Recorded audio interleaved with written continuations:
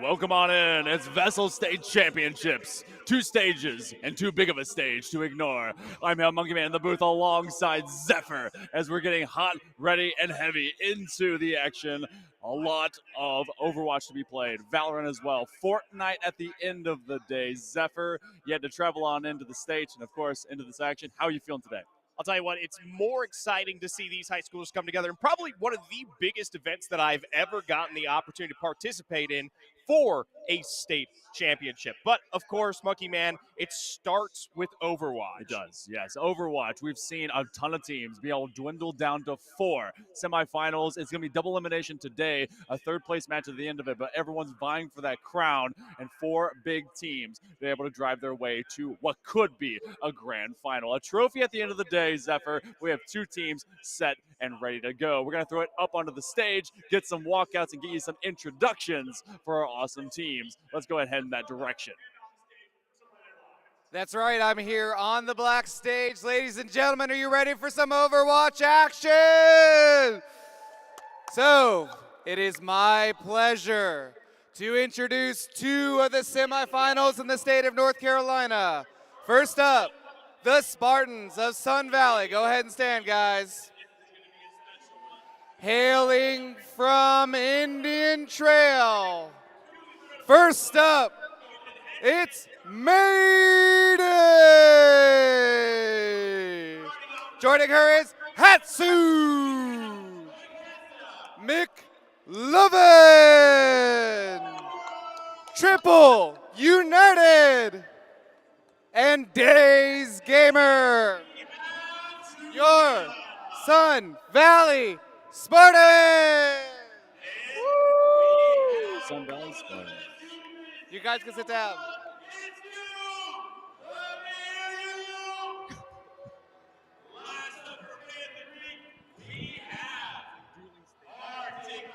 All right. And next up, the challengers from Cary, North Carolina. Green Hope Falcons.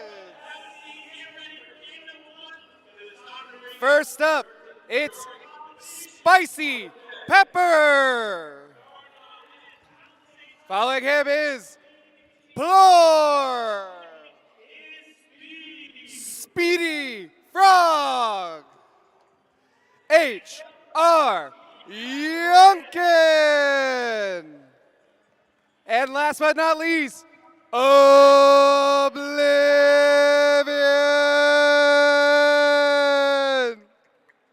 Ladies and gentlemen, your Green Hope Falcons. Let's get to the game. Monkey Man, take us away. Thank you so much, Charlie. We're getting into the action here very soon. Zephyr, we have 10 very excited players. Only 5 from this semifinal get to move on into that big final. I know we talked about grand final versus final. I think it's pretty grand to these guys. A lot of excited players at this level. You talked about this being a huge stage. You got to be pretty excited in this big dome. Oh, absolutely. And then on top of that, when we talk about the journey that it took to get here from regionals going into these finals, it was not an easy path. No. This is a couple of squads. I think only 1 map dropped between them, but it was a depth of the bracket and having to overcome who they did. So this is Sun Valley's C team. I'm starting to believe maybe this is more of the A squad since they could be able to make that path. But let's see what the pathway looks like today as we bring up our bracket.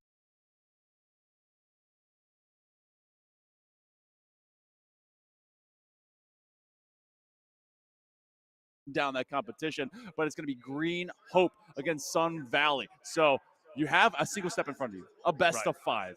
Just this one step to make it to the finals, that's such a big leap. Oh, absolutely, especially when we come back to that fact that you bring up where neither of these teams really have faced a incredible defeat yet. No. We have yet to see them match up, and obviously we talk about this being Sun Valley's C team going up against the likes of Green Hope's A. Yeah, this is a squad, a program in particular that has been able to deceptively have depth. This high school has really been able to bring some of their big A game, not just on this, but also in Super Smash Brothers, and they've been able to just be impactful across the esports scene in North Carolina. But let's see the impact that some of these teams are also going to be facing when it comes to the prize pool. $15,000 on the line, but let's highlight to you what it's going to look like first coming away with $9,000, second with 4, and third with 2. I mean, that's a lot of cash for a high schooler, right? I was about to say, if I was in high school competing for 9K, Yeah. that would be a completely different story. The nice thing here in semifinals is that ultimately, while yes, we are going to be sending 2 of these teams to finals, there is going to be a follow-up competition to decide who settles into that 3rd place, walking away with that 2K. And it's actually kind of rough because you're going to be fighting for 3rd. One team out of here will get nothing. And that's a long path for 0 to be the outcome. But you know what? It has to be a path that everyone walks because only one team will also be able to come out the winner. Zephyr, we're going into our first semifinals of the day. There's going to be a lot of action. This Overwatch first matchup is going to be a banger. I believe it's Sun Valley trying to be able to really compete with the best of them. Green Hope, though, we got to talk about those seniors because this squad has a lot of experience. Absolutely. Outside of Plor being that last remaining junior on this roster, the rest of this team is on their way out, and this is their last opportunity to shine here, especially in Overwatch. Yeah, this is going to be a big one, too. I think that everything kind of hinges, especially on the IGL. It was Yunkin. He looked me straight in the face. He's like, I got this team. I was like, all right, cool. Well, you know what? It's time to put up or shut up. On the side of Sun Valley, they do have 2 seniors, but the main one that we're going to be looking at is, in fact, the IGL of McLovin.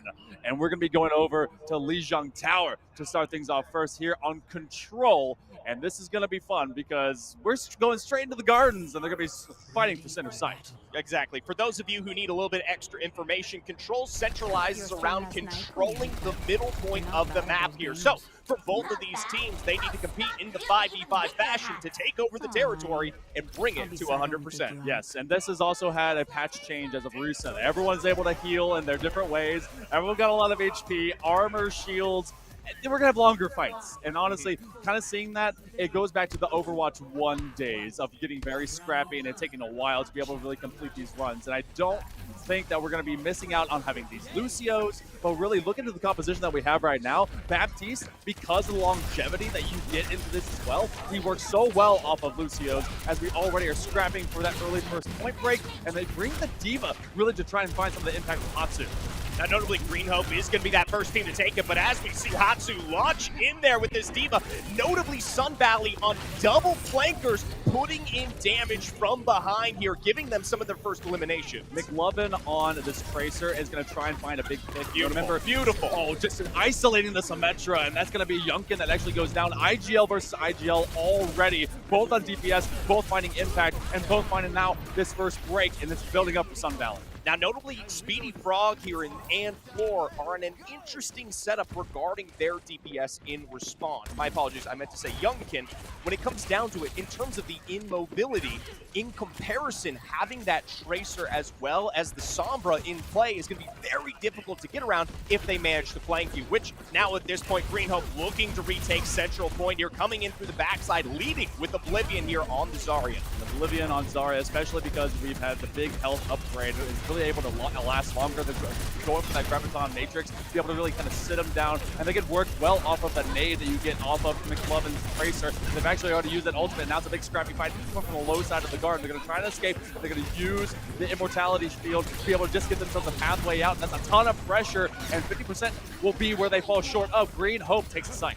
Notably, Mayday, Triple United eliminated in the midst of that fight. Daze barely making it out of there with an inch of its life here. With full recovery, it will be a small taken setup here for Green Hope, now sitting at 14%, but it is still a halfway for Sun Valley. If they come through, make the chance, take the center, it's very likely that they see themselves putting up that first point. There's a lot of ultimates also being built up as well. You're going to get the Consume Rush as they're going to go right back through, and they're dropping that nuke. They're going to try and cut this entire site in half, and they use the Graviton Matrix to kind of stall them at the wall, not allow a lot of damage to be able to make it through the giant shield. And now they're just trying to contend to hold that site. This one nearly dead even between Green Hope and Sun Valley, as Green Hope is starting to drive through. You find a big pick, especially off of the Death Blossom. They're getting hacked out, but Floor eventually will go down, and we're looking to try and flip away, but it's that delay. Even when you hack a Zarya, she still has all those extra shields. Zarya here coming in clutch now with the Lucio ultimate for the extra health. It's going to give Green Hope time to re-enter this fight here, but the damage is less than enough here on Sun Valley with infinite setup. Hatsu will finally be brought down. Their tank, their front line, their safety and wall as Green Hope continue to control the point. That was an absolute just banger of an ultimate out of Speedy Frog. You making sure that your Zarya does not drop, and that has so much pressure because they're going for these pick plays, especially onto the tanks to be able to get themselves into sight and maintain it. You still have just the minimal damage out of them, but this is a great defense out of Green Hope at this point in time. A lot of ultimates committed as well. You've got all of maybe one more fight to go before this one is going to be a first point going to Green Hope. The Falcons trying to be able to fight off the Spartans. Spicy Pepper down to but an inch of his life there on one before the heal comes through here. It's a reset for Green Hope as territory slowly taken by the switch up as Hatsu jumps onto that Sigma to give them the access with that forward shield. A bit of a black hole is the invincibility of flank from behind here, and with Spicy Pepper once again doing the best he can to stay alive. It'll be a double wipe though from McMullen. Make it a triple, make it a quad. Oh man, McLovin having so much impact. Next to me, the Graviton Matrix online. They're trying to put him in the corner, but you can't put Baby in the corner when they're able to roll back in time. And so that's going to be a takeover in overtime by Sun Valley. Just at 99%, that one got hot, and it came down to Triple United going over to the Sojourn, trying to be able to get a lot of that speed, but that was McLovin. That was McLovin all the time. Straight through there, great setup. I love the switch to the Sigma to give them the presence they need, taking it to a more team-wide standard on that shield play to give them what they need. Now McLovin posturing here. All utility was utilized in this fight, but notice this, Triple United, Hatsu, much closer to getting themselves set up for ultimate play than in comparison to Green Hope. It's the wall down, though, from Symmetra. Kind of an interesting stagger because of that, and they're going to teleport all the way around. They're going to make sure they get around their own wall, cut off space, get them some territory. Youngkin getting rid of Daisy, and that's a huge support to get rid of because there's not going to be any kind of immortality matrix going forward at all, and everyone falling like leaves in the wind, floating away. Sigma trying to be able to get at least one more, but this will be a full takeover, and Green Hope is soaring. Overtime still on the board, ticking down officially with that retake over, and with everyone down, a final launch through the window is unable to be secured. Wild one, a fist fight, but it's Green Hope. They have better defense and takeover capability as they are able to push away Sun Valley. And it was a switch up that gave Sun Valley that chance. You had this Hatsu with that Sigma and McLovin. That Tracer, this is actually kind of the rebirth of Tracer, considering you have the extra HP and you have to play much more around pick mentality instead of just everyone kind of 5v5, clapping hands at each other. Now, one big thing from Sun Valley there that I saw last time around is they had an impeccable amount of utility to go for that initial retake, and they were unable to do so here. So as we make our way to our B section of our next control iteration here, I'm curious to see them make those impacts. When they have the utility in their wheelhouse, they need to deliver, because as a result, it set them back a whole 50 when they should have ultimately been taking it away. We see pretty much standard course right now for Green Hope. They're going to stick with Oblivion on the Zarya, and Speedy Frog is hanging out with Lucy, but it's actually going to be that Junker Queen on Hatsu. They've been very apt for switching around which tank they want to be able to play, and it's going to have a tough entry. You do have the shields kind of keeping them safe for right now, but because of the extra health you're able to get, this actually be Hatsu making a massive impact, trying to just kind of be scrappy at the inside doorway, and again, that's going to be a massive pick, and it's starting to turn the tide. Green Hope fighting first blood. It is just barely, though, the safety that Hatsu needs to find here around the corner, picked up by Oblivion as Green Hope is on free now. Triple United McLovin looking for recovery as they'll have to regroup with their team here. Hope to be the first to take. All right, so let's kind of see what exactly this ends up being, because we've seen the quick switches. Immediately, Triple United doesn't seem like they're very comfortable with some of their DPS. No. They're looking for an impact position and character. They're looking maybe to go into that Cassidy and really find that from this distance position, and I think that this is where you have to stick to your guns, literally, to see if they can be able to get Green Hope uncomfortable, but Green Hope holding the score pretty well. And it's so difficult, though, going into Azario, that double shielding, making it so hard to break through the other side. Speedy Frog, though, to be the first one to drop down Hatsu in return, and once again for Sun Valley, unable to break the split here. They can't even fight onto site. They're just fighting into the flower pit and Oh. just knowing, hey, execute me, get me out of here, I'm done. And they give them the respect they need and they put them straight back to the respawn timer. So Daisy and the gang, they can be seeing control slip out of their grasp. We're at 50% at this point in time. But Green Hope, I mean, they've got a lot of utility around them too. Yeah, notably, it is going to be the switch towards the Bastion now on Triple United to bring down the hammer in terms of exponential DPS here. McLovin, the one to pick up the Cassidy in return. Wall down, though, from Youngkin, and this is going to be a hard defense to break. Oh, man, that's a giant wall. Unbreakable for as long as it's seen and able to just be in front of them. Now, it's Daisy. They have to get up to that big matrix, and no, they again are being picked off. Green Hope is owning this like they have an Airbnb, and you're not allowed to rent there. 80%. Sun Valley has been unable to even touch points since the first iteration of the first fight. But it is the first kill dropped onto Youngkin, but quickly Four to pick up a response on the other side here with only 10% on the board. It's going to be seconds before, well, potentially, I don't know if they get this recovery. I don't think so. I don't believe that they're going to have to be able to get there. It was a nice idea, but it ends up going 100% in the right direction if you're Green Hope. Green Hope is able to take down Sun Valley here on Control.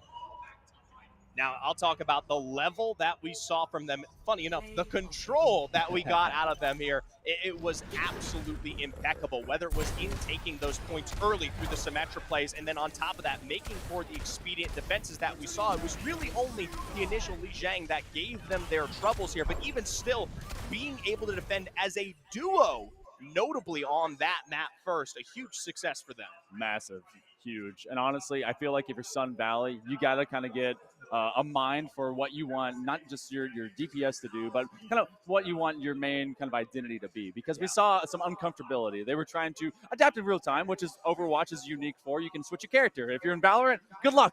But if you're in Overwatch, you get to be able to move along. But we didn't get to see the tank be too comfortable. You didn't get much value out of the initial Junker Queen. And then it was a lot of Triple United who was looking for, all right, how do I get these picks? And they were isolated. They were not protected. And I feel like there was so much good value. Zarya has the two shields, but the way that was being staggered was so good from the side of Green Hope. And then on top of that, when you're pairing it with that Symmetra, with the turret defense, with that counter on the wall on top of things, it makes it twice as hard to break through some of these points on control. And then on top of that, beating this roster to those points, they just don't have that same level of initiative. As a result, outside of Li Jiang being that initial fight, most of the time here, it was Green Hope finding first dibs. Yeah, and hey, you know, they were able to build a wall where they wanted to be. But this time around, we're going to switch from control over to hybrid. So there's going to be an ounce of control given to us, and so maybe a Symmetra could be here for at least half of play. But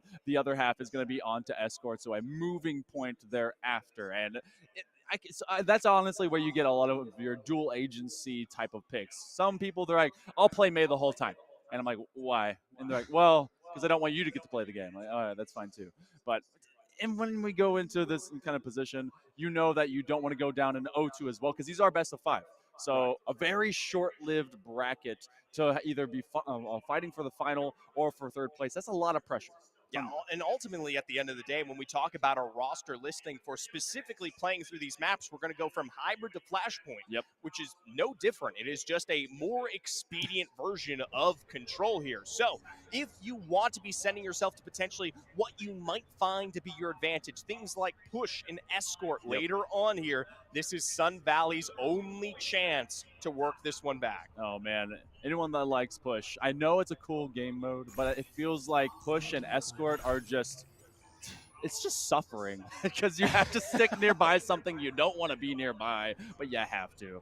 Either way, we'll be going into game number 2 as hybrid will be coming up in live and loud, and we'll be going to Kings Row, which I'm not surprised. This is pretty your stock standard choice for this hybrid. Now, notably, they'll have to break through this wall here past the statue to lay into a similar point to what we saw last time around. Take full and complete control of that and then lead our cart to the very end here. Green Hope to be the starting ones on defense, and we've gotten the opportunity to see that time and time out here. Notably, the only change is going to be Youngkin now on this May. That wall going to be heavily in impact, especially on something like Kings Row, where you have those chokes. Yeah, a tight choke point. I'm actually surprised that we won't see at least an early maybe Widow. I'm actually not too surprised. I was thinking maybe pick mentality, but maybe they don't have someone that has like that tight hit scan. But they're playing from deep around corner as well, towards second choke as well. And so we're going to be already seeing the pressure being brought by Sun Valley. They didn't play for first choke. They're playing for second.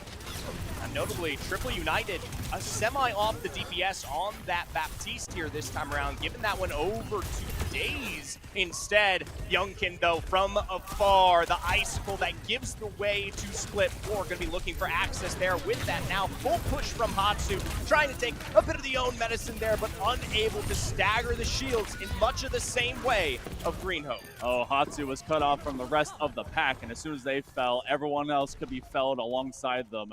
That was a good look for the side of Green Hope as they kind of welcome them in. They're not playing to be overextended. They're just playing right around this corner because they know they can play near the med pack, as well as just say, all right, this is the tightest corridor we can be able to funnel you into. And Oblivion already so close to be able to get that Graviton Matrix as well. Notably, early shielding out here from the side of Sun Valley. That might come back to bite them as they go for this initial push. Second on the board here, which means they're likely out in terms of defense. McLovin, though, on this Tracer, looking for that semi-flake potential. Ultimate ready, blast down, unable to find the damage. That huge utility unavailable. Yeah, McLovin's going to be able to get that one back. Everyone took a step back and said, nah, man, we don't want any of that. A lot of scrapping going over this small med pack, and they're able to get a big pick as well. Floor take down Mayday, and so Mayday, they have to use this dropping the beat as well as they just continue to push the distance. But you do have Youngkin now off the board. That's going to be another. They have a chance to be able to take the site. This is a solid push that we're seeing here from Sun Valley. The full elimination with Oblivion on one shield remaining. McLovin on the other side. Great support from Hatsu there to give them their safety. Need to get Floor out of this wheelhouse. Something notable about Kings Row is that given the staggering and split of this elimination, it's going to be a little difficult for Green Hope to get back into it. Choke available. Wall with Triple United. They're going to use the ice wall to get them in there. Death Blossom on the other side. Triple United just barely surviving, but the separation is enough to bring down Sun Valley. You get 2/3 of sight, and now you have to play for the last one, which can be so deceptively difficult to go and grab, as Sun Valley didn't want to leave this one to go away, but they found some success. The problem is, though, if you get full held here, now you have to defend just that amount, and there's going to be a time, a switch, and a move as Triple United. They've been pretty decent on this Baptiste. I think it's a great pickup, especially for that kind of hybrid support DPS role. Gives a lot more agency and kind of being a bit more of a supportive entity. Of course, now, notably, 3 ultimates available for Sun Valley here. Did not use it on that last defense. Now, their final opportunity, I would say, to really make a good. There's that Kitsune Rush.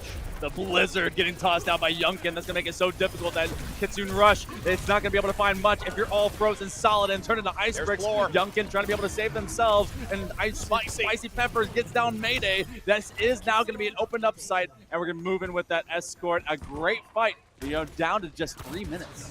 Now, notably, this is going to be our first iteration that we've seen of Escort thus far on our maps today. Going to see if they can make this exchange all the way down here. Notably, when it comes to Kings Row, this first leg, particularly simple, but getting into the factory's end can be particularly quite a difficult exchange, especially with this choke right here. Green Hope already setting up for that defense. This first lane is basically 2 separate chokes. You have the main one of Archway, and then you have this turn. And this turn can be pressured out, and is exactly why they are extending a bit further, taking this fight. They're trying to aim to get that ice wall and be able to get at least 1 pick, but they escape just in the nick of time. And this is where the cart is going to ultimately end up coming up too. And it's going to be a kind of a not do or die, but definitely a defining moment as to where the Sun Valley can be able to push through if Green Hope is going to hold the defense. And that's a great first try and good pick by Hatsu.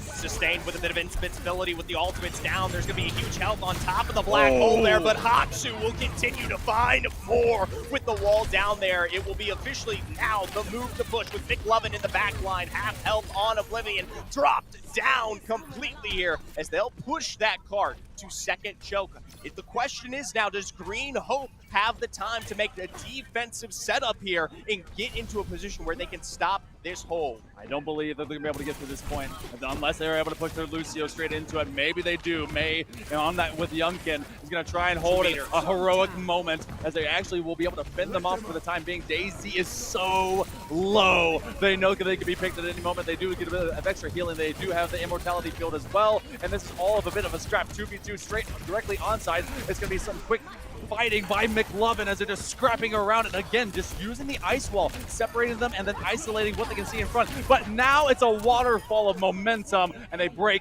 on in. They're on that third turn.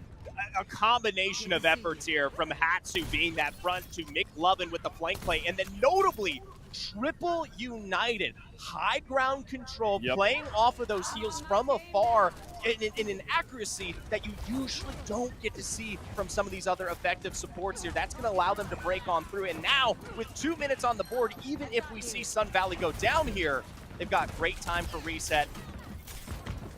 Triple United clearing out Lucio. Speedy Frog is going to be waiting it out. You have that Blizzard waiting on him as Hatsu again continues to just be a great frontliner. Sun Valley seems to be not quite steamrolling, but just slow rolling, and yet the momentum hasn't stopped. It's inertia, and it's going to be getting them through. That Blizzard does come online, and they do use the Mortality Matrix. Oh my goodness, the fact that Hatsu stayed alive is crazy. It will, though, come at the punishment of Healer 1. Oblivion now stuck in the corner here. Hatsu extending onto floor on the back, finds it with the final blast there. A quick invincibility brought down with this last push upon the wall. 3 up. They need to get the rest of the team here, though. It was a tight control whenever they were fighting for initial sight, but since then Sun Valley has been able to really move their way through. Floor, they're going to have a last gasp, maybe a heroic moment as they go into the Kitsune Rush. Daisy's able to get rid of Floor. They find at least a couple picks, and that's going to be Sun Valley that's fending off for the time being, coming up on a minute left to be able to tap this final push. Minute on the board, finally brought back. Daze has got to get out of this situation. Being staggered on a death here would could potentially mean the end for Sun Valley. It will be Triple United, though, brought down in the heat of that action, notably having that ultimate ready. This is their last opportunity to get to that cart and bring it home here. The only change up between all of the characters for Green Hope is going to be Oblivion, moving from that Zarya instead over to the Diva. They want to get a lot of quick damage if they can, want to be very scrappy and take away that high ground that you had mentioned. So if they can do so, maybe they'll be able to just stay there and just contain this fight. It has been so tough and they have less than a half minute to go. This car is just moving a bit too far back and Sun Valley needs to move it forward.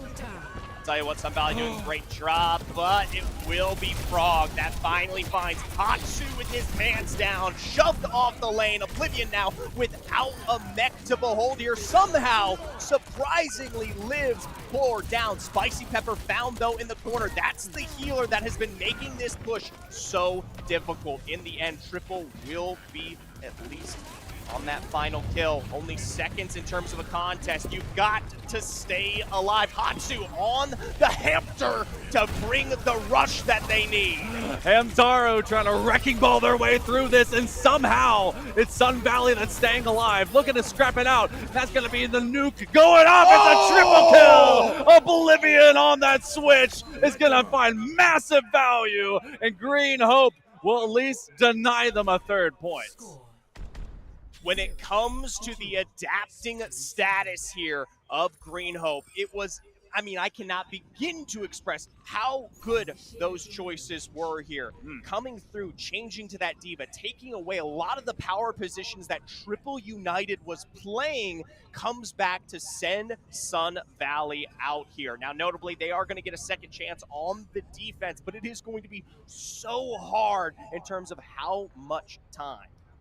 They're going to aim for a full hold if they can manage it, but at least they got to stop that third point. And that's even harder because there is a set distance now to cover, 64 meters, to be able to make it on that last push. Sun Valley, very scrappy. I like that they found some level of confidence. I mean, it depends on if they end up sticking on some of these changes as well. Triple United has really come into a better form. I think that's why they've been really talking with them and DayZ. I want to know how they begin their defense, because we know that Green Hope kind of stayed all the way back to this archway choke point. I want to know how aggressive maybe they take it. Now, notably, Daisy on that Torbjorn playing something a little bit more steady on the hold here for this starting control point. McLovin is going to be switching over to that Mage to try to play off of that similar wall advantage here. Notably, Oblivion, though, feeling good about that pickup on the, my apologies, Diva. So, going to be trying to see if they can make that one work. We'll see if that kind of balance, especially with Hatsu still on the extra shielding, might provide Sun Valley what they need. I don't dislike at all sticking to them, but they also just rush it down. This is a very quick, just push, leap, jump, kill type of composition. You sometimes get this on a Winston, but a Diva also is able to find a lot more health on their mech as well as they fight back over to Statue, but they're going to be demexed just nearly. The shield comes in and out, and that's actually going to be from the Immortality Matrix. That saves Oblivion from having to just be walking on the street. Youngkin looking for access here on the backside. Notably, McLovin on an almost solo dolo effort, pressuring the build itself. They've got to be really careful here because an exterior flank can always happen, but McLovin getting in deep here to Spicy Pepper, sends Baptiste home. Baptiste, you're not going to be able to be immortal when you're facing down the snow and the ice, and that first pick really spells the momentum as Youngkin and the gang are able to move through. Again, they demech out of Hots, or rather of Oblivion, and Green Hope can do nothing more than look at the point. They can't even start on that timer. That first third still eluding them. Got less than 3 minutes. Now, notably, McLovin going to come in here slightly later to this access, and that's going to be something that can potentially provide issues here for Sun Hope as they need that mate to be the literal physical defensive barrier. Granted, with Green Hope taking their time, it looks like they might be potentially looking for a recovery of a player here, actually. Yeah, we got a game crash, so I think that we're going to be going into a pause. I believe that you can at least do a few of those. So we're going to be taking a moment while that kind of gets situated. All right, so interesting composition. You saw the Torbjorn, kind of made use of that, but it was really, and it has been, McLovin grounding the back line. Who expects a May to not be behind their wall? They're like, all right, I will walk straight through, and I will just freeze out your Baptiste, and everyone else was in the middle of a fight. So wonderful use of just flanking and over. And it's something to say about having McLovin on this kind of pseudo flank role, even when it isn't on a pick that is flank oriented, that has provided some of the best that I've gotten to see out of Sun Valley. Yeah. Notably, especially targeting out Frog there, or Spicy Pepper, my apologies, when it comes down to the Baptiste. People don't realize without that level of support that you see from that healer, it's all done. Yeah. You have to pull for recovery because if they put at least 2 or additional 3 or 4 picks, there is no major recovery. You've wasted 30 to 40 seconds there, and it all comes at the single exchange of McLovin making it and finding their way deep. And I think another note to that is the fact that you have Hatsu on this Zarya makes that more possible. Cannot do that with, say, something like a Diva. Yeah, no. And it's been kind of interesting to see how consistent that has been now through this second map. The switch to that Diva stole the high ground push because you saw everyone come on from top side, and they were going to jump over and then come down. And they were like, nah, you're not getting anywhere near this. The final nuke at the end was just icing on the cake for that defensive hold. But now you have kind of this rush composition. It's not quite, the big monkey trying to leap on it. Right. And it's because you have to navigate these tighter, more hallway-driven spaces here on Kings Row. And so when you're working from that Diva, you can get scrappy. You can use the extra missiles. You'll be able to just really build up into that big nuke, maybe find another triple kill if you can. But it's one of those, all right, now that we kind of have this like pseudo, I guess, not timeouts, but tech pause and waiting on. I mean, do you change away? Do you think, okay, do we just kind of run back? Do we change all clothes and costumes? It's going to come down to the timer, and I apologize. I didn't really like get to 220. see. Okay, so they've got at least one potential good push left up, and especially if they've got the ultimate sustains coming up here, you can make that rush work. But when I say this team needs to stick together like glue, that is the only way it's going to work. Notably, in some of that early game, we saw major splits from notably that Diva. And ultimately, while yes, there was a half and half, kind of a 3-2 push on both lanes here, you can't have that. No. If we're talking about this specific strategy, it's got to be a death ball kind of composition. Yeah, that's very true. Which we got to see maybe a ball that became death. Slightly. It's just for all of a moment. It's a desperation call and then be able to get very fast onto a wrecking ball. I want to see more. Like I feel like with all the extra HP, armor, and buffs, maybe Hamster is able to do more work. No, ever since they nerfed my boy's grappling hook, I'm so sad because it was infinite. And then it went away. but there's nothing you can really do about that. And that actually makes sense what you're talking about in terms of Death Ball. That's why you bring the Reaper. I'm actually surprised that we don't get a lot of the same from Junkrat, because Junkrat seems to not be given love, but I guess you are slightly more inconsistent from a Junkrat versus a Mei, who can just get it straight off of her either Ice Pick or be able to get it from her Blizzard. So that makes sense with those two working in combination. I mean, ultimately, it comes down to just standard DPS, Yeah. too, right? Floor being able to pump out an additional extra damage on something like that Reaper and take down targets much quicker than, say, something like that Junkrat, which doesn't have that same level of control to the damage that you need out of, say, something like that Reaper on a Death Push. Now, granted, yes, I do agree, some Junkrats, yes, some, maybe they not can here. be quite good. But ultimately, I think it comes with the risk that you don't need to take. Yeah, I guess. But if you're not taking risks, you're really having fun. They're already one map up. I mean, that's they're already true. one map up. Okay. I guess they know what they're doing. That's why I'm not on the stage. They were dominating on it. There's no chance, in my opinion, that I mean, we might see some subtle changes, but I do like the fact that we do see Green Hope ultimately, in most cases, stick to their guns outside of the very minimal and few adapted picks that they need to have. Yeah. Right. Yeah, and I think that what we're looking as we're still on a tech pause, so we're going to be getting these guys back into the lobby, and hopefully, I think they'll be able to set it to all single standard for time and more. But I think that also this is much more composition for the initial take, whereas you had the same kind of identity save one for when they went from the control point take to then ultimately the escort, but that's because they consistently played for every choke point like it was its own control site. Didn't really have to worry too much about the actual escort itself. So, yeah, the composition will. I think it's going to vary just a little bit more out of Green Hope, but that's also because their adaptation has been pretty good. Yeah, I don't know if we'll see too much, but ultimately, like I said, with that lead, it's a different set of pressure that they have behind them in comparison to Sun Valley, who arguably needs to come through this map. Now, notably, we are going to be going for a full lobby reset with a Sun Valley up 2-0 here to finish that last round. Yeah, okay. So they are going to be at least at that point position, and they also have to, I think, set the distance that they were at. I think it was around 65 meters. It was right ridiculously close. It was actually right at the platter, which feels like such a, okay, we couldn't get it. We couldn't get there. But, you know, as much of that as that hurts, it's also still a really big stretch that you can defend off of both 90 degrees. But 64.55 meters. Thank you to our awesome admin. They are awesome. The production and the admins, they've been able to do some fantastic work with us so far. And in case you guys haven't seen, another semifinal is also happening. We have VESL GH going on right here. VESL GG is another stage where everything is going down. And who's currently up right now in this series? I think it's Panther Creek. Yep, Panther Creek up one here in their own setup for hybrid right now. And I'll tell you what, you guys can see that just as well as we can. Yeah, because I think you have at least one monitor, and I think if you have enough bandwidth, you can be able to pull up two tabs. So make sure to hit up both VESL GG and VESL GH right here and see both of these big fights as Septilence as well as Seymour are just going nuts over there.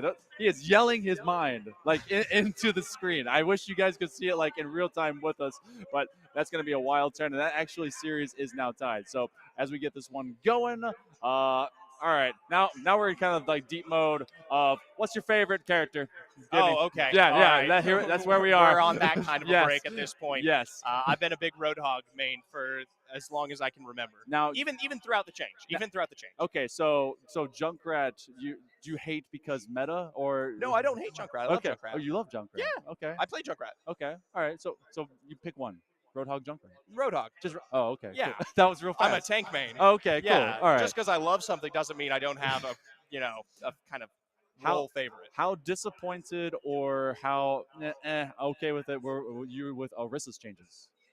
I'm after being kind of pressured roughly for what felt like a year with that Orisa. Okay. I didn't really mind because I wasn't abusing. I'm a Zarya Roadhog guy. Okay. So you love getting very scrappy, straight into just a kind of a fist fight. So I understand. For the longest time, I played Reinhardt, and I wondered why I was bad at the game. And then I switched over to Diva, and then I wondered why the rest of my team hated me. Yeah. Selfish. Yeah, of course, yeah. And then I went over to Orisa, and I was like, I'm pretty great. So I know how to abuse the meta. Yeah, look, there's nothing I can do except be bad at the game. So we are also running our clock over and to be able to restart this. So it's as manual of a land setup as you can really get into it. But we are going to be starting, I think, around that 3-minute marker, which is going to take just the next couple minutes to be able to get back into the map. Biggest pressure right now is that Sun Valley, they really want to be able to get this game because then they can tie up this series much the same way we're seeing on the other stream. And then we will be working towards flashpoints. How do you feel about flashpoint on the other side? Because we're guaranteed basically micro fast control. Right. So for those who don't know, it is a similar play game to that of Control. You have singular points that continue to rotate on the map that you then have to capitalize on individually as they pop up, right? So I am a little bit more favoring Green Hope in that regard because they showed how well they can make for defense when it comes to those control-oriented positions. And notably, even in what we've seen from Sun Valley thus far, at least from that first map, it is not as strong. Yeah, but I think that also lended itself, you highlighted a ton, to how well they played around Symmetra. And Symmetra can be a slow building, kind of ultimate oriented, especially around the wall.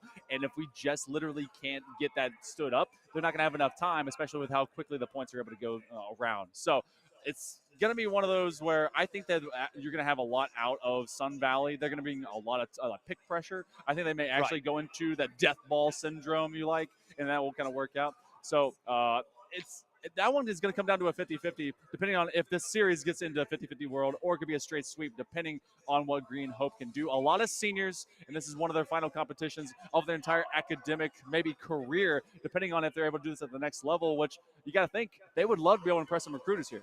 Oh, yeah, absolutely. When we talk about the collegiate scene, it's, over OWL kind of reforming itself here in a different but still way. That's the thing. It continues to exist, and that's what everyone was worried about. Yes.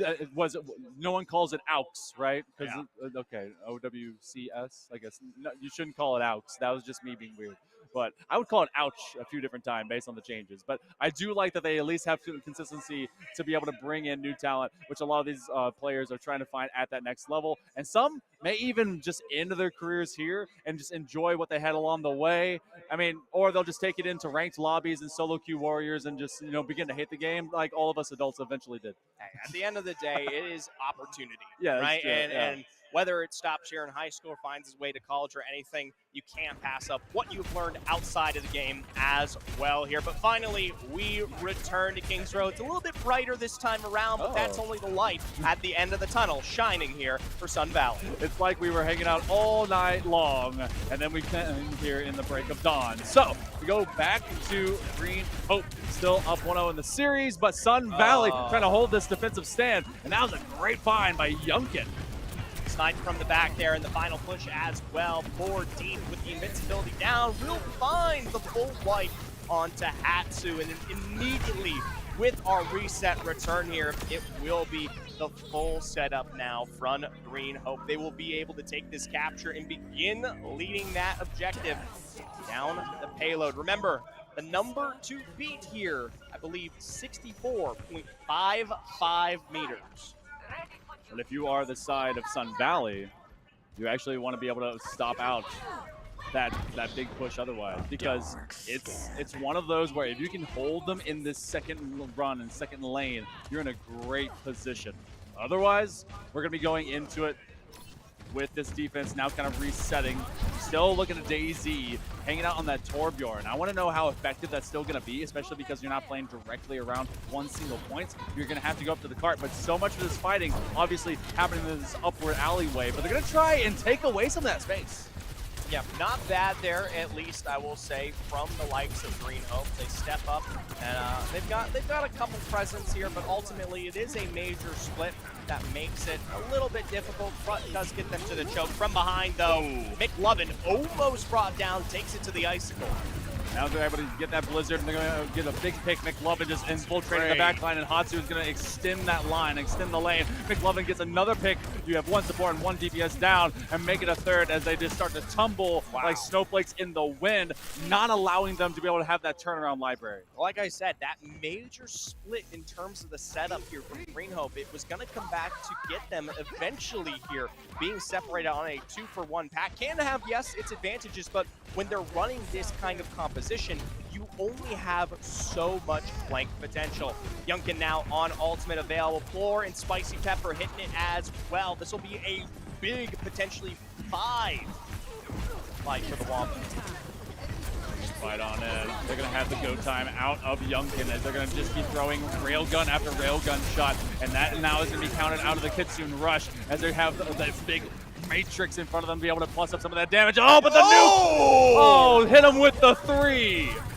Oblivion once again representing what this Diva can do here, and this is going to be now potentially a guaranteed setup for the second point. I will say Hatsu doing their best to keep this one going, but that's a huge stagger here. Youngkin with the double, but Hatsu and McLovin going to be far and away from the rest of this team, which is a huge problem because given what could have been on this timing here, they might have been able to stop this card had they survived. It was a full minute and a half more than what Sun Valley had going into their own push, and now Green Hope are going to try and press the advantage and maybe get this into a 2-0 series position with possibility of sweeping out this squad. They're going to try and bring again this fight, stealing that space from around this initial turn, but they have a separation anxiety as they have to get rid of not just Youngkin, but the rest. And Youngkin, oh my goodness, surviving on a razor-thin difference. McLovin there out of the icicles, got to be more respectful of the floor, notably being high presence with the ultimate now though in play, tries to wall this one out and instead is once again picked up on return from floor. That's a double, which likely is going to give potentially Green Hope now the game.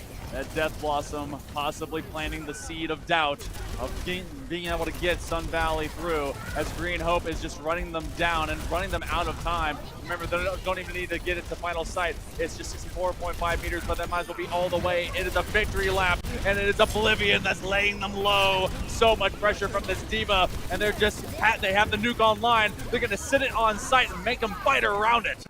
Oblivion back in the bot here, even with that damage sustained. Green Hope will continue to find the pain here. One final last move from Triple United, and in the end, they can't stop the pressure. Wow. Green Hope, they're going to find a great recovery after what was kind of a long pause, but we go into map number 3, and they're going to be a big push? Question mark? Interesting. Interesting. Okay, this might... We'll have to get confirmation on that one, but we could be going back to the lobby with the confirmed victory of Green Hope there. That should be a 2-0 up for the series. That's what I thought would be the easiest way. Okay. You saw it weird, but it is exactly the outcome that we know. So, you do have Green Hope.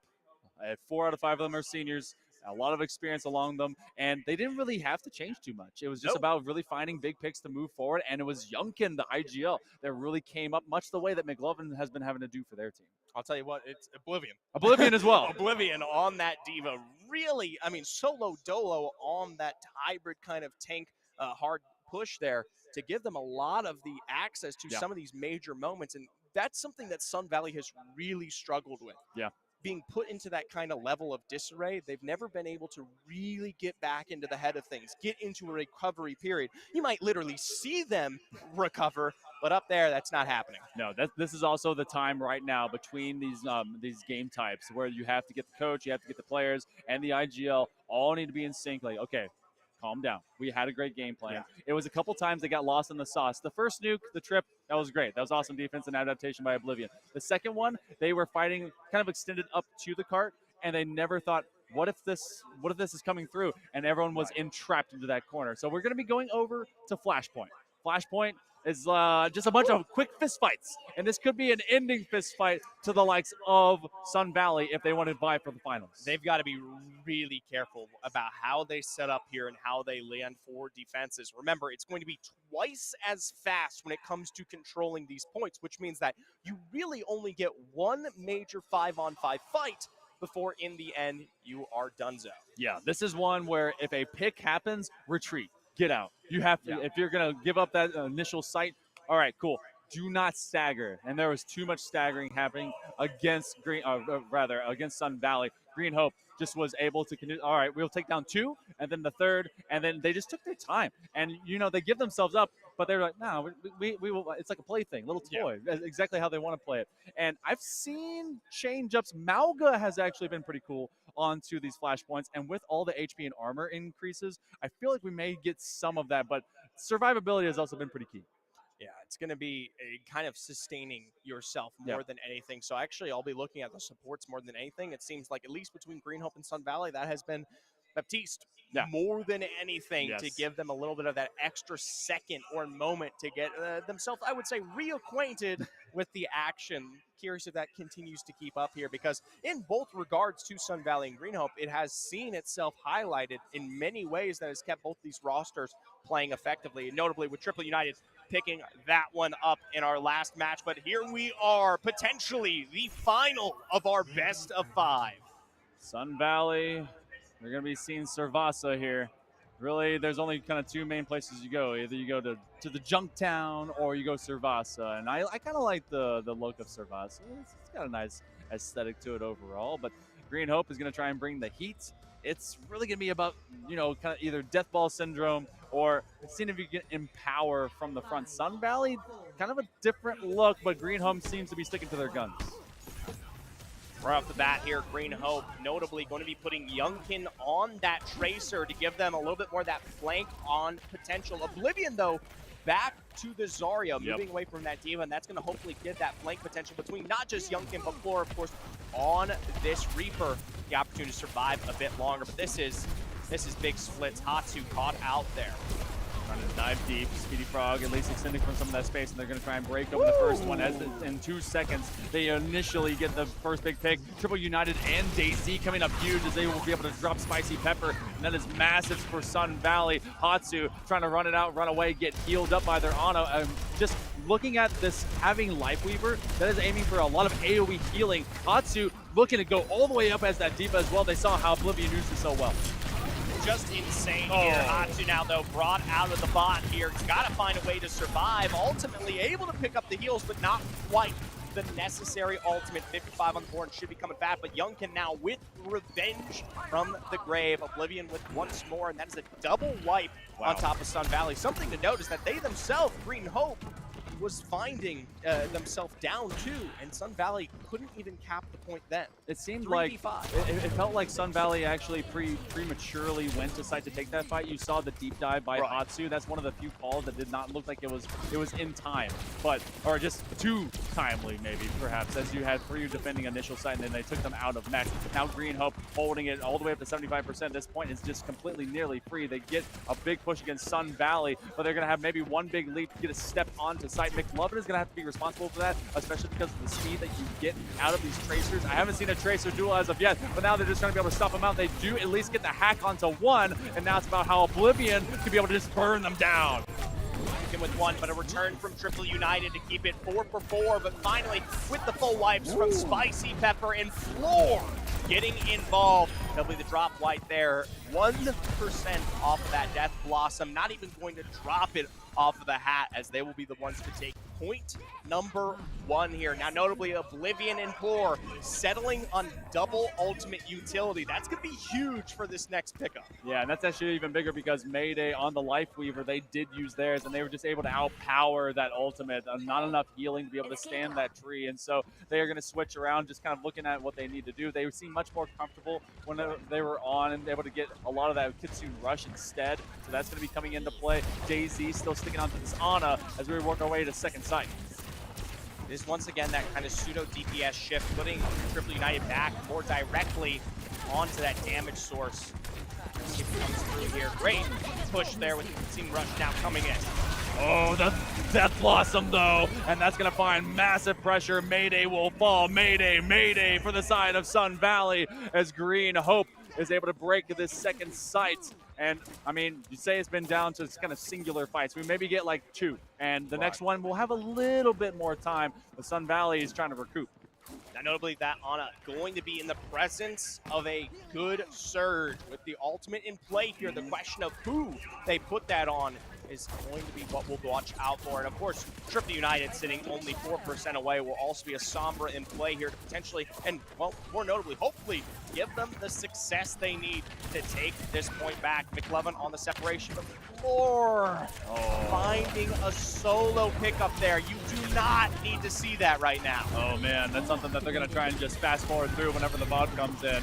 Triple United already falling, and they use the big hack. They're able to get everyone off, and that's actually McLovin now activating from it. They're able to use their ultimate, and now they lay floor low. That's a big DPS off the battle, off the table. Oblivion much the same.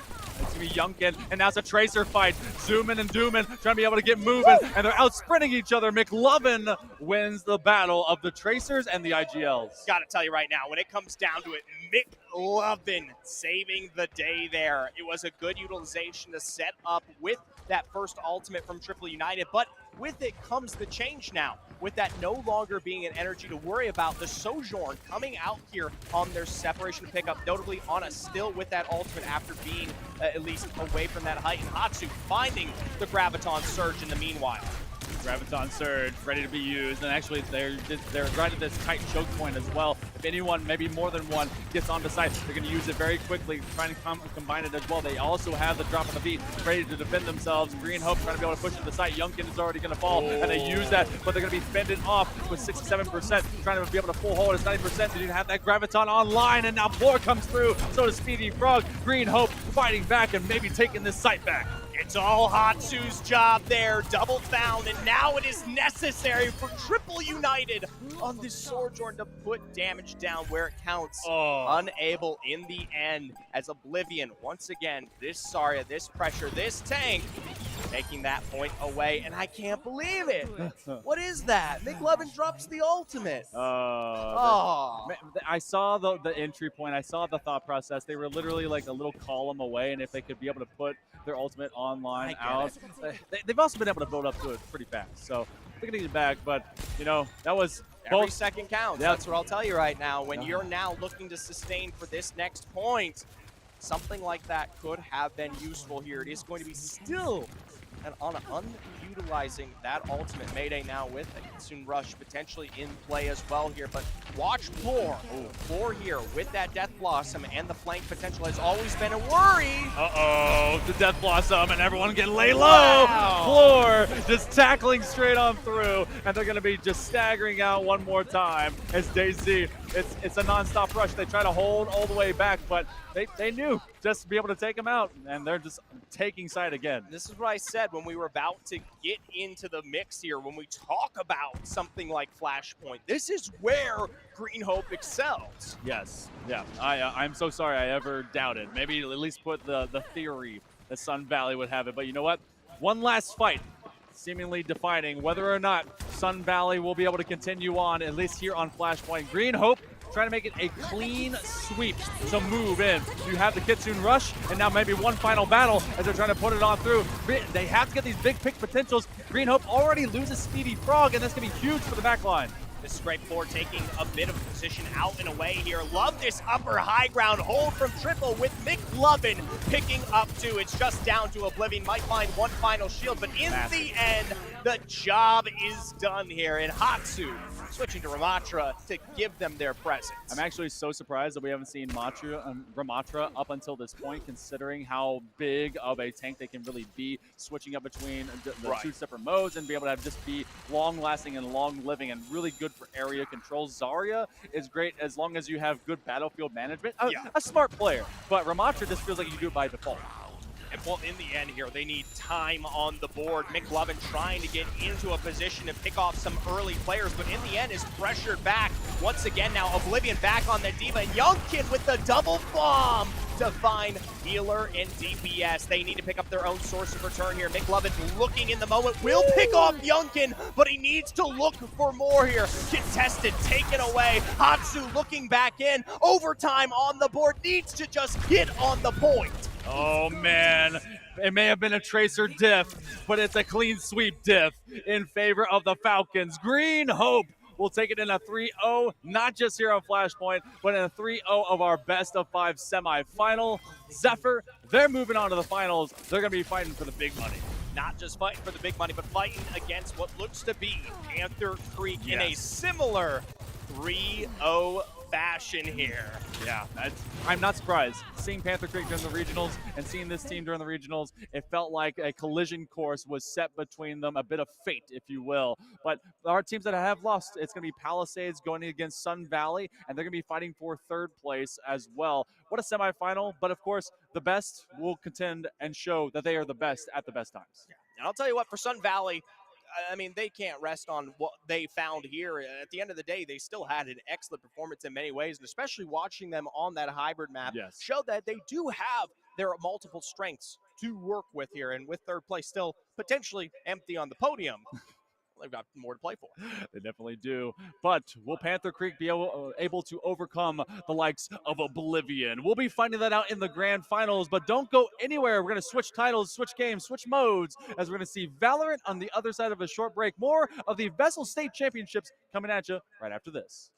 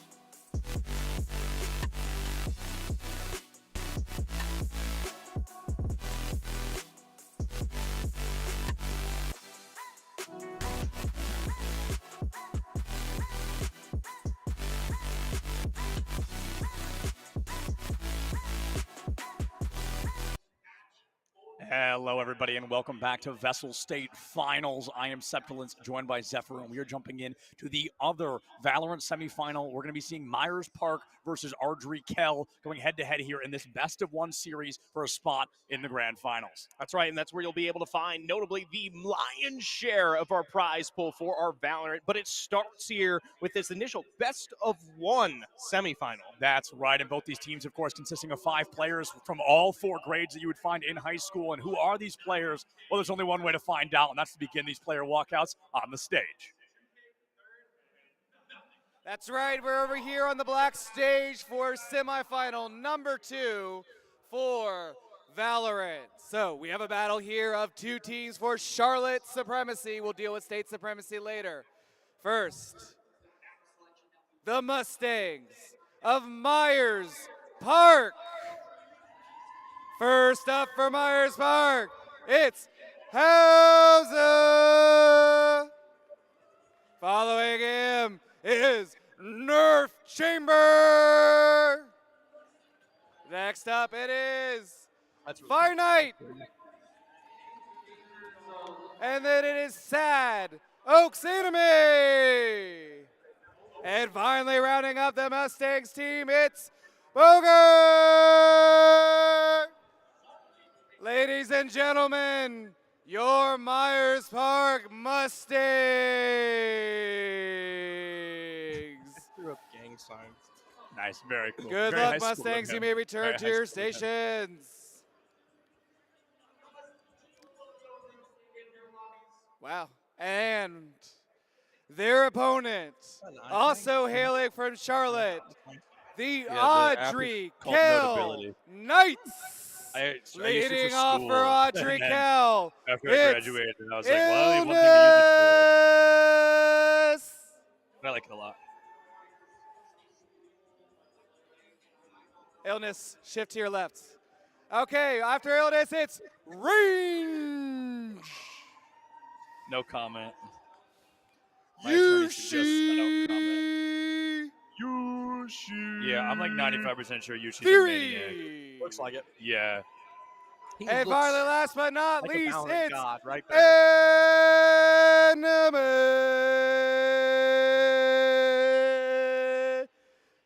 Ladies and gentlemen, your Audrey Kell Knights. All right, you may return to your stations, and good luck, competitors. We'll throw it back to our casters. Good luck, gentlemen.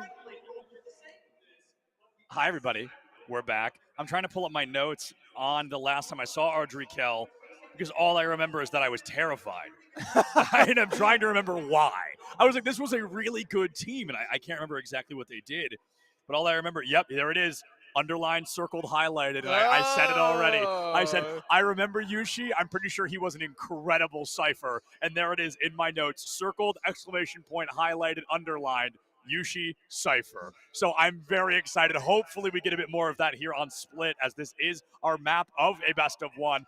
It's a darn good Cypher map. Yes, it is. But before we jump into all of that, let's jump on over to our bracket and see exactly what lies in wait for either of these 2 rosters here. Because as we've made mention of, it's not just this semifinal that's taking place. Right, absolutely. So there's another semifinal happening in tandem with us here on the second stage. On the main stage, we are seeing, I believe it is Green Hope and Green Level going head-to-head, and all these teams fighting for a chance in the grand finals for a total prize. Oh, well, no, hold on, not total. I can't do math. 15,000, I think, is a total prize pool. But first place is 9,000, second place 4,000, and then that third place slot 2,000. But except for the hard part of that is the fourth place slot is $0.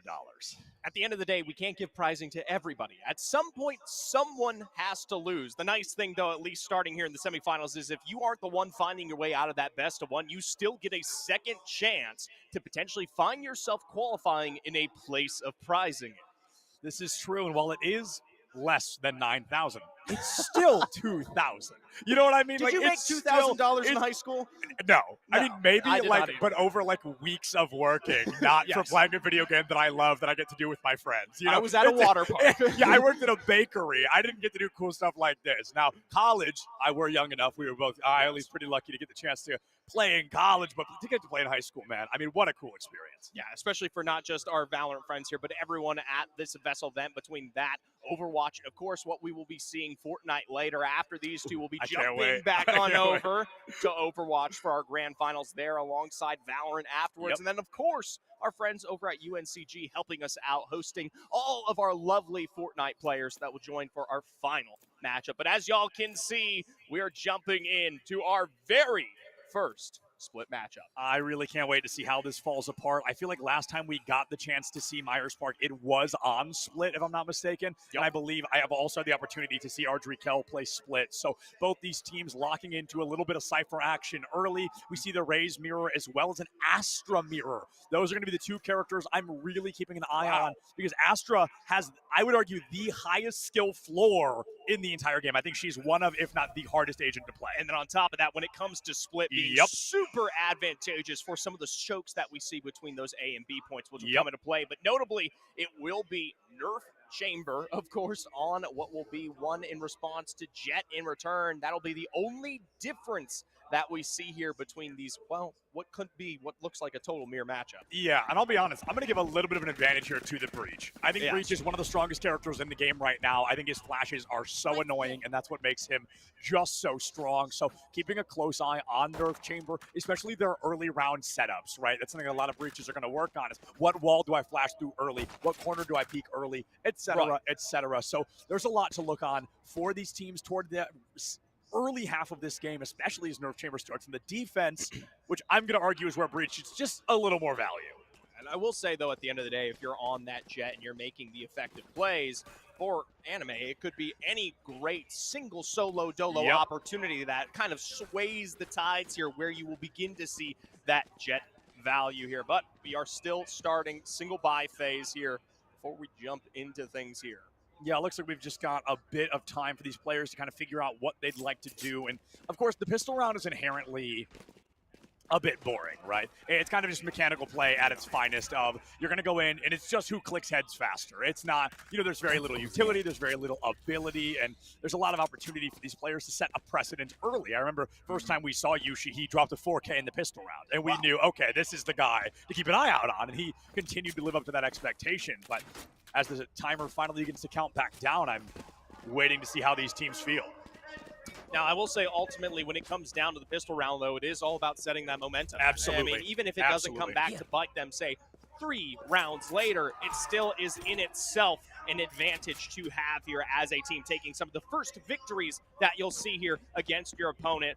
7 seconds on the clock. And off of the statistics of game as well, winning the pistol round often wins you the second round as well. Yes. And it kind of begins that snowball, that momentum of energy that you're looking at because your economy's a bit higher. You can buy a few more weapons and increase your utility usage overall. Notably, a major split here to start things off for the Ardrey Kell roster, taking away Heavens. Got to be a bit careful from behind. Finite will find one. Finite takes down the power player Yushi, and Illness is going to be lucky to find a trade there onto Nerf Chamber. So it's a 4-4, a bit of damage on the side of Ardrey Kell, but damage in this game so much more different than a lot of other games where damage kind of falls apart because several weapons in this game take you down with a single bullet no matter what your HP was. So you definitely don't slow down the confidence or aggression overall.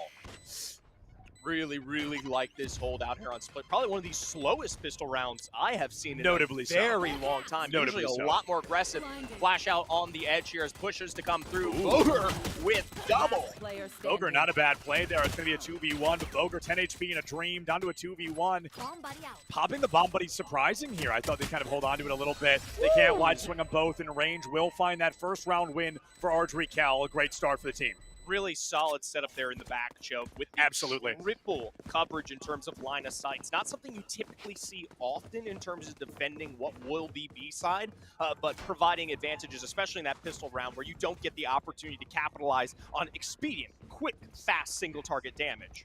Yeah, and I like that triple swing, because where they planted the spike, it's either, okay, you're going to go through garage, or you're going to go for defuse, and we'll all swing at the same time anyway. We've got kind of this permanent three-peat against you, and peeking into a 3v1, even though Boger did it that well, it's still unfortunately not going to be well enough.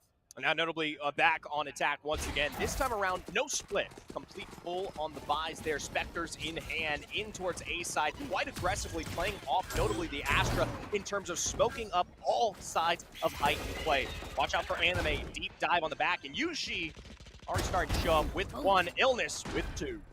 Illness with two here. Nerve Chamber has fallen in Myers Park in a 3v5 scenario. The numbers might get worse before they get better, but Illness, oh no, they overextend. Oh. Finite wide swings the corner. Anime takes them down, and this is exactly how we expect the second round to play out, right? The team that won the first often wins the second with one or sometimes even zero casualties. Yeah, notably, we'll probably take a look here at the econ as we jump into this next buy phase, because notably, this is where we should see now the return for Myers Park. Sit up there now. Triple on the Phantom, and Vandals coming out. Notably, a Marshall picked up for Huza. Gonna see if they can play off of the defense there, notably setting up long on A. The Marshall from Hausa is unique, to say the least. I think a bit of an overextension in terms of utility. Last round makes it difficult to buy a full rifle this round, but the Marshall is a very strong ability, a very strong weapon, rather, that can get a lot of great space if you can hold something, like you mentioned, like that A-long, like maybe a mid-push. But it's that versatility and that possibility to get a sneak attack, but instead it's just going to be a clean bloodbath here. Center field, 4v4 into mid, and with a bit of an odd rotation.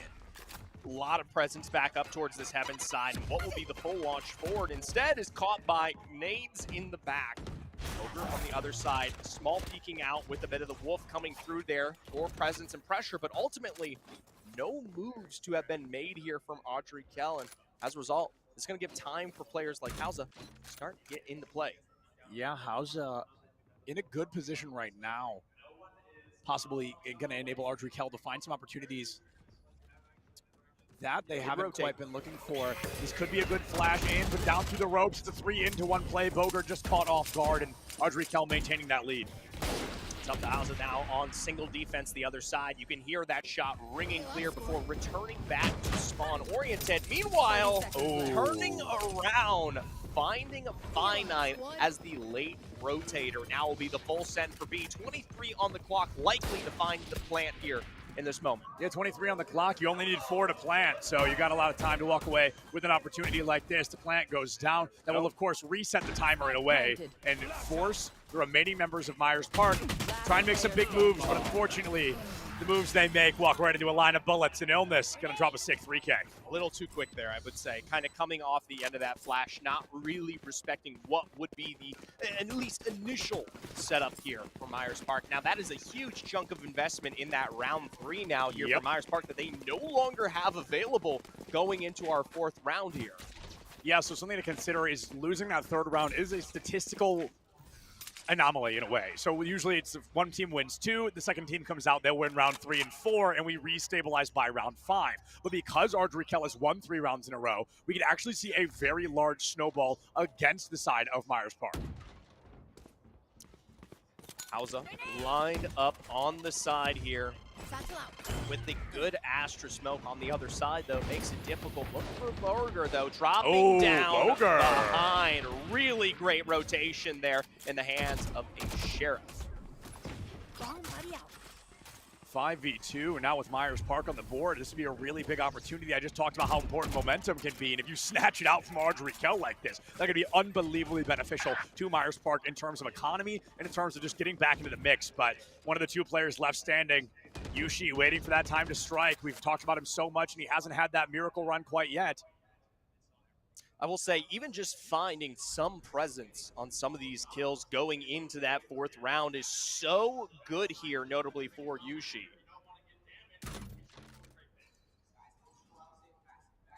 Yushi might have an option to catch somebody off guard, but with the spike still standing, there's a way that almost the existence of these 2 players of Audrey Kell makes it easier for Myers Park to just lock down the sites. I don't think we're going to be seeing a lot of rotation out of mid or up through garage and Nerf Chamber. Disgusting. Double Bucky play takes them both down, and Myers Park going going to put themselves up on the board here 3-1.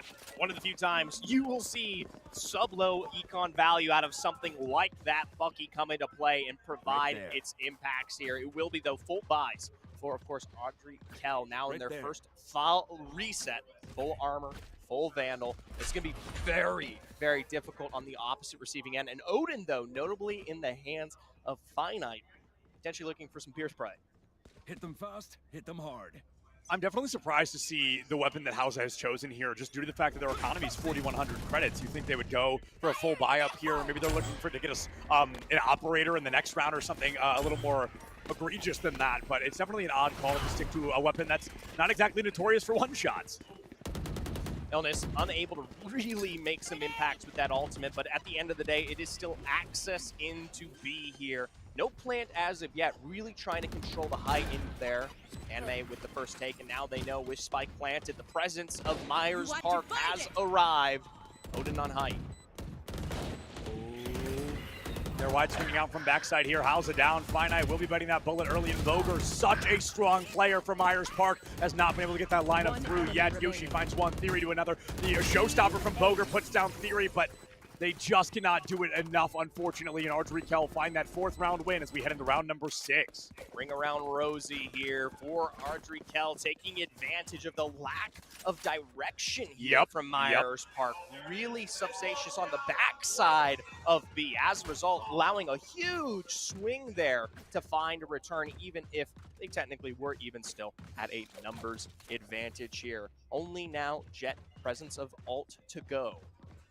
And that Blade Storm, I mean, talk about a feast or famine ultimate. You can take somebody down with a single shot, or you can miss all 5 and waste your entire round in your side. And just because I think this is an interesting fun fact, I want everyone to know that our game on the second stream and the game on the main stream currently have the same score of 4-1, which I think is very fascinating. Green Hope up 4-1 over Green Level, and Audrey Kell, of course, up 4-1 over Myers Park. Let's see if they can continue this mirror match, and let's see if Audrey Kell can continue what is currently a rather powerful play style over their opponents, Myers Park. I'm very interested to see what Anime does here with that ultimate in play. Notably, having this Jet pickup comes back to being aggressive, to being more of kind of that dominant playthrough. Now, notably, we are 4-4 here with the Bolt Rush from Illness across. Love the smoke setup from Jet there to give them in to B, but it doesn't come at the cost of a lot of Myers Park compared to what we've seen usually when they hit for B. The B hit plant, first time in a while, not going to be seen. Instead, it's the A site, which is, I think, the harder of the two to get successful plants down, and I do think it's harder to defend as well, especially now that Cypher is falling on the defense. Audrey Kell might get a bit of a louder play. The flash goes out. Nobody home. Mage Punk skin, though, very cool. Oh, the triple swing again, Zephyr. We've seen this so many times. The triple defense from Audrey Kell is unbreakable. It's really, really good sight lines that they know where it almost feels like everyone is on this map. Finite will arrive to heaven, but will find, once again, range. They're waiting on the exit. As a result, 5-1 up here for Audrey Kell here, right off of the start. Once again now, starting to get a lot more utility in play this time around. Jet obviously not notably utilizing that ultimate, but now both Cyphers, both Skies, and an Astra, which can come into play as some good defense here for Myers Park when we start to see the setup for this round. Setup has been the name of the game so far, and it looks like, I mean, we're still not in a round where 10 players are all buying all the way up. I'm still seeing light shields. I'm still seeing lack of utility, and that makes me a little bit nervous for these teams who really seem to be trying to play low and slow. But Boger, you can see this kid is like a bull in a cage right now. He wants to break out so badly. He wants to get hyper aggressive. He wants to get into the front line, but Myers Park, they've really been struggling to do that. It's tough to say here, even still though. Range Jet back here. B not really a sustainable option. Instead, Yushi and Theory, perfect setup on mid, giving away with that motion towards B, forces a way too quick move from Myers Park. That catches them out here. Now with the official knowledge of everybody on the map, they know they've got A in play. Hausa will find one on good response here to put it 2v3, but even still, one enemy remaining. Oaks just arriving. Yeah, Hausa can at least say got mine, right? At least you walk away with that round win, or with that even play. And as we enter 6-1 for Audrey Kell, That was a tough one. I mean, it really was a scenario where a couple of players really played it correct. We saw at least a 1-1 trade. We saw Boger open up the door early on, and unfortunately, Audrey Kell, they just had that mechanical difference. I think they used Neural Theft and Seekers in that round, though. So with 2 ultimates used from Audrey Kell, Myers Park, maybe this could be the round you start to swing back.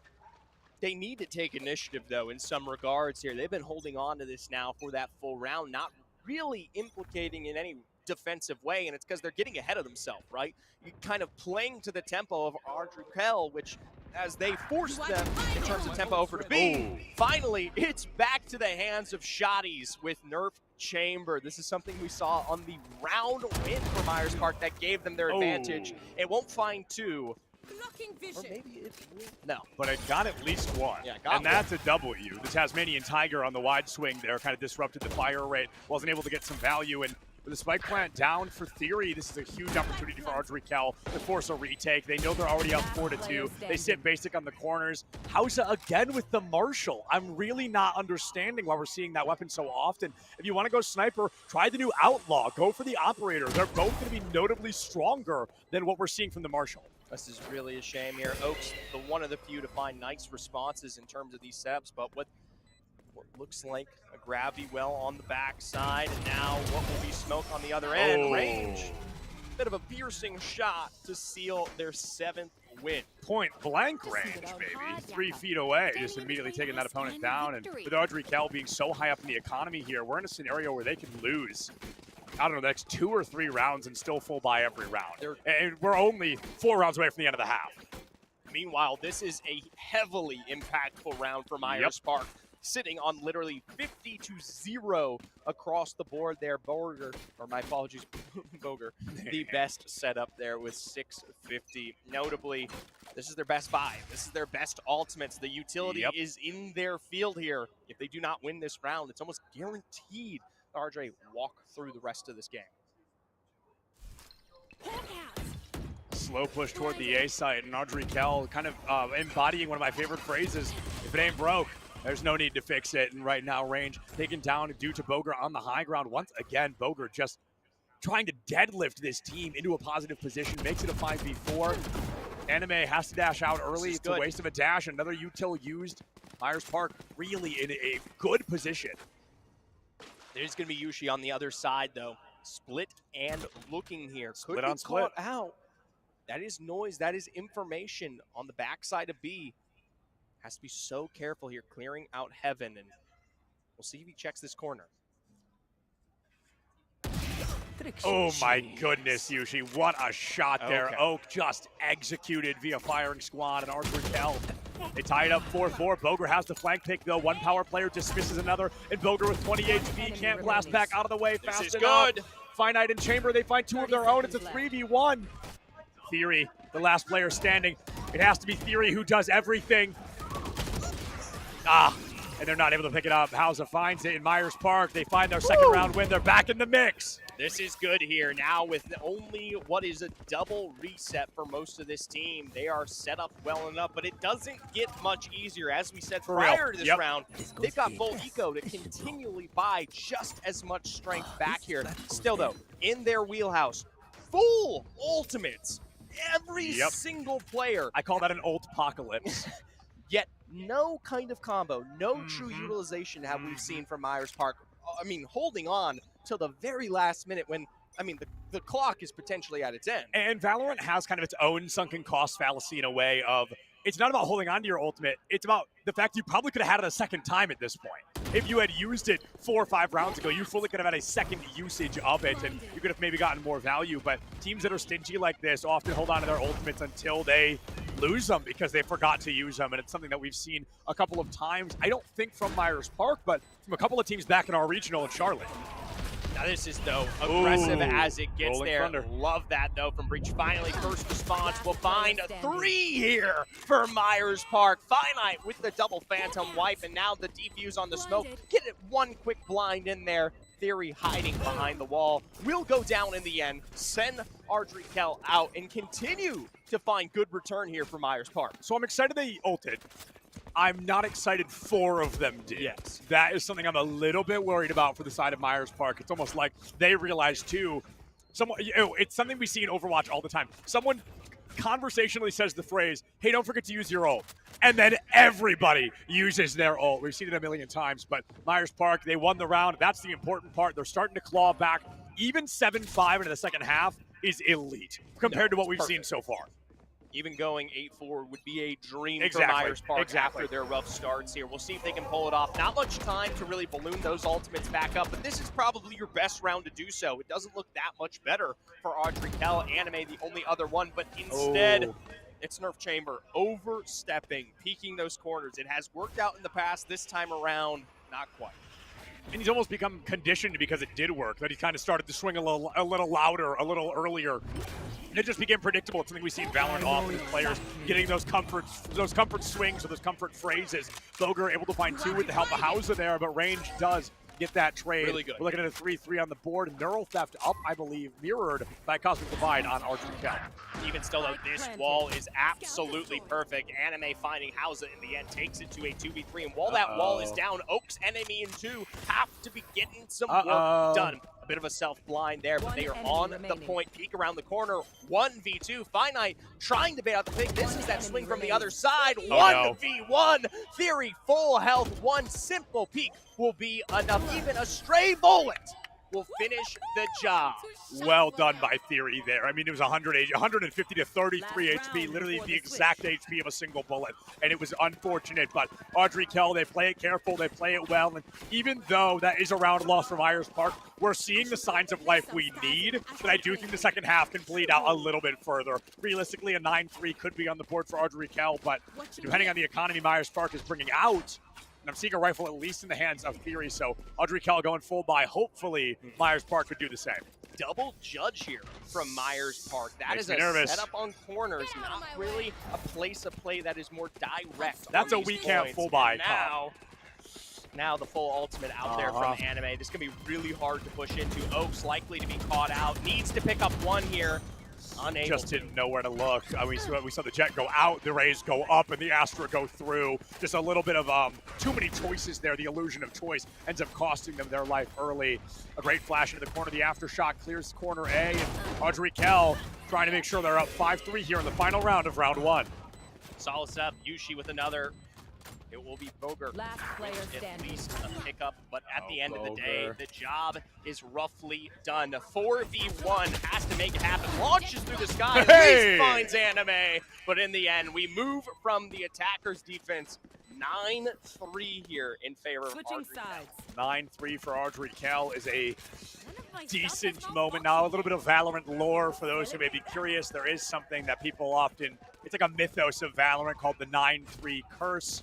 It's not a real thing, but for some reason, every time we see this score line, the team that's the 3 can sometimes sneak away with a win. And a lot of people love to blame the cryptid mythos of the world rather than the actual intentions of the players and how they may just be better at the second half after all. And this is the opportunity for Myers-Briggs to do better in the second half, because if Audrey wins this one, they should statistically win the next. That puts them on the 11th round win. They only need 13 for a W. It is still tough, though, and now we have to analyze what it looks like when Myers Park is now in the driver's seat, having to make the calls and shots to set themselves up for their own victories here. Split can be a very hard map to play when it comes to either the defense side. Yeah. Over there. Good presence. I like the nade on the cross. That's going to give them B in full, but no whites to come alongside. And great flick to pick up one in a surprise smoke down. Yeah, at least you got yours on the way out. Cage is up. The spike is planted. That's 400 additional credits in the pocket of Myers Park. Good. Even if they lose the round, they get 400 just for planting the spike to begin with. Finite takes down Illness, but it's going to be traded back from Anime into Nerf Chamber. Oak is gone. Range is going to find that elimination. Nice. Finite onto Range, 2v1. Anime defusing. trying to go for the ninja defuse, but a wide swing from Hauser keeps Myers Park right in the mix. And this is exactly what Myers Park needed here. And it is something that is benefiting to Split being on that attacking side. But at the end of the day, now going into a bye, it should be 9-5. It is very unusual, like Dolly Parton said, for return. 9-5. Working 9-5, but we got 9-4 on the board. Myers Park trying to find that 5th, and I think they're really, as I mentioned earlier, starting to unwind a bit, the stress is sailing off. They're starting to get more comfortable. And I'm looking at Oak and Boger in particular. They've been the loudest on the team thus far, and maybe they're going to be able to pull that off again.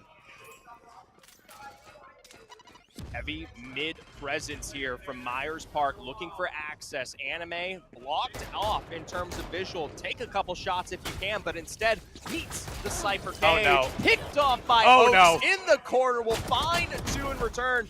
Boger will go down to even it out on a 3v3 as they intro into A, but Fine and Hausa continuing to clean this up. It feels like we're watching a completely different roster. I think that's, oh, hold on. Okay, let's make sure they win it before I say what I'm about to say. I was going to say, I think that's the cleanest round we've seen from Myers Park so far. That felt the most strategic. That felt the most proactive instead of reactive, and it's honestly a great sign from Myers Park, who have now closed the gap into 4 for the second time. Now this is going to be a true test here. Last time around when Ardrey were in the driver's seat going into their 3rd round, they didn't have the buys, but they still managed to win in what is statistically improbable here. Now on the full buy themselves, Myers should lose this one out, but in a game of inches where you can't manage to drop these single rounds, can they pull off the miracle? I like that. I like that this really is a game of inches after all. And if you give somebody an inch, oftentimes they may take a mile. And really in scenarios like that, we can see these teams fall through. As this round begins, as an update for those curious, Green Hope currently up 11-1 over Green Level on the mainstream. So our game a wee bit closer, which I'm calling a W for you and I at the very least ever. We've got a great series on our hands, and Ardrey Kell trying to hit those double digits with Myers Park, punching like you would not believe. Really taking their time here, understanding the deficit they're at. Illness will find Nerf Chamber on the other side. This can be a potential issue, but I love the respect that they show. In the end, Range will find Boger, and that, like you said, a heavy hitter that has been so present in every one of Myers Park round victories. The heavy hitter, I think, that we've seen so far. Oak is going to get the trade onto Range once again, continues to play that middle field, and hey, if it ain't broke, right? I've said that a few times during this series, and it seems like we've got that value coming through. Oak given away by a well-placed Cypher Camp. It's up to Theory to do everything once more. 30 seconds left. Time is starting to tick. Utility burned out here. 30 with a bit of a block as Finite will give themselves away on the push towards no way. Makes the flick outside of cage here. Myers Park pulling off the potentially impossible. It's got to be careful about this corner. 13 seconds on the board. Finite on the coverage. Got a bit of the peak. Finds Another one? third. Unable for the 4th, but it's 2v1 set. 2v1. My fear, though, is who the one standing for Ardrey Kell may be. The Clutch King himself won 3 3v1s back in Charlotte during the qualifier. No. They know exactly where you are, quite literally, and it's up to you. Try and bait out those bullets, bait out those picks. The Spike's still in one of the slower phases. More time to work with, but Oak finds it. Oak, that secondary power player on the side of Myers Park. They pick it up. They're feeling good. They're feeling confident, and we're separated by 3 for the first time. And now coming out of that one, Finite, who was a huge power player in that round, gets to have the ultimate here coming into their bye reset. This is going to be a massive take for them if they are to start utilizing those ultimates. We saw how passive they were when they were on the defensive end. I'd love to see them continue this kind of proactive nature and take advantage of these leads. They already know that they're an economic advantage ahead. Let's see what they can do when they also know they've got that extra utility. And I'm almost glad that we've got this pause running right now because it does give us more time to analyze what exactly we're going to be seeing in this scenario. So Ardrey Kell, they've lost 3 rounds in a row, which means one thing, as you mentioned already, the economic advantage. Guaranteed that Ardrey Kell's economy is going to be in shambles right now. Anyone that's played this game would know that in this scenario. It often doesn't get worse than this because next round they'll actually get a losing streak bonus if they lose 4 in a row. So this is the worst that it can kind of end up being. Ardrey Kell's play style here should be patient. They should be holding corners. They should be standing back. They should be letting Myers Park come to them. Because if they overextend, if they wide swing corners with weapons that just aren't going to win the firefight, it's going to cost them. And the nice thing is you can see that point highlighted in their buys. Exactly. Double Marshall here from Range and Illness. They don't want to make any heavy impact in the heat of these fights. They're going to be playing this one out and far away, looking for those single picks, the headies that will give them their advantage, even though they're economically so far in behind. So far behind in that economy, but we've seen teams win this before. There's a whole phrase for it, the thrifty round. If you've seen it, it's when you win a round where you have the worst weapons, you have the worst shields, or the worst abilities. So we've got a little bit of time here. I do want to talk about Oak in particular, though, and just while we've got the chance, because we've highlighted Boger so much, who I have to say, to be only a junior, Boger playing at a caliber of I've seen collegiate players mimic before. I mean, it has been very impressive. I'm a Rays player myself, so I like to think I know what good Rays gameplay looks like, and Boger really just, the mechanics are very clearly there, and he's a very impressive player. Absolutely, and a lot of those single picks have turned into double, which has given the return back over to Myers Park, where they then find themselves in the driver's seat, even in these rounds that we are expecting them to lose most of the time, coming out there with that success. Now, notably, we are having a slight tech issue that we're taking a larger pause here to reaffirm, fix, and find its way forward so that both these teams can proceed with the best competitive integrity. Of course. Yeah, and I feel like we're, 9 plus 6 is 15, so we're 15 rounds into the game. I feel like we haven't seen a round where Boger hasn't gotten at least one, and that alone is very impressive. To go every single round on the losing side with still at least one elim, something you rarely see. I think that just goes to compliment the mechanical prowess that he alone is bringing to the table. And I mentioned earlier that Oak in particular seems to be that second man, kind of that backfill. If Boger's down, Oak fills those shoes faster than you would believe and has really become kind of the linchpin or the crutch of the team when they've really needed it. And the nice thing is we've gotten to see the other members shine in their own ways. Nerf Chamber kind of pulling off what was some very successful far peaks on the close edge of some of those corners, taking advantage of things like the Judge, like the Bucky that gave, at least in some of our first instances, Myers Park their return back. And for Finite, what was those 3 to 4 kills picked up earlier in this round that really set themselves up for potentially this windfall of success. And one of the players that I talked the most about going into this has been one of the most quiet.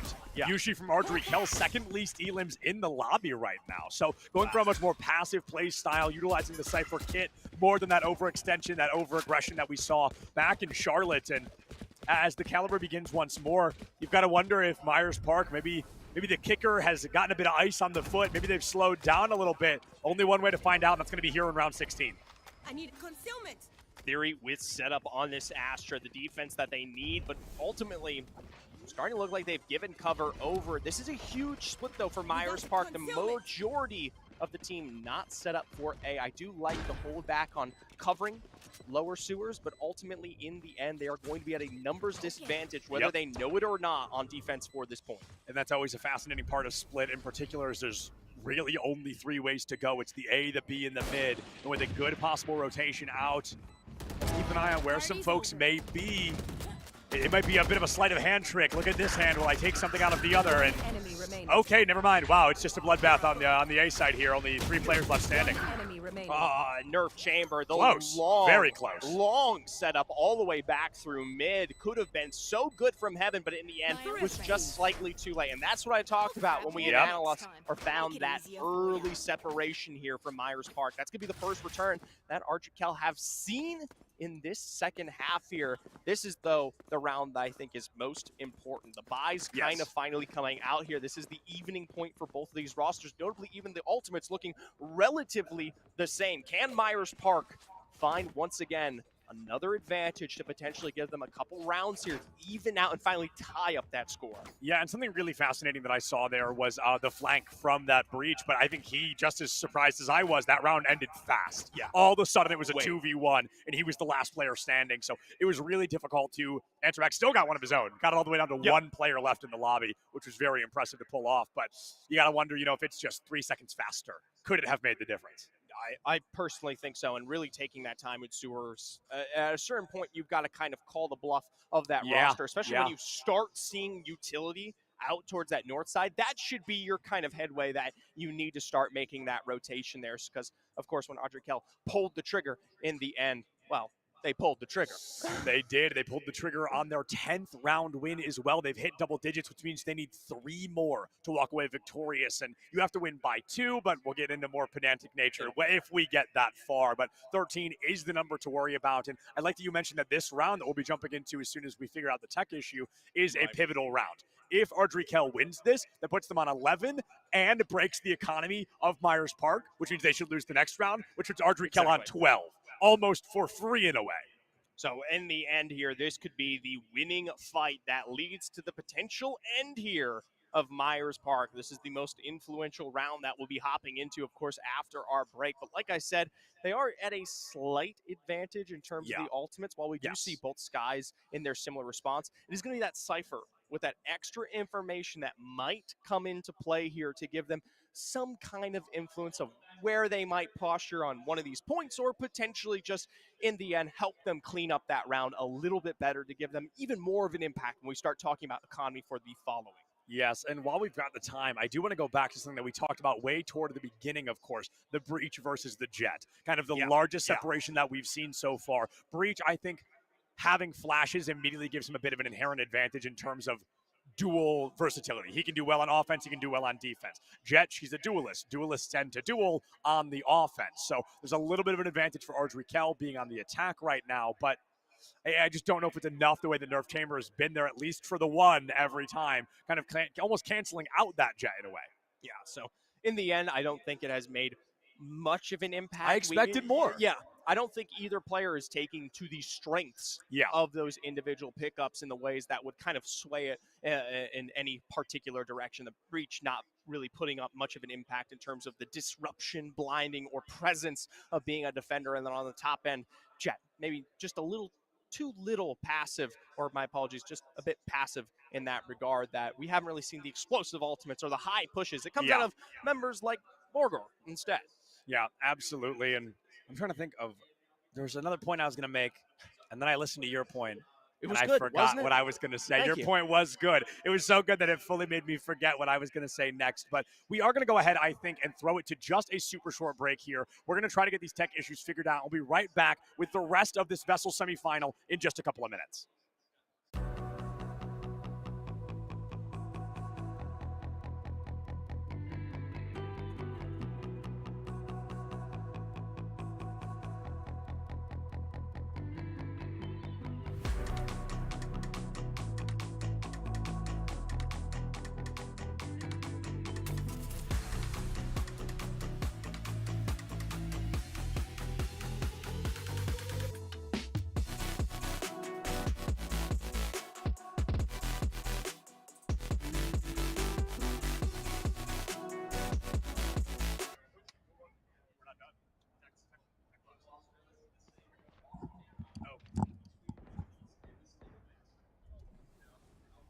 All right, everybody, welcome back here.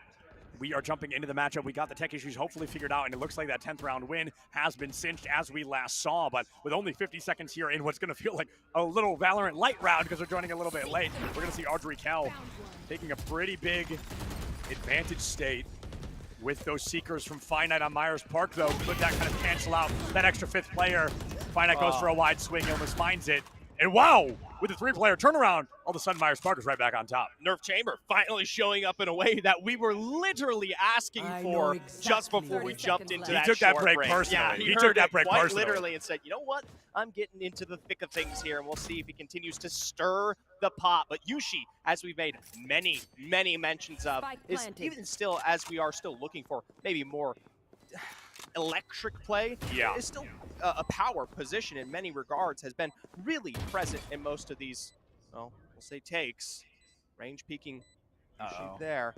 I've got something I don't like about this, but I'm not going to say what it is till it falls apart. It's going to be a 2v1 into a 1v1. Nerf Chamber finding a 3K there, and I think what I did not like was Yushi in range swinging the same tight corner like that. Because if somebody's standing there, weapon at head level, it's a collat. You're both being taken down immediately. There's so little time to react and so little time to adjust that it kind of pitches them out. But if you're a Myers Park fan, hey, we're up to 7 now, separated by 3 once again. Can they get it up and down to 2?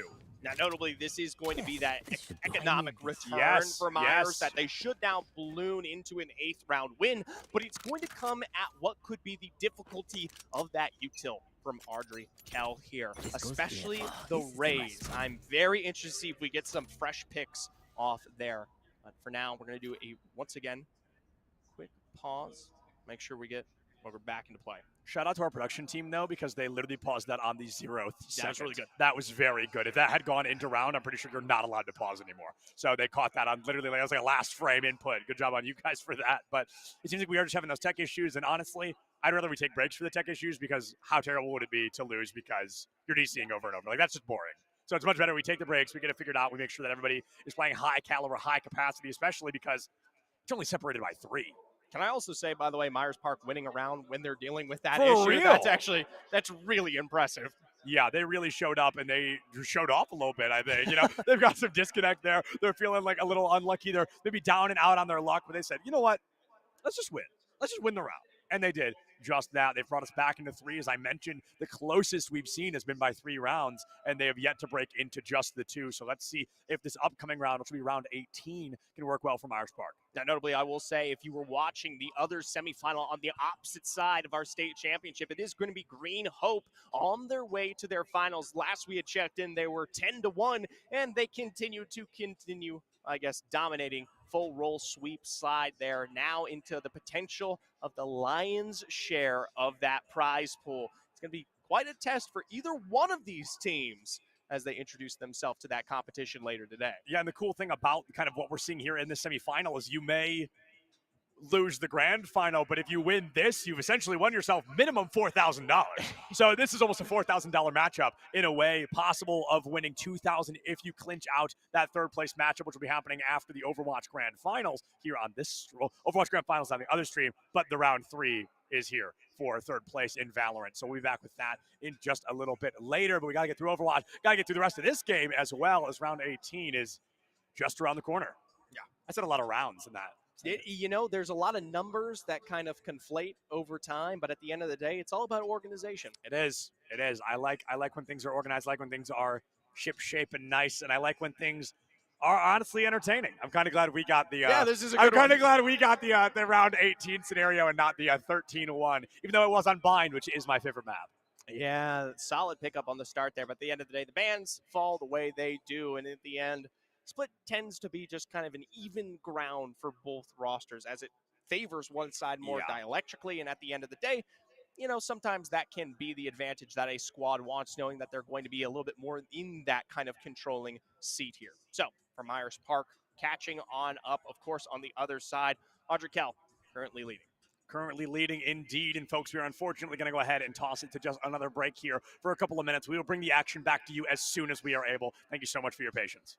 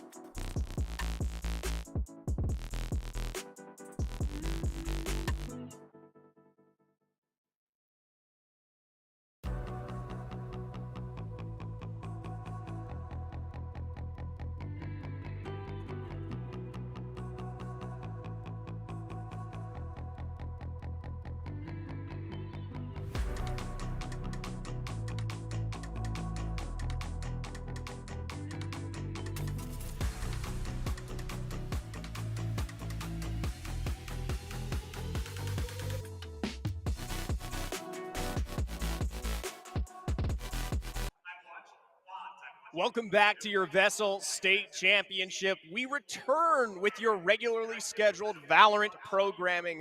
We appreciate y'all's patience, especially while working through some of these tech issues. But ultimately, in the end, we need to know where the game is at.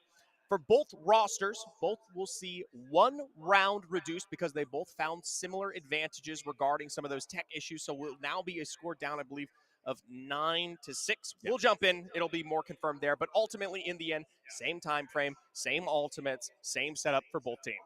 We go in, and of course, you guys were having a great time over here. Yeah. We got to see another semifinal that actually finished on the other stage. It was a dominant 13-1 for Green Hope over Green Level. So Green Hope is already in the grand final, waiting on the winner of this matchup in particular. What has been kind of some impacts we've seen so far? We are on the second half of this current match on Split. Now, notably for you, who's catching up here, Yes, thank you. Audrey Cal was in the lead fairly dominantly coming out of that first split in half there, and as a result, they were this close, roughly 3 to 4 wins away from winning the entire thing. But in the end, it was Myers Park who made their returns as they switched to the attack here on Split and picked up, well, they're close to Resurgence. I believe they're now 2 rounds that separates them from being tied. Okay, all right, and that's not at all a surprise to me. It depends on how they've really been able to take the attack to Split. You can steal space. Mid has always been obviously a great contention. Are there any raises out there that have, both teams. Okay, cool, all right, because Raze is the mainstay. They can really break into sight, and of course, if you can maintain hold over it, be it B or A, then, you know, they get very loud. Infiltration to backside for Split really does dissect this kind of map. Now, ultimately, we will jump into kind of seeing some of these star-studded figures once again here very shortly as we take a look at potentially some of those raises or whatever else may start to shine here once again for either Myers or Ardrikel. But at the end of the day, this is a huge reset, not just for the individual pausing, but also for both of these rosters. It was getting quite dicey for Ardrikel there with Myers Park catching up the way they were.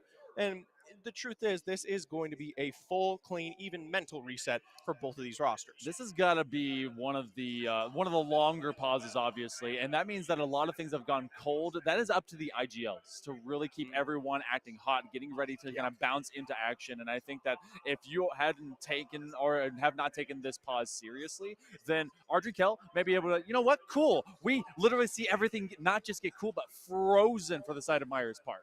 Myers Park, they want to keep heating up. Yeah, if they can. So, again, we have one finisher. Green Hope will now get to fully observe this second half. And maybe as we go into best of threes in third and grand finals, they'd be like, you know what, maybe we do or do not want what's split in front of us. Now, ultimately, before Septlance went on his way to cast the lovely game of Overwatch you see behind you, he did make one final prediction before jumping off the desk. He said, in the end, he believes that it's either going to be a straight sweep for Ardrikel or a straight sweep for Myers Park. He truly believes that neither roster will find their resurgence here as we reapproach after the pause. They end up just both not playing. They sit there and do nothing more. If it's a full sweep on both sides, the game is over. We have decided our third place. It's nobody. No one at all. Also a first, too. It's nobody. It's no cash changing hands. It will be 6-9. Myers Park on that attack. I can't wait to be able to see what comes into this. The key thing that I initially get to see is a lot of Cypher play brought into this. Obviously, a lot of tripwire play. But the Astras, how effective have their Cosmic Divides really been? Really strong in terms of setting up for solid defense or even a lot of those extra rotations regarding the smokes. But before we jump into things, I do want to point out Myers Park at the advantage economically here after winning the most previous round. And once again, Ardrikel doing the best that they can. Animate, the one to step up and try to defend here, but ultimately it will be Myers continuing to close that gap. Moger swinging up into heaven as the Seekers get utilized as well. They're going to use that cabbage as all of a decoy, and they actually get a wallbang through it to be able to get into Theory. So both Astras down. That means there's no controllers left on the field, and that's a great snipe out of Illness to get rid of their doppelganger. Anime will also fall. Yushi here, that star-studded player, looking for a re-entry once again here from covering that opposite B site, but ultimately in the end, stuck behind the choke. Range from the other side, though, finally evening up the scoreline. They continue to look. Finite taken out here, and with once more in the corner, Myers Park, even in the benefit of the economy, loses out this round. A Pathfinder barking and landing on you, stunning up a Cypher. will never be a fun thing to have to deal with. And now off of a thrifty, Ardry Kell does come up a lot stronger. That's a huge find, contending that I believe it was range. They took the Vandal out of the hands of Boger, who had infiltrated up into heaven, and that's what gave them that extra firepower to really attack back to site. And notably, it will not be at an advantage anymore longer for Myers Park. This was something that they needed to start off hot with alongside that win. Sitting on triple Sheriff is going to be the best buys that they can hold. Oaks switching in the very end to Marshall with Hausa as well. Going to be extending for that one, potentially playing a bit more defensively, a bit slower on some of these attacking angles. Granted, attack double Marshall. Definitely an interesting pickup. I mean, you can be able to play off picks. A Marshall is basically an operator. You just have to hit the head. So this is true. Just get rid of all that health. But it's easier said than done. Have to see if Ardry Kell gets a bit too aggressive, moving out from these sites and positions. You do see mid under contention, leaning out to B, and you're going to have some of that defensive operatorness as you have the Jet double duelist that I'm just now noticing against that double initiator as well. You have no Senti on that side. So now as they just throw a plethora of bullets, unable to really find that presence just yet. Really tough here. Before we left a break, we were trying to figure out what kind of advantage Myers Park has led with. Hand in tow alongside that breach. Ultimately, not much as of yet. Missing out on that blind, and now on top of A here. Anime is going to be a bit disrupted in terms of that setup. Nice. Dashing out and away, a smoke to give coverage there around the corner. People will find damage out, but no full wipes. It's going to give some time for Ardry Kell to get to the other side, to get into play heaven. Oh, Anime re-engaging. They're going to get taken down off of that turn. Anime does at least get rid of Boger, but range is from down and distance. This defense still has plenty of players. This is a very weak attack now, as they have all of a single Sky left to go, and they eventually will drop. I love that positioning, as well as Anime just adapting to the pressure. When you play around a breach, they're a non-info initiator because you're going to get info off of the dive, and Anime navigates that well. Now, I will say for Myers Park, the reason they buy the way they do that last round is to give them their strength coming into the 12th here. And this is a do-or-die moment for this roster. If they lose out on this round, they will not have the econ to respond going into that 13th. Yeah, they'll have some loser credits, maybe a little bit of extra, depends on what they buy for the rest of the utility. But otherwise, this is pretty much it. And again, you were saying, or actually, I guess Septilence was making the guess, it's going to be a straight sweep one way or the other. Ardry Kell looks like they've taken all the extra coaching they could get through that tech pause and really bringing it into some success. Pathfinder to try and clear out this corner, but they may be vying for that upper ramp position again. Already moving in deep here from Myers Park. This is akin to the aggression we saw from this roster when they were on their best foot forward here coming into the second half. Smokes out on opposite side. Boger, who has been the dominant factor for this team, peeked out in the end, but instead it is Anime from behind. Double, one with the ultimate, one with the gun, peeks the corner, finds a third, range with once more. And for Myers Park, all eliminated. Oh man, it's gonna take a rough buy now for Myers Park to have to get themselves into a winning position. Again, they'll have maybe a streak of some loser credits, but even with Boger holding both of those tight corners, it was great re-engagement. Again, Anime, he brought some fresh knives, and he did the full Anime redemption arc and able to get some big picks. 12-6 Ardry Kell, the Knights marching what could be to a 13-6 win. Dirt Chamber notably with the only major AR in play here at the sacrifice of shielding. The Marshall in the hands of Hausa, who has been a form favorite of that. Oaks back on the Guardian. This is something that has come up big in some corners, but in the end, a couple switches. Ares instead, Spectres, a tight buy here. It's do or die in the end. Myers Park, though. Double great ultimates, the breach with the blow. Of course, Raze on the other side for potential pickup. There it is. There's the follow-up, but Anime operate onto Hausa. It's 4v5 now. They threw the Rolling Thunder, but they haven't gotten any value out of it. They're going to get tagged out. Now the well is going to keep Finite in place, a finite locale for where they're going to stay, and that's where they're going to die. Yushi and the rest are pressing the advantage. The showstoppers out, and now you have one Swedish man between them and victory. A flawless 19th round. Ardry Kell, they find 4 in a row. They take down Myers Park.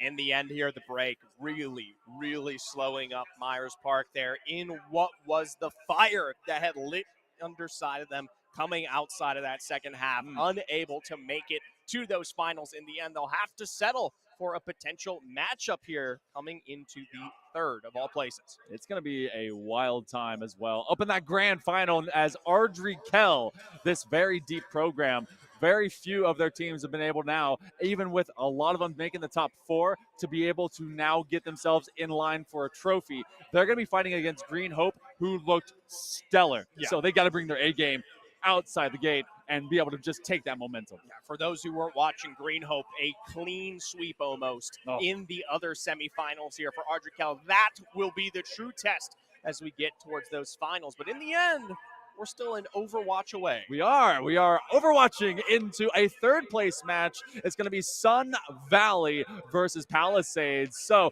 don't touch that dial. If your computer has a dial, upgrade that computer. And while you do that, we're going to take a short break. We'll be back with the VESL State Championships right after this.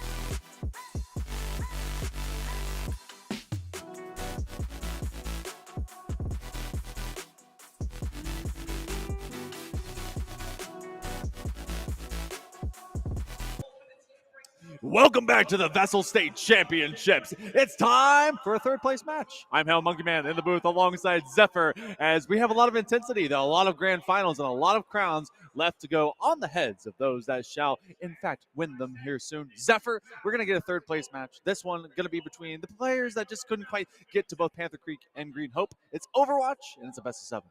Yeah, and at the end of the day, third place is still a great place to be because Yes. you're still walking away with at least $2,000 in prizing. Yeah, that's going to be pretty wild. Right now, on the other stage, we have VESL GH right here, VESL GG on our green stage. They are fighting between, what, could be 9,000 or 4,000. But ours is 2,000 or nothing. And that's actually a massive diff for a lot of different players. But also, let's show you the pathway. We're going to go to the brackets here just real quick before we get some walkouts going as we show you what we have gone as a path for success. Actually, maybe that bracket won't be showing up. In fact, let's just throw to the stage.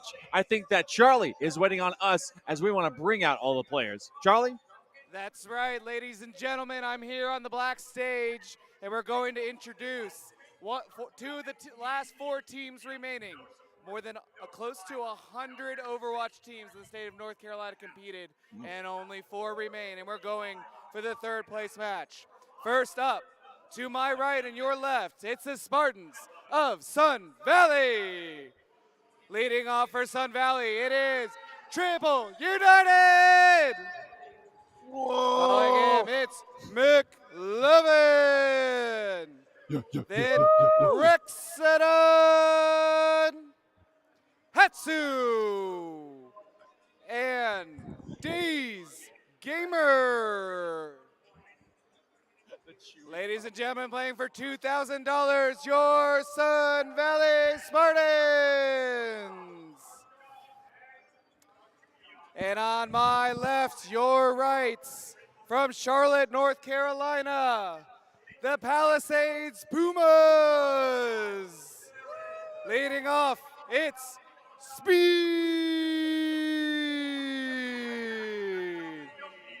Following him, it's Rin. Next up, Vengeance. Rice Grain. And Rhino.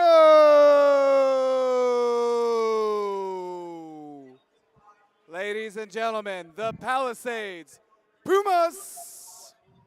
Good luck, competitors. Monkey Man, let's get this thing started. It's time to rock and roll. The Palisade Pumas and, of course, the Sun Valley Spartans. A cat versus someone with a sword, but there's a lot of claws to have to be able to get on through. Palisades, a pretty young program, I'd say, as you will be facing off against a lot of juniors and seniors. Good experience on the side of Sun Valley.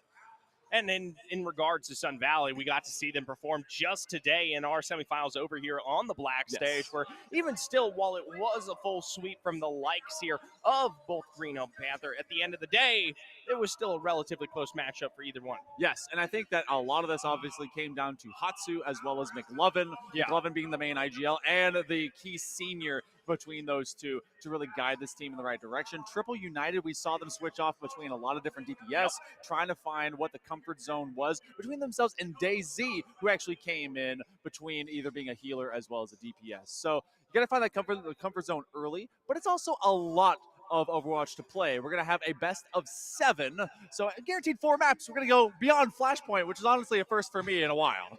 I will say we will be starting on Control, so for those who might be a little bit uninformed, that comes down to capturing the single point that you and your team find yourself up to. Get that to 100, and you settle the first of potentially 3 rounds within the individual Control matchup. Yes, and it does have overtime based on touching points, which means that you're going to find maybe some desperation modes, getting some extra speed. You get a Lucio, you can get a Wrecking Ball, you get a Hamster, you get whatever is going to be able to get you there. But I also want to know if we're going to be seeing something similar to what we did get out of, I believe it was Green Hope? Yes. Right. So they made great work out of Symmetras, but that is also more open spaces as we kind of work our way over to our first of Control. And I mean, this one has been, all right, can we control main tier space? Can we be able to just kind of win the fight early on? This is going to be a tighter kind of contest overall. Just for confirmation here, I will confirm that the names at the top of the screen are currently swapped. Sun Valley is on blue, Palisades on red here. And one big thing to note is that Tetsu off of the tank, going to shift that over to McLovin, notably was on that flanking DPS role coming out of the... So Rexodon has also been traded in. That's going to be a big call as well. As another senior, making sure they want to get them involved into this third place match. They want to have a lot of leadership. And of course, it was a lot of great flanking play that was accomplished by the likes of McLovin as they have this early fight here up on top tier. But now it's going to be 2 big kills. And actually, just at least the first that gets rid of McLovin. Rhino leading the way. Now, notably, this being a small map, even if we'll find 1-for-1 here in the end, it is a quick resurgence from either one of these rosters off of their revives. Doesn't quite have that same level of distance between the points here. As a result, it can be incredibly difficult to hold, lock, and keep in control. But at least for the Palisades, they've made their way. The descent to the low ground, shielding out ahead of them here, as they'll try to at least capture this contested for now. No speed is going to be massive when it comes to not just overall gameplay, but as well as that player. You have Vengeance, who is trying to win from the low ground, but that Cassidy is in fact going to fall on Triple United, and McLovin. They're going to try and get a break as this is still building up for the side of the Palisades. The Baptiste getting very, very big into it. Hatsu, this is hot swapping between the different roles as they go away with tank, go to support. But, well, we talked about before, Baptiste can be very scrappy. Exactly. Gives you the confidence to not only be, yes, while that healer, but also potentially find your own solo dolo pickups when you have the opportunity to do so. And granted, we're seeing a lot of these swaps given the fact that Rexodon comes in to play as DPS here. For now, though, it will be complete control from the likes of Sun Valley. Palisades breaking in from the other side. Looks good from Rhino here on the Zarya, burning through the Infinity, picking up 3, and likely now taking the point. Dragon Blade coming up huge, speed finds a couple, and of course, they have been able to kind of main Genji for the majority of their campaign through not just the regionals, but into the state championship. And even though they're playing for third, you're still playing for keeps. A lot of cash is still on the table. 33 up on the board, finally breaking that balance point here between these two rosters. Breaking out through this stairwell can be a bit of a difficulty for some teams here, and now with Triple United being caught out, just barely sliding back as on the other side, massive black holes prevent them, but this is the deep dive we've been waiting for from McLovin. The annihilation online, it lasts for 13 seconds, but then it might as well be 13 years, but it's also just gonna be a quick succession. Another high-level fight as they bring out, I think there was an attempt at a flank there, but they weren't able to catch up until the play then was called. So great retake by the side of Sun Valley. I'm not at all surprised that this is much closer. Both of these separate matches between third and grand finals have been very, very close. And a Ramatra call as this tank for McLovin has been very effective.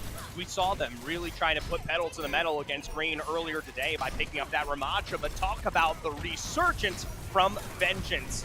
Got Rice Grain up top, making for the major stuns on the back end, getting rid of the invincibilities thrown there to give them what should be the full push ahead, but Ramatra v Ramatra. It is beef against beef. It is thickness against thickness. Oh man, that's gonna be one big burger. And where's the beef? It's right there as they're able to push them off again. Another good retake, and this has not exactly been easy for either side. Palisades, they use a lot of utility. They are in fact gonna have the Riot out of Rice Grain, who has been a great pseudo off tank and on that Brigitte, but now they're playing up into the stairs, so they're trying to be able to keep them going. That's actually going to be the recon, but no, as soon as it gets popped, so does Soldier 76, and that could be the final fight as they have a full team wipe.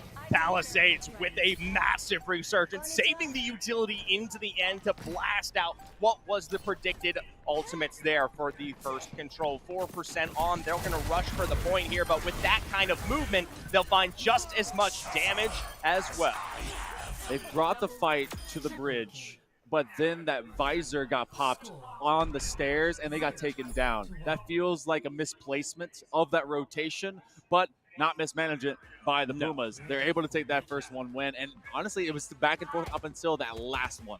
Yeah, in the end of the day, Sun Valley had to come out on top there, but it isn't completely over yet. No. Control. It is a best of 3 within our major best of 7 here. Going to be taking this to, well, a little bit more of a friendlier location, albeit one that comes with distance. One of the big notables for the second part of this map is going to be the fact that if you do get eliminated full squad or even in succession, it is going to be very hard to time, get back, and find your way into fighting for that point. Yeah, and there's going to be creativity, I think, about fighting just above point. And I love Busan. I mean, they have boba. Who doesn't love boba? You got to go out to, get some drinks with the gang. But there's also a lot of high ground to have to go high-low and deal with. So we could end up seeing maybe a diva, but it looks like Ramatra could end up just being the mainstay, at least for the ground play. Rexodon doesn't want to go down like they did last time, but they're trying to be able to find big at least plays here as they go for at least the overheal. And McLovin is just taking on this kind of 1v5 on the stairs. No big picks as of yet, but they're putting a lot of pressure, and the Palisades are actually winning the space.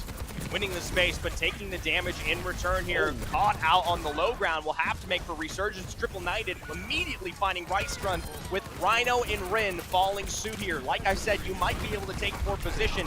You can't quite contest against the damage. Vengeance with one final burn will pick off another, but in the end, it still gives way to the point. And notably, with that stagger, it's going to be even more additionally hard for Palisades to come back in quick enough. Yeah, the good news is that this next fight, they're going to be poking and prodding from some of these corners. They are able to wait on Vengeance to kind of come back into it. The 6th shooter needing a 7th bullet to really win that last fight. And we're going to need Vengeance to also find those big picks, because that Cassidy in particular is made for that kind of play. They're going to try and rush this down up the side stairway, and now they're owning both of these situations. They're going to get a big fight as McLovin ends Vengeance. Rain finds another. Once again, this is textbook DPS mentality playing off of the damage of Ramatra. McLovin here showing the capabilities, not just now in the driver's seat, but in a position where he's got aggression to boot on top of this tank, and it has come up twice big for them now.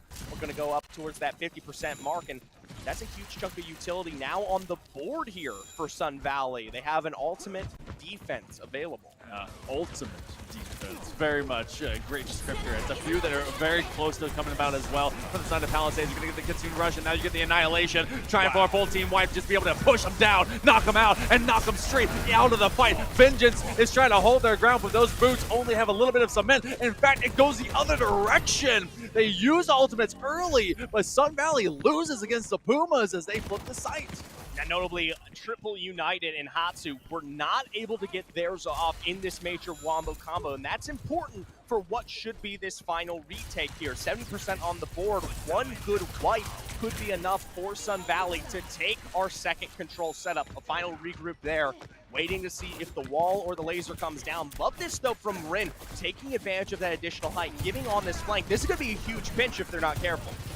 They're trying to build up their own Kitsune Rush. Triple United is getting pressured out, and they can't really rejoin the fight as well. You've got the Recon Visor online. They're trying to be able to get them from behind. They actually have all of that defense that they have to put up as well. As now this Ramatra out of Rhino trying to find a tank battle and looking to win it. They take down, but they do find Vengeance getting rid of DayZ, and then ultimately McLovin will fall. Great defense from out of the Pumas. They don't have an ultimate defense, but they're holding strong. I will say, I think going down for the low ground take there was a huge mistake from the likes of Sun Valley, especially when they were starting to get taken in terms of a split. The minute they saw that their back end was getting covered, they should have pulled away from that corner. And thankfully, they don't expend any ultimates in trying to make that one come through, but I like the fact that they're taking this one more central now.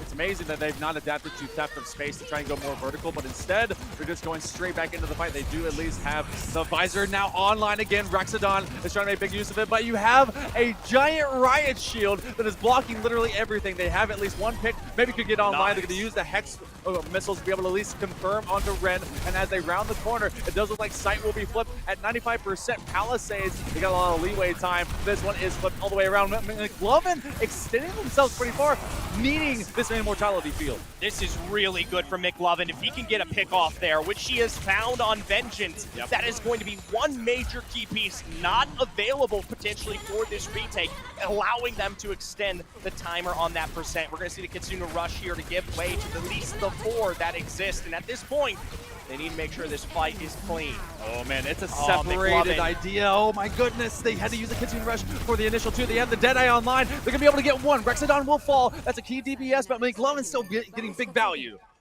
It's huge, and in the end, it will be the point picked up for the likes of Sun Valley. They managed to take this one back and tie it up in our best of 3. both these separate matches going on here, Zephyr. These are great matchups. Charlie was talking about a little bit ago, and of course, there's a bit of rivalry going on because these guys such close proximity with all these schools and trying to be able to really bring home some, not just the goods, but also a little bit of that extra pride. So we can go to this third one here for Busan, and this is actually one of my favorites because there's the big drum. Who doesn't like the big drum? You say big drum, I say big open area here. In terms of defense, it is incredibly hard to get in there and hold points safely. So we'll have to see for either one of these rosters, not making major switches on the Sun Valley side. Something to note, though, is that Torbjorn and now Speed on that Reaper, looking for a bit more of this bombastic play style to get directly in the face of things here. We'll see if that damage comes up big for them. For now, middle on they meet. Build them up, break them down. Vengeance gonna be building a turret for all this open space and seeing if you can be able to put a turret bolt in your face. But as they do fight for middle point, this one's gonna be busting wide open. Palisade's gonna try and press the advantage, and they're pushing as hard as they can. This turret, it's auto-correcting wherever their shots go. They can fight on two fronts. I'll tell you what, for McLovin deep in the pack here, and Vengeance laying in, it will finally be spotted out from a distance. Triple United on this Sojourn, absolutely perfect. As a result, able to snap that one up for an additional. Rhino might get returns here, but in the end, it is numbers on the board for Sun Valley, continually now being pushed back into their original choke. And you know what? You can't bring up Sun Valley without McLovin. This guy continues to pressure forward. But you got to be on the watch out for Speed, because going onto this Reaper, they know they got to take down the thickness of this tank, and yet they face down McLovin, which means they face down their Doom. Hatso is actually going to be right in the mix as they just control sight, building up to 20% and more. Ultimate's getting very quickly built. The Molten Core is about to be online for the side of Vengeance, which could be a big factor to push off site, at least get the point as they had to fight outside of it. Something I really love about this from Sun Valley is the fact that they push into that choke and take the 2 on Speed and Rhino early here, which gives them the extra 10%. On an opposite move, though, from the Palisades, looking on the other angles here, but Rexodon able to find a slipper on the turret, and now Rhino moving in, trying to take advantage, burnt through the rush. Oh, you do have Rhino now is playing around the Molten Core. They're looking to flip that love side. it. They're playing directly on the Annihilation online, and they're trying to take down at least get rid of Speed. Rhino doing the same thing on a Rexodon, and now it says a fist fight from distance. McLovin, they're just gaining all that damage, and they're just a giant sponge. Triple able to get rid of Rin off of the laser, and now, oh, it's Rhino that falls. Sun Valley here with an immaculate defense, even in the face of double ultimates there, and you have to give credit where it is due. Cutting off the back line there expertly from Sun Valley to truly prevent what was supposed to be the full take forward. And as a result, it is going to be Vengeance and, of course, Rhino split. They're going to switch up now. Diva coming out with the Cassidy as well here. A last-ditch effort to contest for the points. See if they can be able to hold it.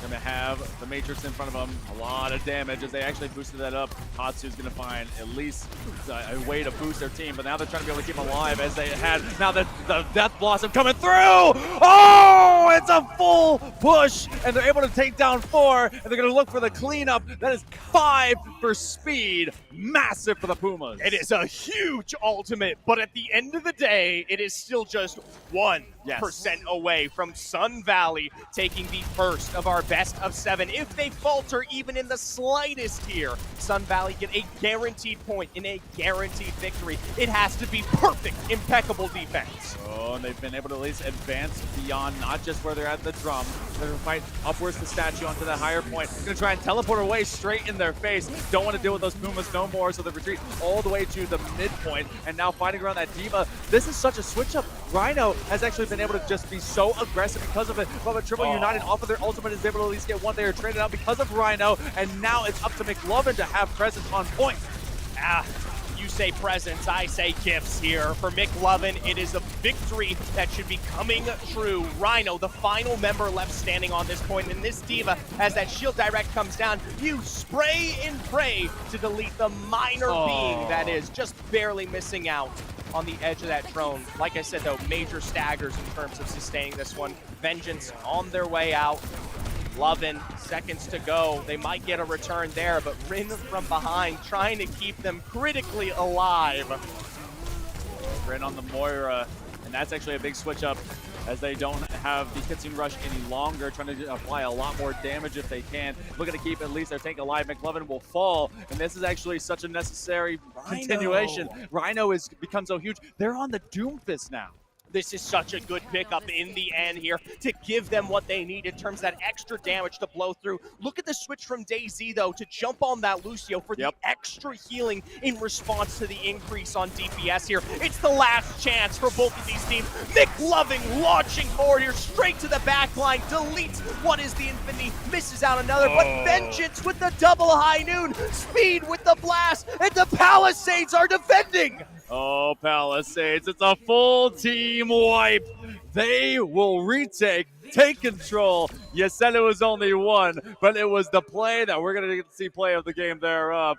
That Death Blossom was the beginning of something to bloom. I'll tell you what, coming out there, having to control for the complete retake, 100% of that point. Like you said, this Death Blossom is where it started. Speed on top of that Reaper, and we talked about able to have that agency as this DPS pick, and yes, he knew exactly what he was winning there. Man, Speed is one of those players. We got to see him at the state qualifiers over in that regional, and they were so impactful. Obviously, pulling off big dragon blades, and they were doing so on Genji before. The idea, they decided, you know what? We have a plan B. We can get aggressive. We needed to take out the meat from the potatoes. That is Sun Valley. And Sun Valley didn't adapt until too late in the game. It was such a good idea by the Palisade Pumas. And now they take map number 1. And the thing is, even when it was getting difficult for the Palisade Pumas to kind of get in there and contest for these controls, they were constantly switching it up. Yeah. I mean, we saw Vengeance and crew drop off onto things like that Torbjorn incredibly early on just to see if they could get some momentum, drop back to an additional DPS, and then switch it again as we approach the end game. Yeah, I appreciate a Torbjorn attempt, and, you know, I want to see more, but it ends up being an attempt all the same, and then they adapt to be able to get right back into the thick of things. So that's going to be the first. It's best of 7. So we got a chance for, Hybrid now coming up. So you're going to have that control point, and then you're going to have that escort that has to happen. We got to see Kings Row earlier. Wouldn't be surprised if we saw it again.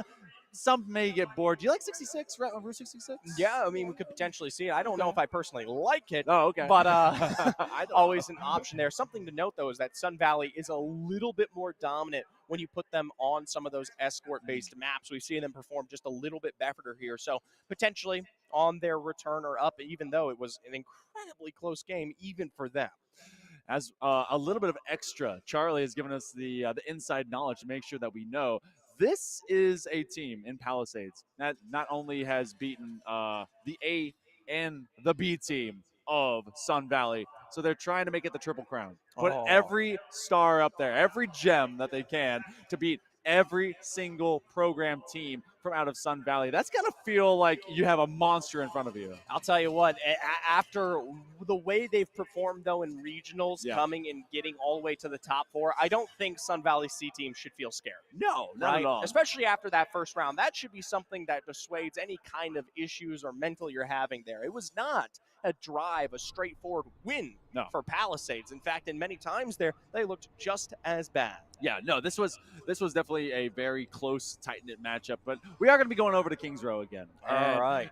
This ends up being, do you defend more scaled outward? Do you try to just cut them at the immediate choke point? Or is that all of smoke and mirrors? Should you stay back? We've gotten to see this out of Sun Valley before, and I think that you and I agreed this was Sun Valley's in a big way to possibly win against Green Hope earlier. We had a tech pause. Maybe they've been able to be like, you know what, we had that. It's something that they will continue to mull over, but hopefully not for long, especially with this resurgence here. Now, notably, we won't see many changes, but granted, curious to see what they'll pick up later on. Something to note about this map for Kings Row is the double chokes. Yes. Right? Once we start to get, maybe not particular in the early, there's obviously the first control point choke, but towards the end game, that can be something that really stunts and stops both of these rosters from, well, driving the nail home here. Yeah. The biggest thing, too, that we're going to see immediately is that Speed is trying to get some massive damage off of the Widowmaker. I wonder how much of this is just going to be done from the initial That's spawn. what I'm wondering. And then be able to go back. Yes, they are dropping in, and it looks like they're going to be switching out. So that was all about, can we get a pick early from anyone that's overextended? Exactly. Now, notably, it will be the switch up to bring both the Ana as well as the Zenyatta in play here. Some of the two most effective healers in the game, alongside the aggression that they bring to break through the other side. Palisades, though, stuck in the building, brought back down. Haven't quite been able to posture efficiently. Hatsu, though, looking from the other side, keeping things healthy. This far distance out and away healer, similar to what you see out of DayZ above, can be good, keeping you safe, but ultimately that separation can be an issue. It's crazy that Hatsu has to play a mini game of having to shoot their teammates, and the teammates are not exactly making it easy because they're constantly having to move around, make sure they're not soaking up too much damage. Speed is going to be dropped very, very low. Good defense here by McLovin as they have two fronts to have to fight on. They're taking on Vengeance, and they put at least down the Swarm, so it's a little bit difficult. Now, as the site becomes a bit more contentious, they are going to be backed up. You have at least that Nanosphere to have to work around as well. DayZ will go down, and now they can press the advantage. This is huge, though, but from behind, Rin with the major crack on health. Rexgon picking up one. Going to be able to get this team back up to full health, but not quite that full push that we had expected. Hatsu not looking much better on the other side. Instead, sniped off doubles. Rice Grain to pick up two here. Nano boost. It's online. Depends on who's going to be able to get it. The Annihilation is ready as well. McLovin is on absolute fire as they've been able to gain 2/3 of this site. They want to at least hold it for as long as they can. Maybe at least limit them down to like a minute or so. Palisades do retreat to try and regroup. The clock is huge here. Yes. I don't think we've stated that enough. In coming into this position, 2 minutes is still far too much time for that initial choke run. They need to bring this down to at least a minute, especially since it's a third of a control point left. It's very likely that they pick this one up now. Oh, they nano boosted speed. Oh, there's so much damage. They're just laying it out, and along with the Annihilation, online speed, and Rhino are like janitors cleaning up a mess, and that's in the form of Sun Valley. Never had a chance, got pushed away, and Palisades will complete the takeover. Now they get the cart. It is an over 4 minute long push now available for the Palisades, and Hatsu never able to escape there. That is a huge issue that's going to extend this rotation out here for the likes of the Palisades. Not having one of their most effective healers, you're going to see Hatsu now, given that information, switch on over, jump onto the Zenyatta, have maybe a little bit more agency to break the healing here. Oh boy. You know, Ana has old lady legs, so there's only so much they can do to run away as fast as they can. But still, gotta find that exit with the rest of your team as you can. And seeing Zenyatta's on the field really kind of speaks odes to the new patch as well, as all that extra healing is happening. And you see also Vengeance is looking for a chance to be able to use that Deadeye. Maybe you get circumvent all the way right behind, and that's exactly what's happening. They're able to get rid of Rexodon, and they clean up on Hatsu. Such a good flank here from Vengeance, and this is why you see him pick up the notable Cassidy. Now it's going to fall at the hands of Triple United, but the damage has been done. At the end of the day, Monkey Man, it's likely that they pick up this choke here and now are forced to defend this with likely almost 5 minutes on the board. That is a wild amount of time. They haven't touched the second checkpoint just yet, and they may actually attempt for it, but considering how far everyone has advanced up, it doesn't look like that they're going to be able to get there. It's 2 meters away. Going to be able to at least use that invulnerability for a little bit of time to extend their position, and now you bring the fight to them, as it's been just so tough for Sun Valley to stop the roll of the Pumas. This is the defense they need, though. Rexodon with Rice Grain to bring down the Ramatra on the other. That's your tank, that's your healer, that's the distance in defense, the major obstacle against them here for Palisades. Wow, the time will tick, but once again, we go back to our original point when we talk about that first control issue. You've got to burn the clock. Gonna burn so much of it. Now, the good news, we've seen Sun Valley do this before, where they had a good defense that extended out into this corner alleyway. The problem is that they got caught by a Diva nuke the last time. Kobe hit him with 3 as the Trip was able to lay him down, but they're not getting let out as of yet. Speed goes down, and that's a massive thing for the side of Sun Valley. Now, notably, Vengeance can still make some plays, but they've got a beam on his location the minute he peeks out. Hatsu finds another. That is all the damage you wanted gone in an instant here. It's going to put this push potentially back down to a minute as a whole. Now the full force rush from Rhino to see if he can get a resurgent, but the response, Zenyatta's invulnerability keeping them alive is Triple McLovin with 3. Oh man, the double annihilation on both ends, but McLovin has a whole squad behind him. They're snapping, they're clapping, and it's a round of applause for the side of Sun Valley. And they're slapping around poor Rice Grain, who notably switched over to the Baptiste to try and extend those fights with the Immortality field. This is crazy. Now Rhino in a last-ditch effort, bringing out the Orisa to try to bring some control to the playing field here. Oh man. All right, I'm an Orisa main. I'm an Orisa one trick. And this is a tank that really can extend fights and fight for nearly ever. But their foil is 2. It's Sigma and it's Ramatra. And they're both really tough to fight into, and McLovin has been effective. Now the key thing is that they don't exactly have a lot of ultimates. They were expended earlier. Speed is going to try and run it down as well, but it's also being cut off at this choke point.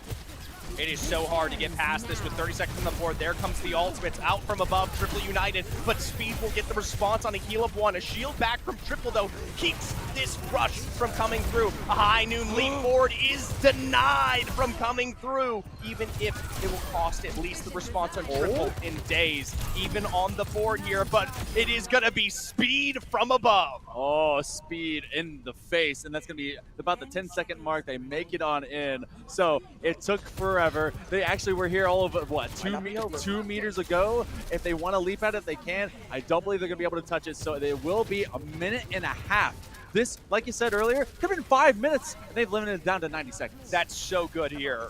An immaculate response from Sun Valley, and ultimately, at the end of the day, it was a lot longer than I had expected. For Rexon and Hasu, they are brought low, broken in terms of the heals, but this push almost to its halfway point, breaking past what is probably the hardest part of these chokes. Watch the heights, though. I'm curious to see how they're playing from above going into these final moments. Yeah, we have not seen the high ground taken advantage of, and now you have Speed popping the ultimate. They're going to have that railgun online and looking to be able to get just right click to victory. You have the Immortality field, but you also have a tank in front of you. Triple United is going to be able to take down Speed. That's Sojourn for Sojourn, power for power. Vengeance gets rid of Rexodon, and that's big DPS taken from either side. And another laser beam as Rice Grain and Vengeance will fall.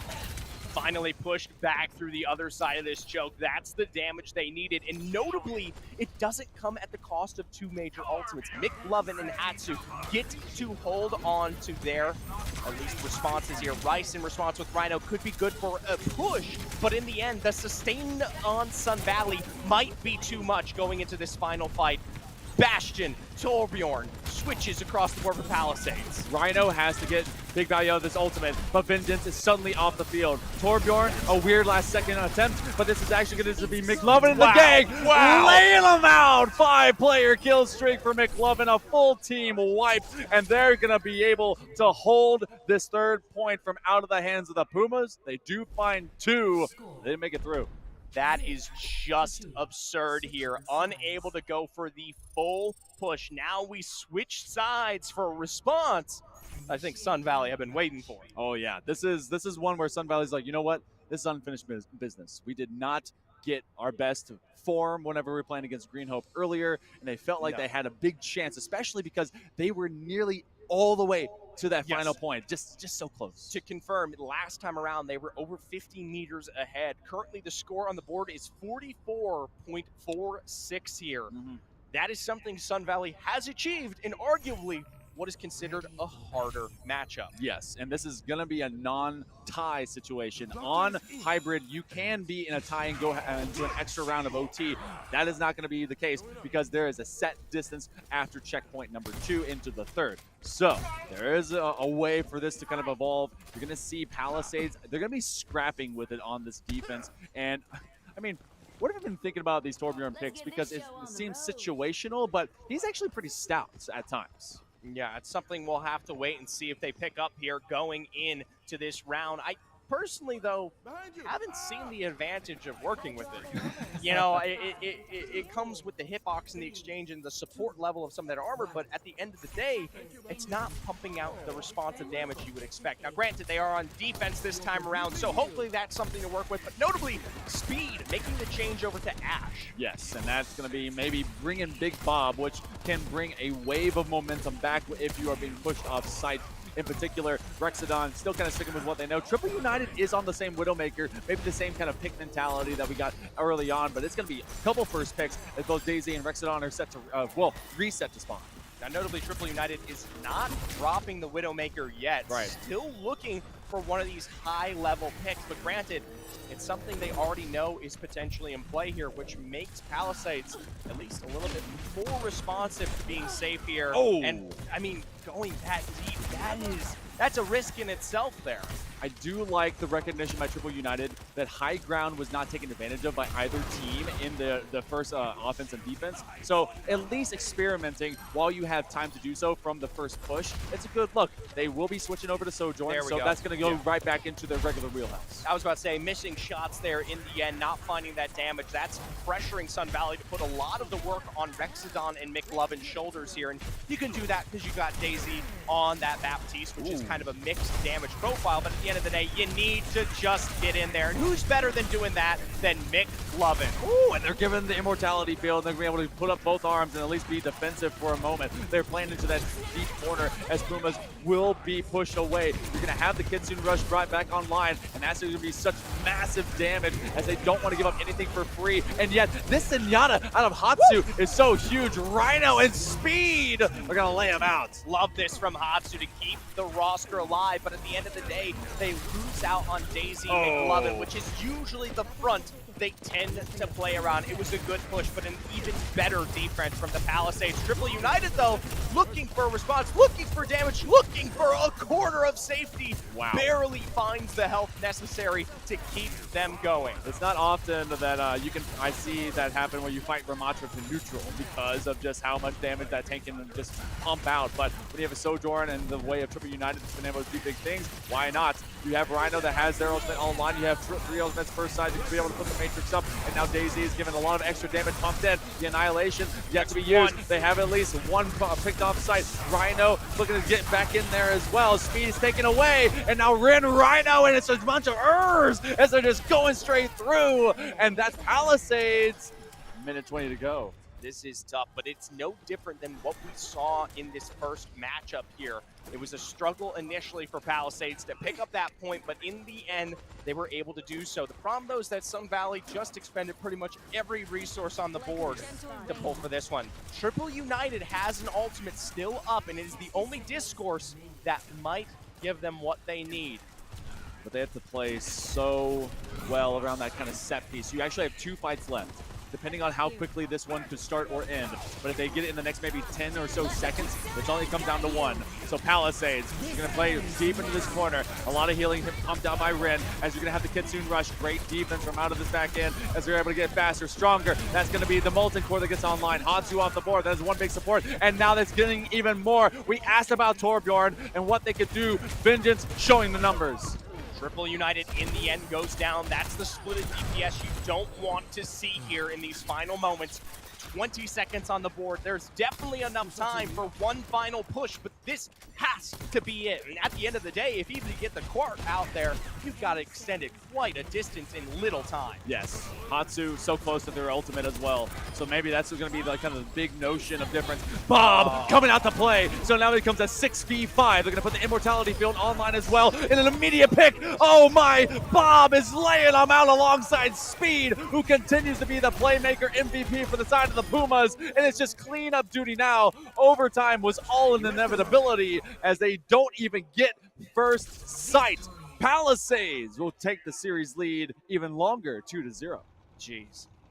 It almost feels like a story that we've seen before, Oh, something that the Palisades have reigned heavy overhead when it comes to the likes of Sun Valley. Speed here at the end picking up one final last good win for himself there. Notably with the Bob play, that was a huge return for them in literally the last split second prior to this push on this control point. And had Hatsu actually had the inventory, or my apologies, the heal ready to go off that ultimate, could have been a little different. Yeah, I mean, they were, what, 10% short of it whenever they were initially entering into sight.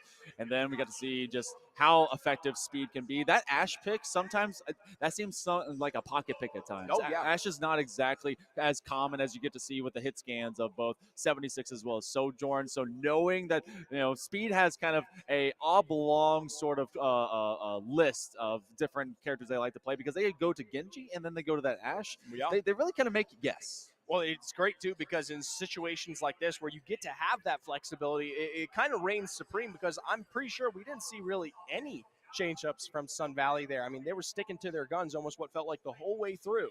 Yeah, except for just the Widowmaker. The Widowmaker came out for I a mean, second. Both rosters. Yeah, you got to yeah. try for the free picks. I mean, if you can. That's how Kings Row works. Yeah, I mean, the bullets got bigger by like 0.05 or something. So maybe it can be better headshots. Yeah. I don't know. Yeah. Either way, we do move our way forward. I believe this is going to be Flashpoint. So, game number 3, going to be seeing Flashpoint come in, Servasa again. And now this is like Control on crack. You just quickly have to go as fast as you can. It is a 1.5 points per second, so it ticks very, very quickly. And I mean, from what we've seen out of that previous Control, that came down to the wire, and it was a comeback by the Pumas that got them that win. Exactly. Yeah. And I will say, just to put it out there, complete clarity, it is almost identical to Control. You are still playing for a positional point, but the difference is you actually have to breach what I believe is 3 within the same round instead of separate individual major point rounds. Yeah, and that comes down to rotation, a lot of things of what we've been pointing out in terms of stagger. And when you have those kind of team fight engagements, it's either you have 1 or 2 lost out and everyone backs up, or you have to fight all in and then get wiped. Get everyone not like in the same kind of rotation, because these points also can be at a disadvantage because they aren't dead even in the middle. They can go closer to one side spawn. Yeah, typically I will say you do get to have at least 2 fights per point if you're confident. If it does not extend, though, we're talking full, complete 5 squad wipes, which, as we've seen from these setups, usually isn't the case. No, not entirely, no. And also on our other stream, in case you guys are curious, it is currently 3-0 series lead for Panther Creek as they are playing Push. So if you want to check any of that out while you're also checking us out, go to VESL GG on Twitch as well as YouTube. But we're also showcasing this 3rd place match, which could potentially get to the same position. The Pumas, well, they have that under control. They are trying to be the big monster under the bed that simply the Sun Valley program cannot overcome. First point going to be opened up here soon. Now, notably, Right Strain is back on the Brigette here. Yes. This is something we saw in the first Control map, which they did officially win, which can lead to a lot of really good pressure in individual pickups, but something on the counter is McLovin's Zarya. It's going to be something that keeps these teams particularly alive here as we see them fight. Both teams, though, just posturing for position. No one directly taking point yet. Triple United is going to be on that Tracer, which we've not seen them play. We actually saw that a lot with McLovin. Rexodon going down, but, very low, but not down. McLovin is going to have to really do a lot of battlefield management, especially with their shields. But I think Triple United that is off the field. That's a trade of Rhino, and a tank for a tank is actually kind of a big deal. Yeah, I was about to say tank for DPS there with McLovin really sustaining off of this 70% on the charge, 80 on the laser. That turns Zarya into an absolute beast. And I think this works better with McLovin as someone who loves to play off that power potential. Now sitting at 100, might as well make it once more, sending Vengeance home. Daisy with a flank, Speed looking for return their own. You've got to be super careful, though. Now with the Graviton Surge, after all of that damage, this stops the likes of Palisades in their track. But here's Rhino back at it again. Oh, man. And it's going to be one big rush down as Ren guides them the right way. You had McLovin infiltrating to that backline, 78% gain for the side of Sun Valley, but one big Kitsune rush from Ren gets the Palisades to be able to zoom through. And McLovin basically is still a DPS just with a lot of extra health. They've been able to just be beefier so they can last longer in those fights. I gotta say, it was a good move, though, from the likes of Sun Valley there, playing off the Graviton Surge, trying to get that early damage and sustain, so you just got an instant confirmed setup here. But in the end,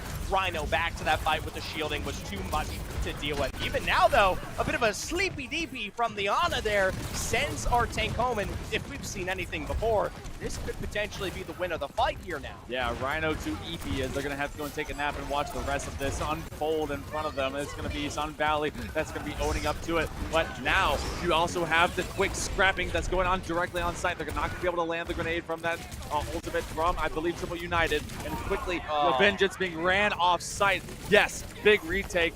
But this is going to be 82%. It's going to come down to at least one more scrap. I think they have enough time to just be able to touch points. They will definitely be able to get on point with McLovin, or my apologies, Rhino being that first one that was originally down. It will inevitably come back to a potential call of whether or not they go for it. In the end, don't close the distance. Instead, wait for the full recovery of the team. They had their 2 chances, and they were unable to do so. Now it is officially 1-up on the board for Sun Valley. One of their first major victories that we have seen in this best of 7.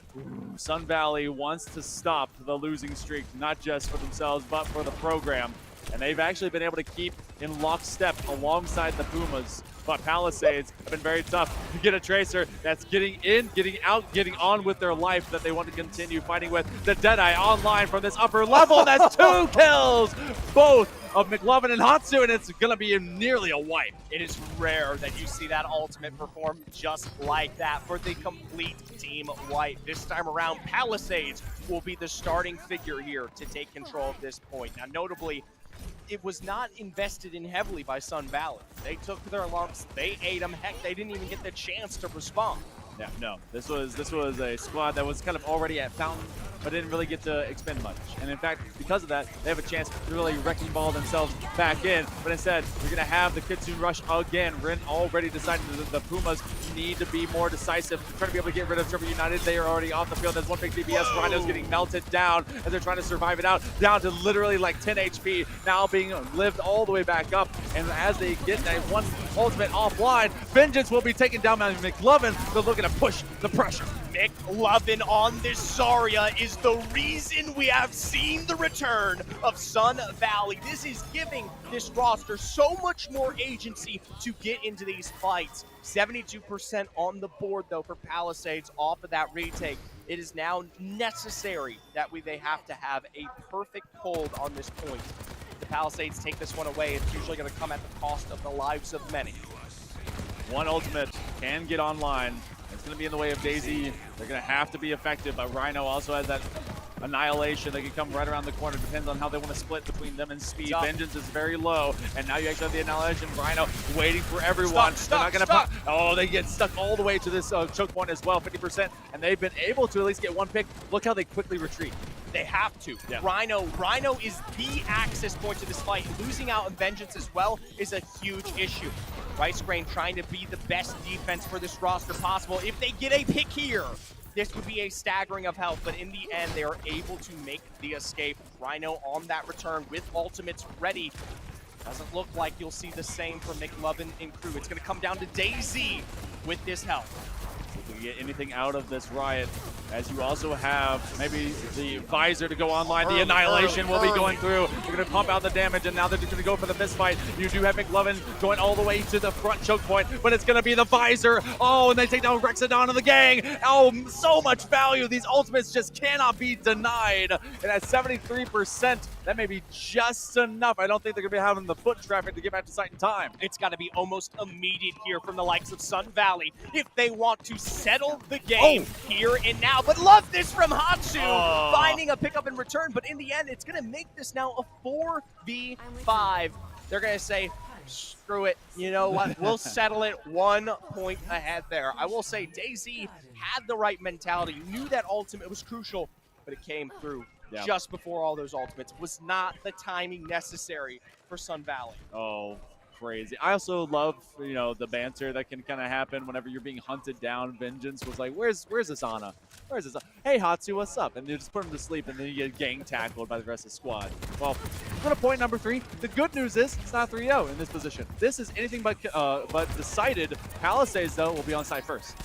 Yeah, that could be something that comes back to bite Sun Valley here. Nice heals up on the high ground, though, as once again, it is McLovin trying to posture on the Zarya. Triple United flanking from behind, though, is quickly spotted out. And in the end, with health down across the board here, the Palisades are deleting left and right. Oh, it's always Speed and Rhino. Rin actually was able to take out their counter support, and then Rice Grain finishes off McLovin. So the first fight again going over to the Palisades, and that's becoming a slight broken record. It's at least starting to skip on your favorite song, which would drive me a little bit crazy, especially with the Sun Valley Spartans trying to be able to find their footing.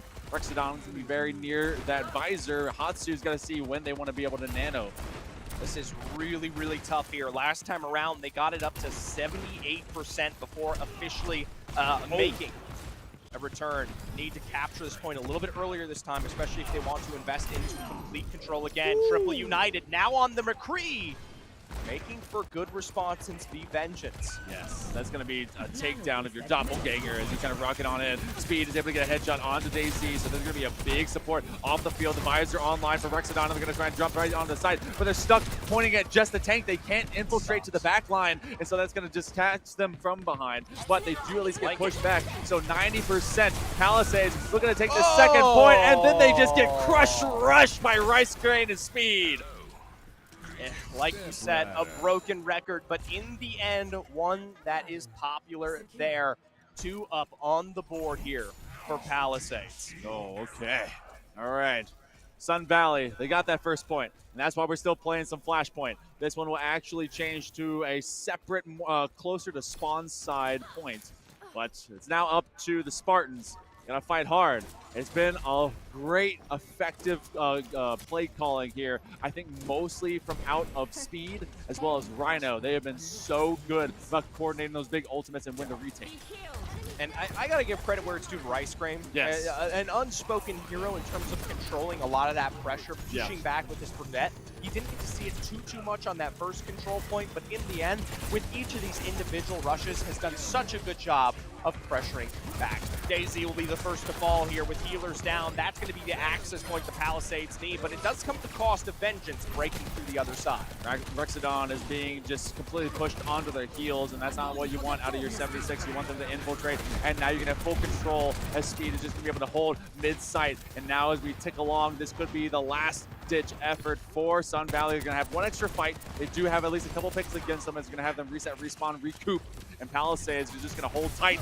A couple of ultimates online for either side. Got to see how effective this can be. Got to see where Triple United ends up, and Hatsu just trying to maintain their life. Really good with the wall down there from Hatsu. It will give them damage, but in the end is picked up by Speed nonetheless. McLovin trying to take advantage of this one with Blast on the other side. Will at least pick up Rice Grain, but necessary with the Zenyatta ultimate to keep them healthy. That's a big expenditure, even as Rhino is finding another. This is not the win Sun Valley wanted. Oh, and it may very well be the L that it will be inevitable. They have one fight left. They've got to get back to site in a hurry. Luckily, it's at least more on their side, so you'll be able to at least run to it quickly. Palisades is going to be playing up and away from site, so they have to go straight into the fray. They have to walk through them with only 10%, and they're ticking so quick. You're going to have the Kitsune Rush, and that's down. That's going to be a third map going over to Palisades. They will take Flashpoints, and now they're one away from taking this third place win.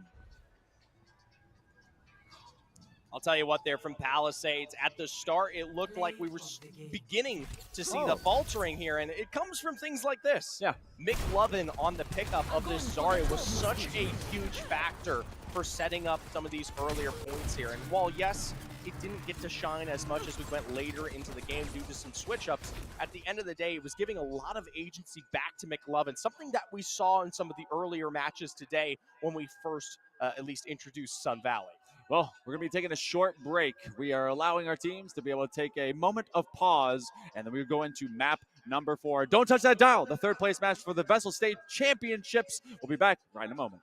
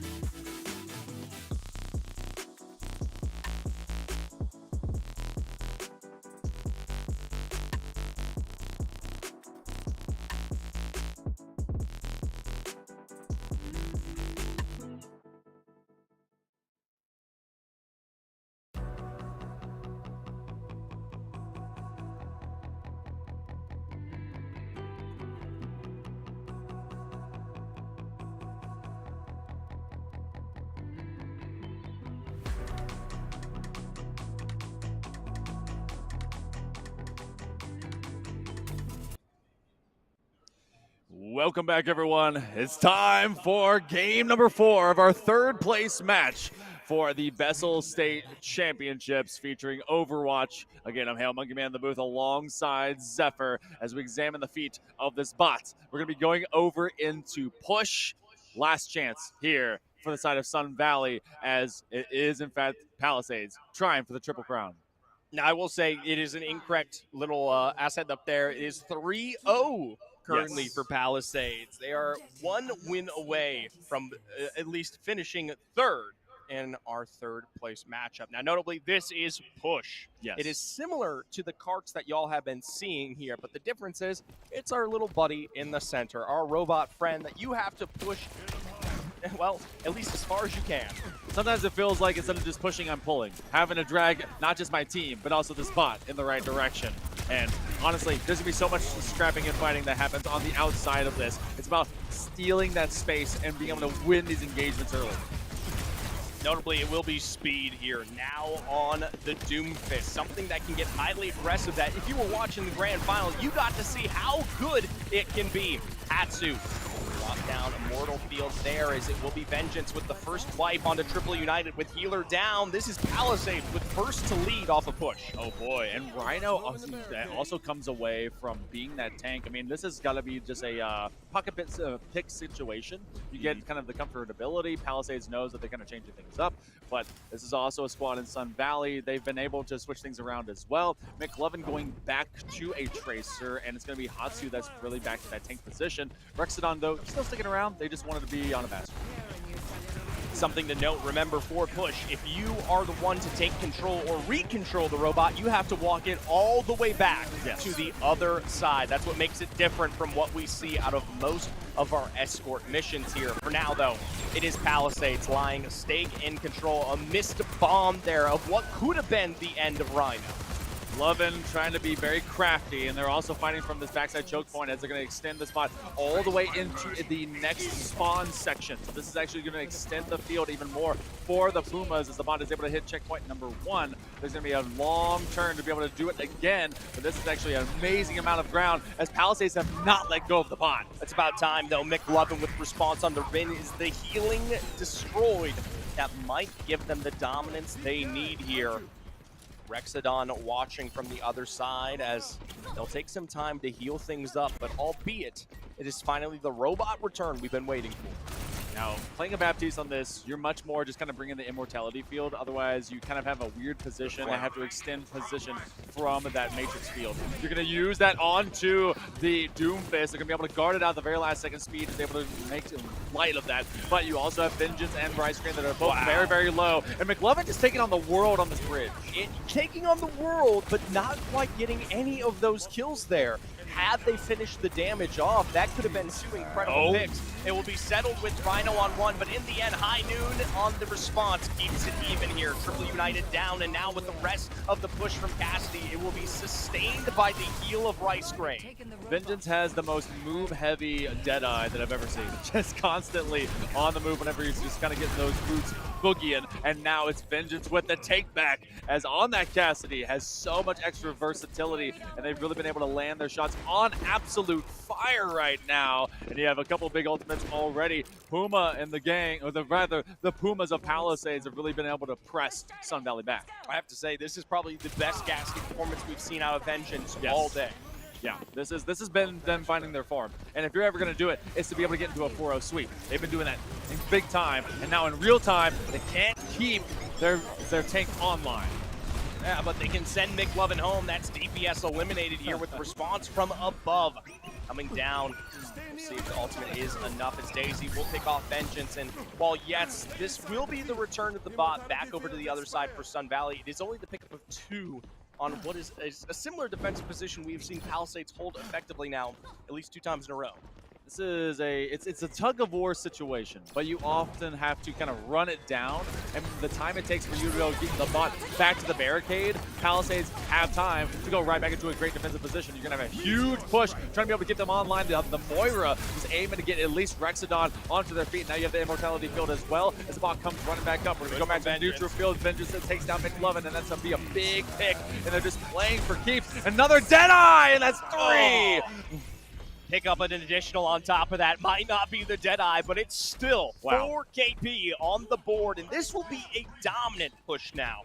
Have not been able to breach this corner as much since these initial fights, and finally should be able to shore up at least half the distance here. Now, notably with push, one big issue, though, is the fact that the closer you get to that other side, the closer you're taking it to the enemy spawn. Yes, that's why your spawn has to extend from it, and you find yourself in this weird, like, no man's land at times. But they also just have to be able to win these engagements, and so far, no big picks have been found by Sun Valley. The Annihilation getting used up by Hatsu just to be able to at least give themselves a good defensive position to fight from. Chasing down the Doomfist. There's a lot of mobility on this side. They're going to just sacrifice themselves. The speed will go down. Rexodon is able to help out, and the Palisade Pumas at least are fended off, but it's taking longer and longer for Sun Valley to go find their own barricade. Yeah, this is the problem they've dealt with, but for the first time, I will say off of this reset, they are probably in the best position to maybe get a push forward here. I say that, but just as quickly as they arrived, they've already set up at least the Statue of Two that makes it so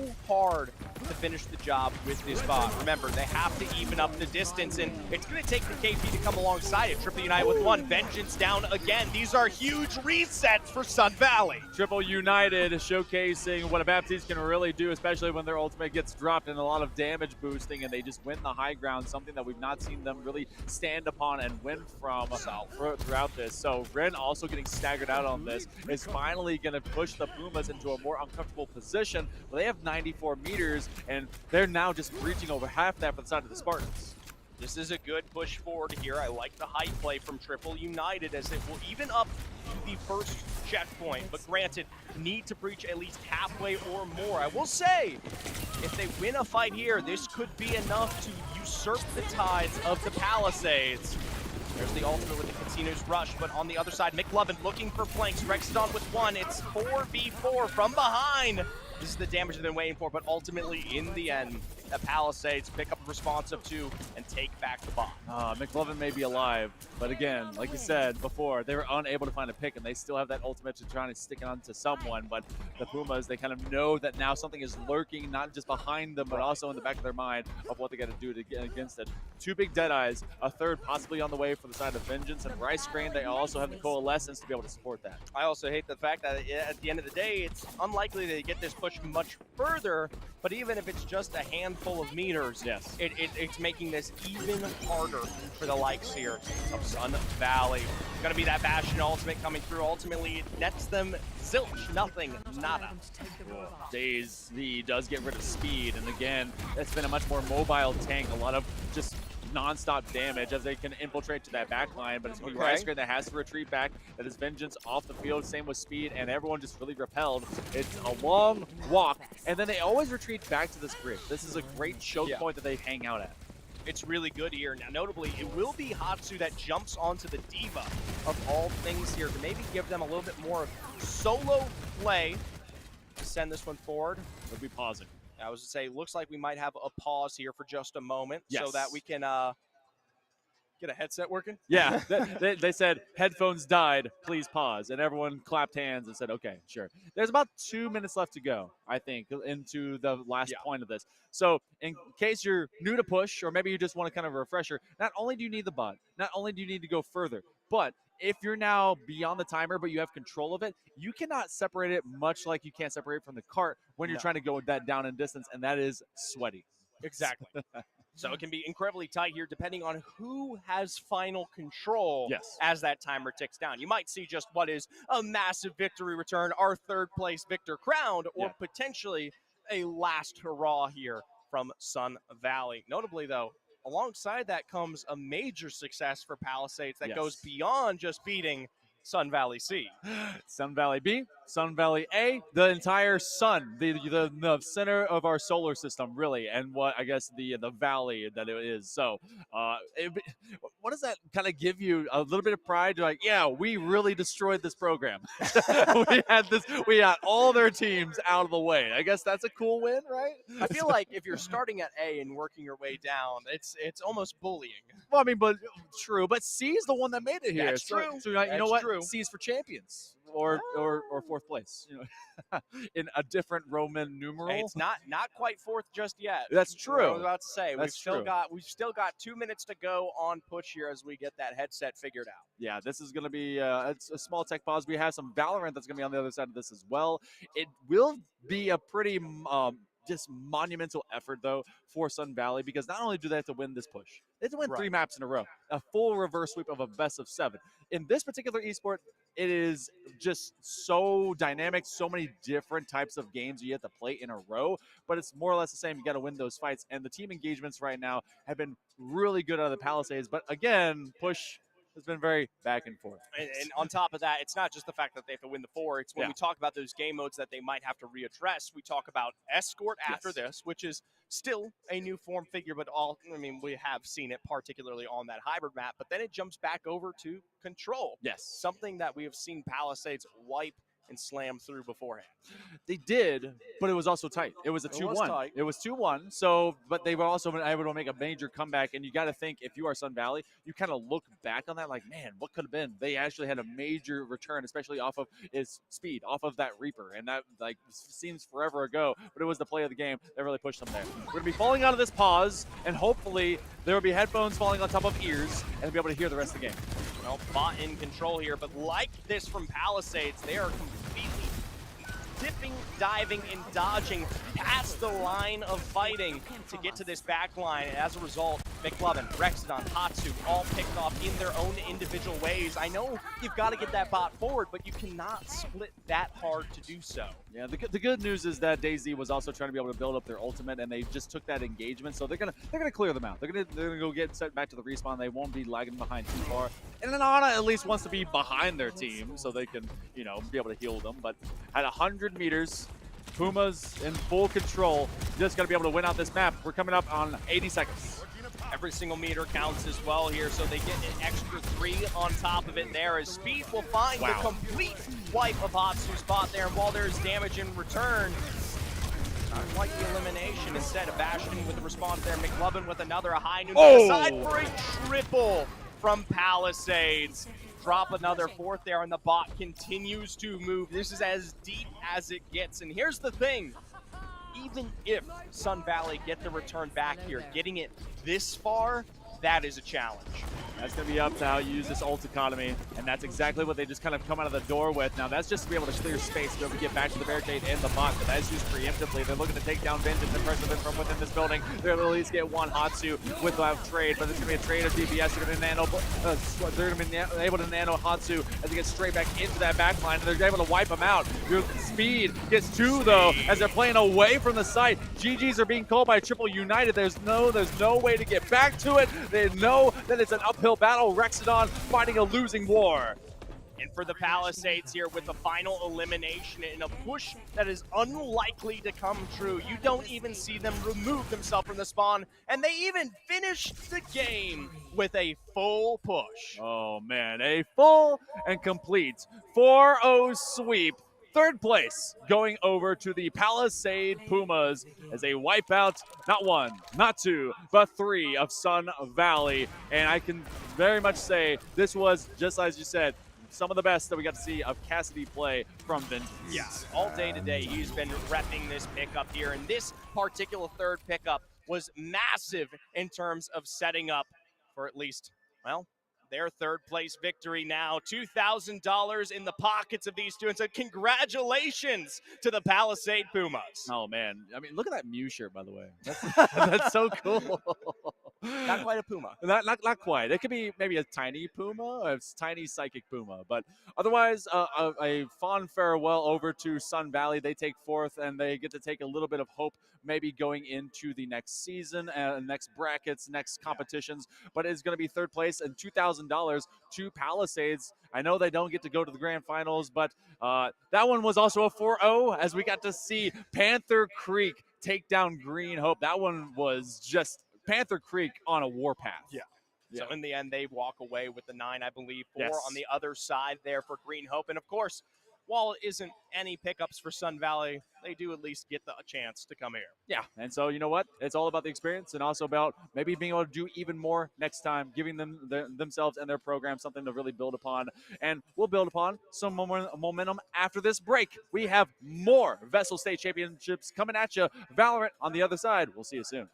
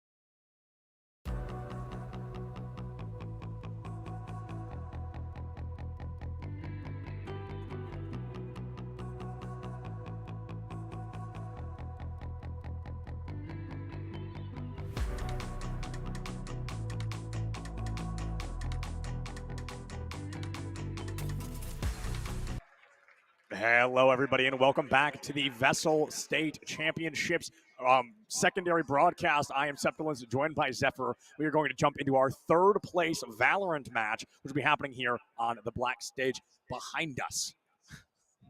At the end of the day, we've seen Green Hope and Audrey Kell make their way to the finals, but we still have to settle third place here between Green Level and Myers Park. That is absolutely correct. Now, Myers Park, we have seen on this stage already, but let's get to know him once again with Charlie back on stage. That's right. Thank you very much, gentlemen. We're going to announce our players here for the third place match for Valorant. First up, from Charlotte, North Carolina, the Mustangs of Myers Park. I'm wrapping up. Leading off for the Mustangs, it's Hausa. Next up, Nerf Chamber. Oak. Fine Night. And Boger. Let's wish the best of luck to the Mustangs of Myers Park. Gentlemen, you can go to your battle stations. Good luck. And then their challenger will be Green Level, hailing from Cary, North Carolina. First up from Green Level, it's Snitzel. Don't trip.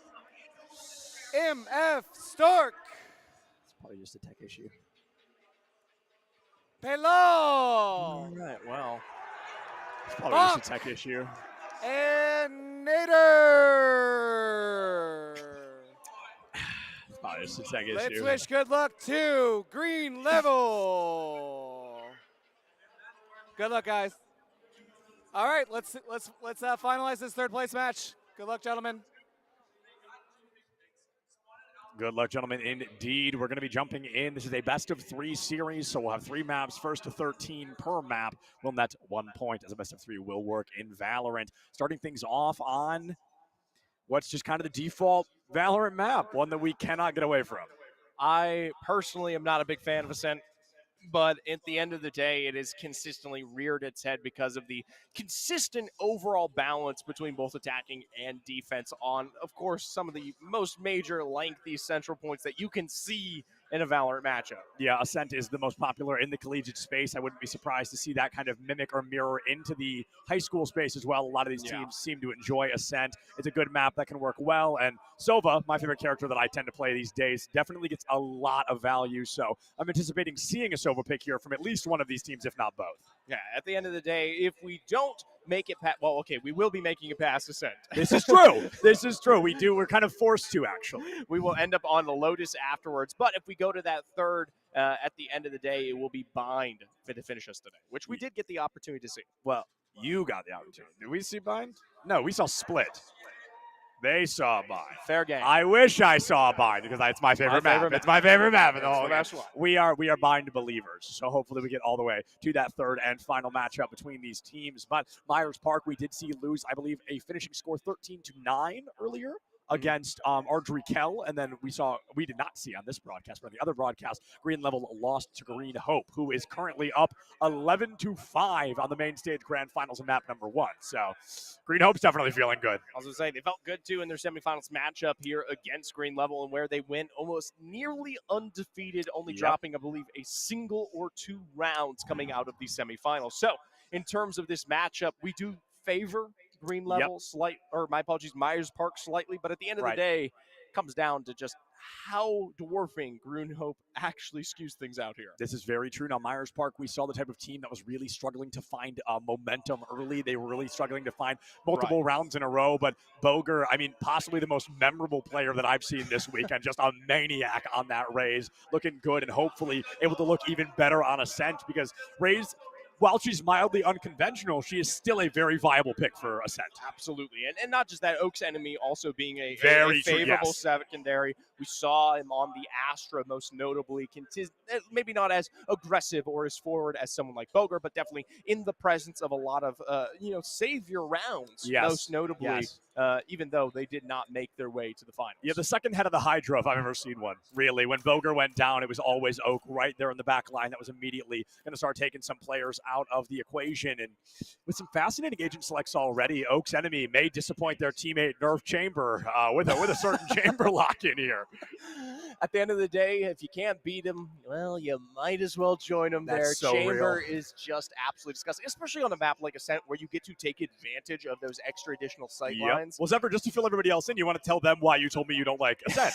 Because Chamber, he's the exact reason you don't like Ascent. Chamber plus operators make this map an absolute nightmare, and I would not be surprised if we see that kind of start to score that way. Even still, just a perfect Vandal or two just makes it so difficult for these teams to line control. But I will say, I love the complete unique drafts here.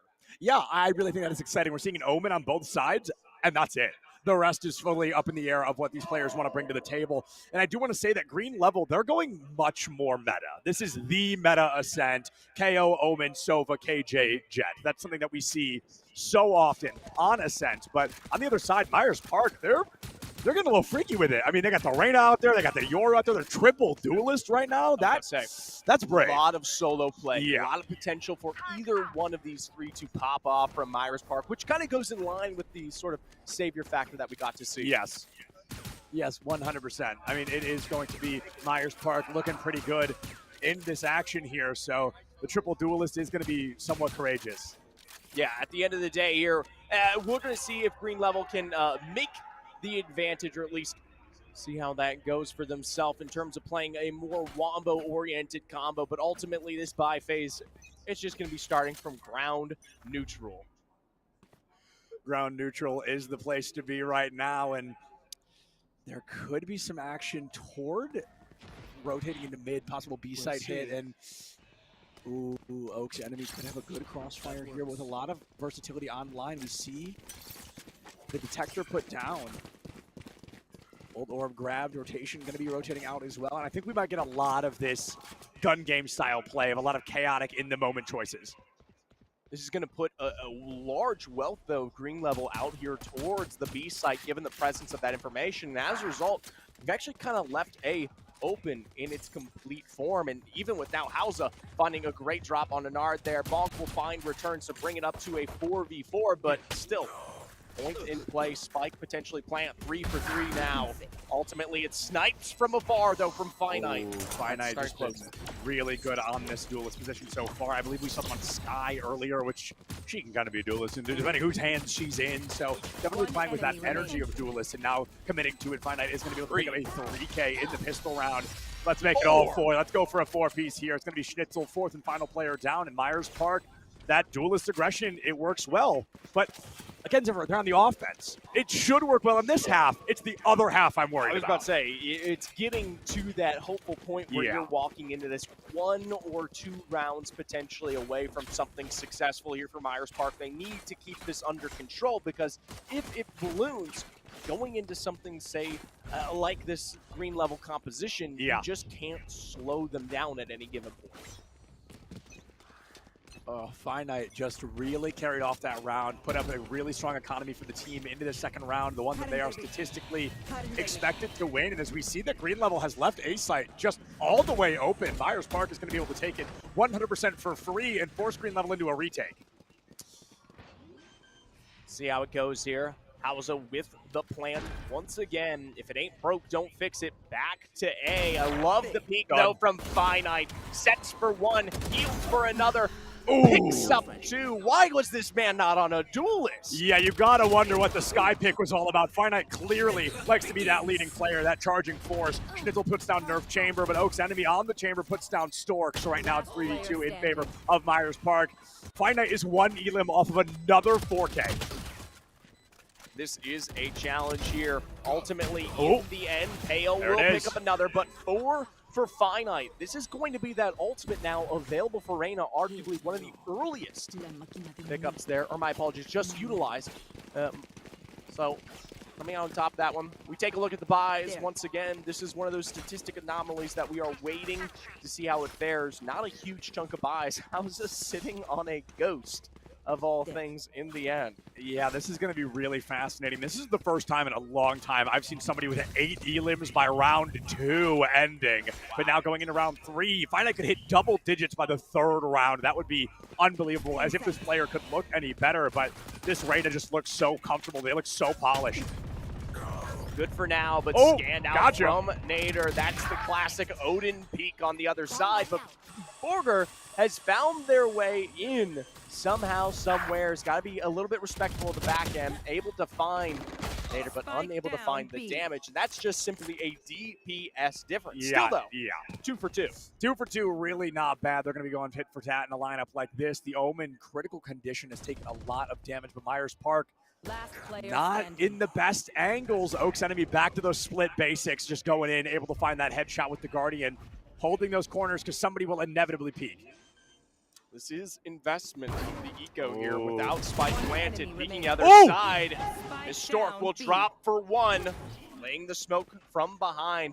That's going to give away that position, though, taking to the skies there with Peek over on the edge. That needed to be a heady. No armor either, down to 74 HP. That is 3 bullets or 1 headshot from death. And the headshot it will be. Oaks Enemy finding what will be the 4th round in a row for Myers Park. They are looking to get some vengeance after what was a very close semifinal. Oh, and look at Hausa. We were wondering about the Marshall pick last time around. This time, an operator will be something that finally it appears in a way that we were expecting. Yeah, the operator is something that we were definitely looking into seeing and never really got around to seeing early. If I'm not mistaken, it never really popped up. So we've got the opportunity to take a look at how effective it may be if they choose to use it. Great Sova Dart, one of my favorites from Natter there. Goes around sight toward that box and gives away the locale of the enemy team, but I think the dart was destroyed fast, so no intel gained. Still, though, a destruction of a dart is enough intel, even in itself there, for the likes here of Myers Park. Keeping control of center, you've got to be super careful with Hausa in the backside covering with that operator. We haven't seen a heavy cross yet, but ultimately, in the end, Miss Fork from the opposite side for Green Level. This is the first response they've sustained thus far. Plant still coming through. Party's over. A great elimination from Stork, taking Boger out of the way, and that was a player that I talked so much about being that power player, that leading force for the team. Is them going down finally going to help Green Level crack the curse, and it's going to be a 5v2. The weapons disadvantage from Green Level may be enough to keep it up. Oaks Enemy, some amazing spray transfer there. My goodness. This is why Oaks Enemy, we bring him up coming into this round. Inevitably, though, with the Hausa peak, this is an investment that you have lost. Schnitzel, the one to find their hands on this up as that defuse comes through. Green Level with their first win in return. And I think there was something really interesting about Hausa sticking around with the op. Saving is a good option. You don't have to push a 3v1. Yeah, with an operator, it feels pretty courageous. Well, now in the hands of MF Stork here, this is going to be an issue for the likes of Myers Park. They don't have that same level of control. Heck, they don't even have the same level of buys. Boger and Nerf Chamber, though, they're going back to old classics here. This is something they love to do between the Judge and the Bucky, playing those corners tight here to try and take advantage. Trying to take advantage early on. The operator not going to be able to find much value.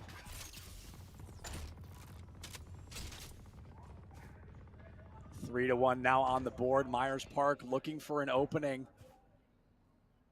Stealing momentum back would be perfect for them here because Green Level getting 1 round, they're going to start getting confident. They're going to start being excited, but and they might feel even more excited because Boger's down and out. Now with a fantastic double wipe there. Finite with another. This is the Finite that led early. Nader with the response on the piercing wall will not pick up, but again, this KO, Pale, able to find the third, pressuring to the immediate center here. Looking towards Nat. Hausa will get responses found on gun play. But still, this is not a lot of access for them to really start pushing any of these points here. I mean, yeah, you can't quite push past that confidently. Yeah, all of a sudden, any confidence you may have had was gone the moment you heard that op shot go off. And there's the teleports. That's it there. Teleport's clever, but the turret gives away the play. Giving away in market, 20 seconds left, so Myers Park either has to make it to a site with 4 seconds left to plant or find these 3 final eliminations. Hausa gets ready to approach, going in early. 10 seconds left. But swings right into that Odin, though. I was about to say, just heavy footing it into point there. Nerf Chamber, sadly, going to be unable to pick up the spike, just playing for the successful survival. Does try to look for Nader, at least in just a little minor potential fight. But in the end, it is going to be that reset. Myers Park unable to get the return. Rounds 4 and 5 here. And as a result, green level, like you said, a confidence boost, a momentum to play around, an econ to build upon. And now here for Finite and Hausa, really nothing to work with. Even Oaks looking to, well, Guardian, I was going to say, Guardian seems to be the handheld weapon favorite for Oaks, even on those 100%. 100%. Oaks really seems to like that Guardian, and I can see why. You know, the proof has been in the pudding pretty aggressively. The Elim's always second on the board. Five hostiles detected. Every member of Myers Park was caught out by that 0-point knife. So good. And Payal also showing up really big in these recent rounds. It's going to be that full push in, though, for Myers. A bit of a miss from Bonk there. What could have been easy headies, it still is rewarded with 3. Schnitzel on the 2. Payal once again. Oak, though, with the Guardian! That was an incredible spray transfer from Oaks. Swaps down to the Vandal, now gets the rifle in hand for free. Goes for the spray up top, loses sight of the KJ. Uh-oh. Other corner, there she is. Finite at least gets a response of 1 here in the 2v1 situation. Stork still trying to work with that operator in point-blank range. Sitting on 60 HP remaining. Listen, though. if you're fast enough, that's a great shotgun. Let me tell you. If you're fast enough, it's a good shotgun, but you got to get that aim down sights first. 35 seconds, has not planted, does not even have the spike. And just crosshair, wrong place. Nader knew exactly where you were, just like a Cypher. 3-3 on the board. That was great, though. In my personal I opinion, for Myers Park, who go into that round with little to no eco, surviving that far and picking up at least the KP that they do between Oaks and Finite. I mean, that has green level shivering in their booties. Yeah, and I think you're spot on, Zephyr. I think you really are. But in those scenarios, you know, when you lose the round, I always say try to make it expensive. Try to get 3 or more eliminations to wreck their econ a little bit, and that was done. That was a really good play from Myers Park. It's tied up. They're not losing. They're keeping it strong. But green level, after a couple of round warm-up, they are really starting to show up. Well, full ults, full eco, both teams. This is the test of their full power here. As we will see, at least Euros expended here from Myers Park. This is that kind of aggression from Duelist we were waiting to see. Ultimately, it does come back to bite Bonk just a bit, but not quite enough to send them out. Sova's response from green level will look like nets them nothing as Hausa to find first plant here. First plant in 4 rounds, I think. It's been a little while since we've actually seen the spike go down, and as Myers Park has already forced green level into a retake, this is going to be big because green level's biggest enemy right now is the clock. It is not the enemy team. They know that they have a finite, no pun intended, amount of time, and then they need to try and work with it as fast as they can. The flash is out through the smoke, 5v4. Oh, I've Boger. seen this. I've seen this. I know this one. Oh, never mind. And apparently green level's been watching.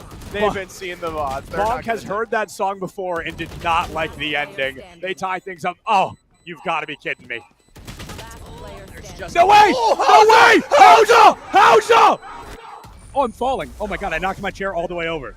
I'm fine. Everything's fine. I got really excited. I jumped out of my chair and I fell over. But we're fine. What a play from Hausa. What a hero. What a hero. Last second save on the spike there to give them the round. It's an expensive save, though. Very much so. Literally Very the much last so. possible moment. Personally, I don't even think, other than just the score itself saying 4-3, that is the only win to come out of that round. In the end, it does seem like green level come out just slightly ahead in terms of setting themselves up for this, my apologies, I think the good news from Myers Park is they finally got the operator out of Green Level's hands, but the problem is it took 3 rounds, so now Green Level can just buy one. They don't need to hold on to the one they got back in round 3 anymore. So I think that's kind of a negative deficit to be in. Ooh, great flash goes out though. Finite into Nader. Going to be a 1-1 trade though. And hey, even with the Sheriff, you got yours. That's pretty impressive. True. Schnitzel looking though on the edge here, knows that when that smoke comes down, well, you can pay the Viper there. Oak's an enemy. Someone I do worry about consistently playing around. Still on the edge, gonna set up some at least cover for now. Plays back towards the smoke, but this is just tightening up. Payout with another, and for Green Level, this is looking more and more like their round. Like a boa constrictor, but all of a sudden, the rat being eaten comes back to life, and Oak's enemy drops 2. The Headhunter's a powerful weapon, but the Vandal is powerfuler. Additional damage in play there as it will be Oaks that almost once again is a savior to this roster. We continue to tie up the scoreline as we make our way through the very first attack on defense. With 4 rounds to go, no one dominantly is holding a lead in any way that I would really be able to predict what we'll be seeing in the future. And I think this is the first round, maybe in the 8 we've seen where all 10 members are buying rifles. We're seeing full shield, we're seeing full rifles. We're going full buy on both sides. Oh, never mind. Not full shield, just full rifles. Full rifles at least, but the shielding is a bit weaker on Myers Park here. Ultimately, though, when it comes to Valorant, I never... Headshot. As I was saying, they're skilled enough to find a headshot. It's a discussion in the pro scene right now as well, how valuable really is armor in a lot of situations when everybody in lobbies hitting just headshots.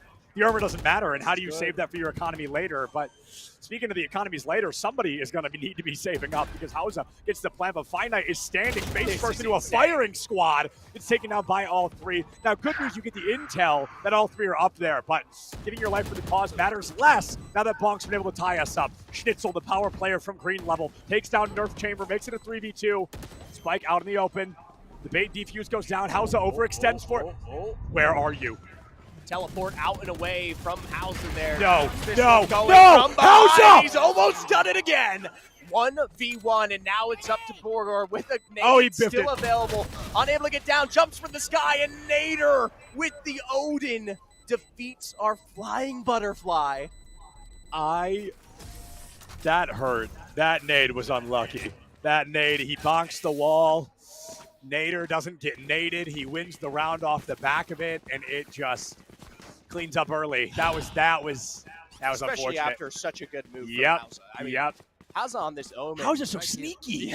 He's so sneaky. And that's Omen. That's the way you should be playing this one out here. In the end, though, with the ripples of the effects of these rounds is definitely seen just as hard as well. You can see that pickup there for full Vandals in play for the likes of Green Level. For Myers Park, they're going to try to eco this one out to see if they can get a solid return going into those final 2 rounds, but ultimately should not be. I mean, I can't believe they're using Yoru ultimate off of this. Yeah, we're seeing the Yoru ultimate, I believe, but the what's it called? Tour de Force from Myers Park as well. That free chamber operator you get once per 8 ult orbs is huge. I think it's it's a free weapon the way that a Blade Storm may be. You can get a rifle off the back of it. Finite swings wide into some bullets, 19 HP left standing. And that fragment grenade forces Finite to relocate and reconsider their options. Straight through the smoke, no holds barred. They're going to see if they can make their way into B. Remember, this is a round that they're looking to quote-unquote lose in many ways. So with Nader off of soft peaks, that Odin has continued to rip big here for Arso.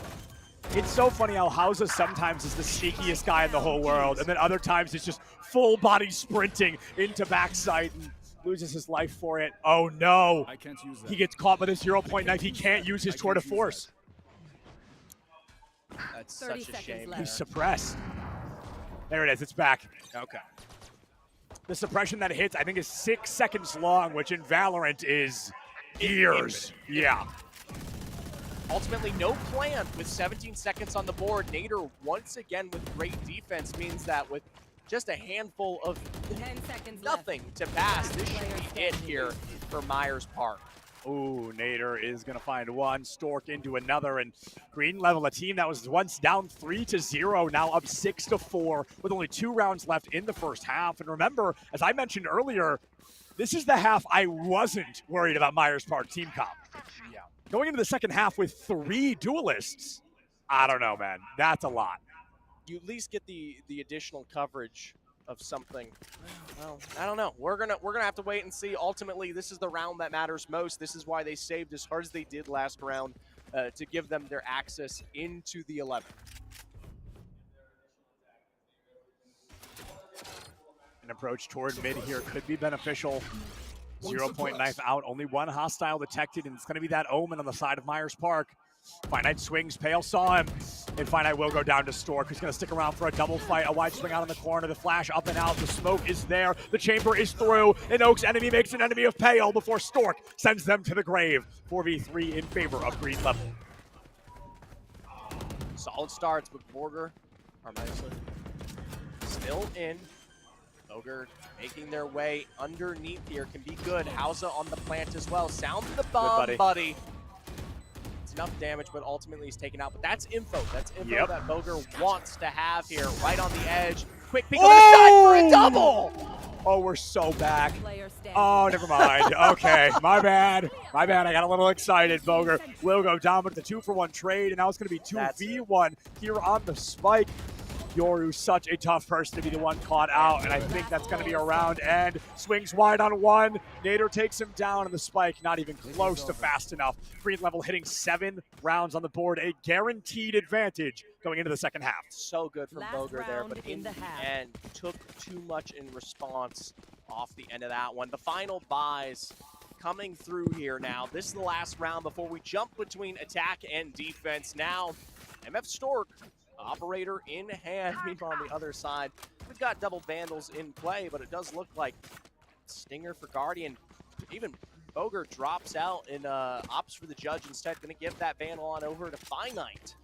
Yeah, I think that makes a lot of sense, honestly, with the way Finite. It's actually something that teams don't do that I'm often very critical of. If you can afford a rifle, give it to the dude that's getting kills with the rifle. Like, don't waste your time on a player that is a little bit lower. Nerf Chamber gets some great information, can get the read on where some folks may be. Appears up behind Nader, and I think a shotgun would have worked better, but hey, you did it. So who am I to be critical at this point? Schnitzel continues to find one each round at a time. Myers Park going to be in the Green Level 4v3. Spike plant down for the first time in a couple of rounds. Hopefully it won't be diffused, but Boger gets diffused by Schnitzel with a bullet to the brain. Unable to really get that ultimate out there successfully, but Pale goes down as this KO. Double peeks from other sides here as Bonk will find Oak's enemy. A single Hausa left alive, peeking from opposite angles. Try to see if we can get a bit of a blind. Doesn't find it, and as a result, Myers enters our second half. 4-8.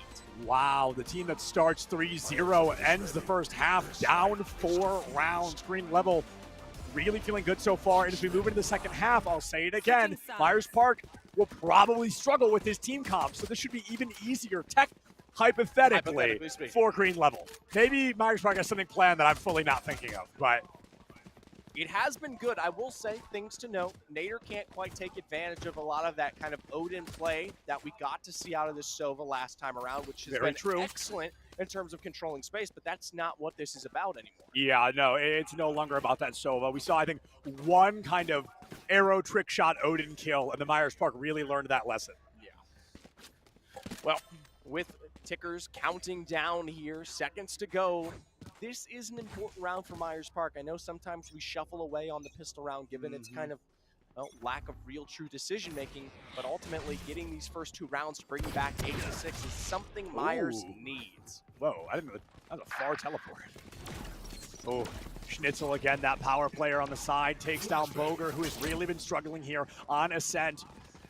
A good rotate into the side here. Going to be 1. Cannot double it and give it to anybody else. Pale will take Finite out of the equation. And Green Level already up 4v3 here on the 10th round. That's not correct at all. The 13th round.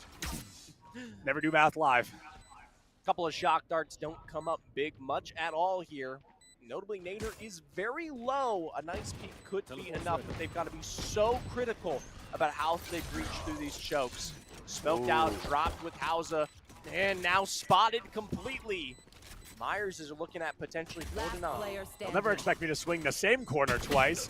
Oak's enemy is going to be taken down, and Nerf Chamber will be eliminated by Bonk as well. Green level, they are really starting to wake up. The momentum has consistently rolled on their side, and it looks like it will not be stopping anytime soon. Schnitzel 18 and 10 right now. We'll see how it goes here. Schnitzel leading now with bullpups in hand for Bonk and crew. This is a bit of a deeper buy than I expected, but for Myers, nothing. They are. This is Kind of what you got to do sometimes. This is probably one of the most thrifty rounds I have seen in a while. Yeah, Not this is a single buy. This is what I tend to do in the second round if I lose the first, just to make sure my economy is working as well as I need it to. Going into the third round, you want to have as much as you can. If you're supposed to lose this one anyway, why not just kind of not spend anything? Well, in the end, no damage sustained thus far. You can hear some of those bullets rip, but Oak's still looking for pressure behind. This is going to be a big difference, but that owl drone, you kind of lose. You kind of lose your power there. Honestly, I love Sova. I play him all the time. I almost never use Owl Drone. I don't think it's a very good ability. But I mean, maybe you get intel like if we just get there, you can get a little bit of information. But overall, I just think it's not really that fascinating. And this round kind of makes that same opinion. Green level just dominating here in round 14. You got to stop doing that. I'm pretty sure that was right, though. That was I'm correct. pretty sure that was correct. Just because you're hitting 9s doesn't mean you need to search for 10s. I will say, Myers Park here will be able to, I suppose, save. I don't know what Finite is saving. Yeah, You might as well. You might as well. Save my classic, you know? We got to make sure. No freaking way! No way, dude! Oh. Okay. All right, that was cool. All right. That was cool. Well done. I was about to say, it was not a smart decision until you absolutely blistered the counter rotation. If there. it's a dumb idea, but it works, you know? Was it ever dumb to begin with? As like Sepp said earlier, make it expensive. Period. Period. All right, Myers Park now on the fullest of buys here. Just Nerf Chamber sitting on lower armor. It's going to be running into Stingers, Sheriffs, Bullpups, and Phantoms of more here. This needs to be the win for Myers. If they lose out on this one, this is too heavy of a buy. They do not get to make another return until what could be that final round, and even then, it will not be a solid start. Oaks, clean. It's going to be 1-1. You always take those as long as you're getting one of your own. Nader with a blind fire spray into Finite will dismiss that Reyna from the equation. Green level now up 4-3. Never mind. Now it's tied up 3-3. Boger, incredible patience. Nice. Wow, double it. Give it to the next person. Can we see one more? Pale goes down as well, and Myers Park, not to get us DMCA'd, but for the first time in forever, had a lead, and now they lose it because Schnitzel still standing. Bonk and Schnitzel making for heavy rushes to be there, looking for one final shot, can't find it.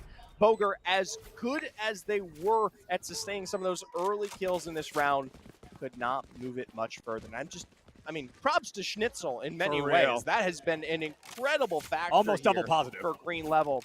An absurd start, and now 2 rounds away from leading into our best of 3. Actually, wow, that is incredible that Schnitzel is 1 elimination short of double positive. Nader is double positive at 16-8 right now. So we almost have 2 players that are running the battlefield here on the side of Green level. And just a reminder for those that may not be super familiar with the game, Green level needs 2 more rounds. It's first to 13 to win this map. So they are very close to walking away with a round 1 win. I'll tell you, on the opposite, Myers Park doesn't need a Marshall here. This is true. This is true. Loving this Marshall, and it has been the bane, I think, on this pickup here.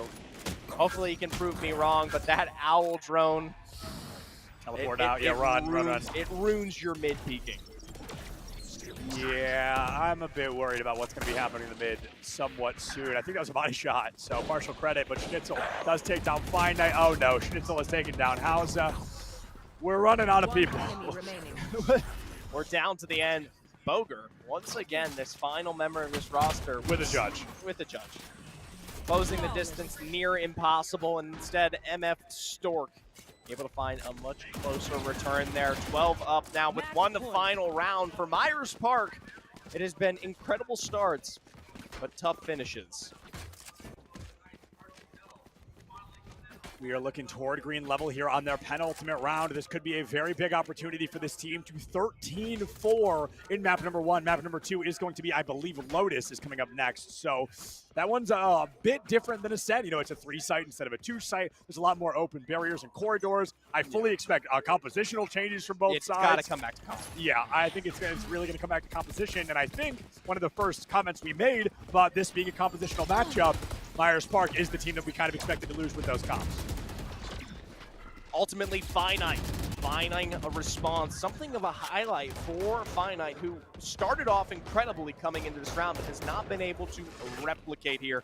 A smoke will give the safety to find back towards the corner, but in the end, Bonk peeking out. Hausa from behind. Myers Park, 4 players. Green level the very same. Teleport goes out. Pale does go down to Finite.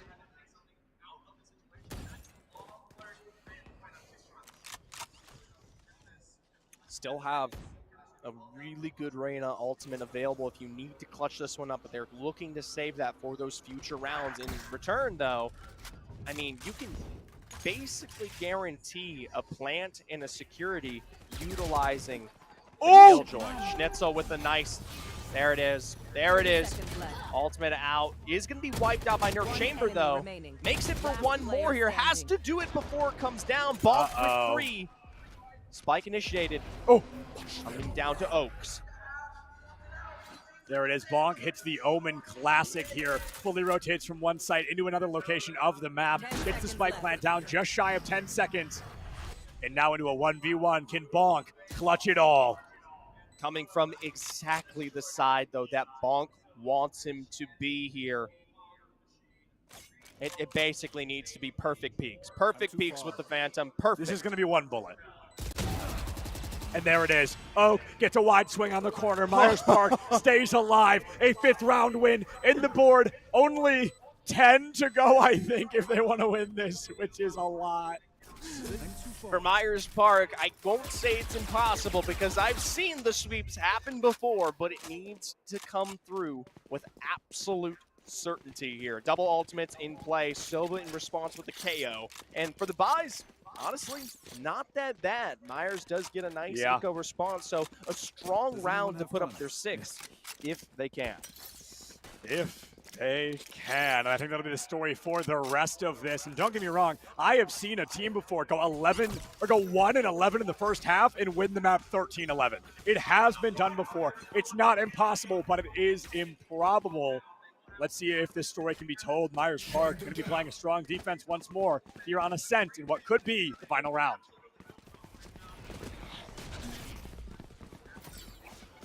Owl once again searching for info, but honestly being blinded out in many of its own ways here. Schnitzel with that first pickup on the Nerf Chamber. That's one of those high key ultimates no longer allowed in play as that plant to fully come through.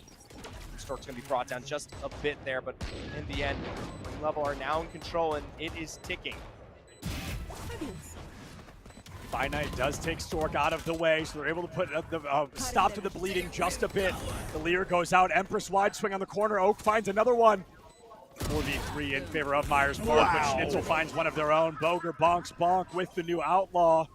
And Nader, last player standing, makes it a 1v1 once more. Running for the hills here. Nader might not even peek, but in the end, it's over. The Sova ultimate doesn't use it. It's over. It's over. Just going to peek it out on the side, and in the end, 13-5, Green Level take game 1. That was unbelievably smart from Nader at the end there, I'm going to be honest. Knew that the Reyna would expect the second shot. So he rotates up and out instead, gets in the way, takes that shot out. That was a really well done way to wrap up that map. And from none other than Nader, someone who really understands the potential of playing out some of those sight lines, even the ones that don't exist. Yeah, even the sight lines that the rest of us have never seen before. But Nader really doing a good job. 3rd highest elims in lobby, but it is Schnitzel that does go double positive there. 26 and 13 in total. Finite in second, 22 and 16. Very, very strong performance from them. I'd argue the strongest we've seen thus far. Yeah, I will say, though, very surprised to see Boger so far in behind coming into this one, especially on something that is I will say, not even that unfamiliar for Moker. Sitting on something like that raise is more of a commonality than anything. Now, granted, though, they've got the distance to boot to deal with on Ascent. Lotus, though, not a ton better. Yeah, not a ton better at all. And we're going to see Lotus in just a couple of minutes here. So we're going to go ahead and throw it to a super short break, let our players catch their breath a little bit. We'll be right back with our second map in just a few minutes.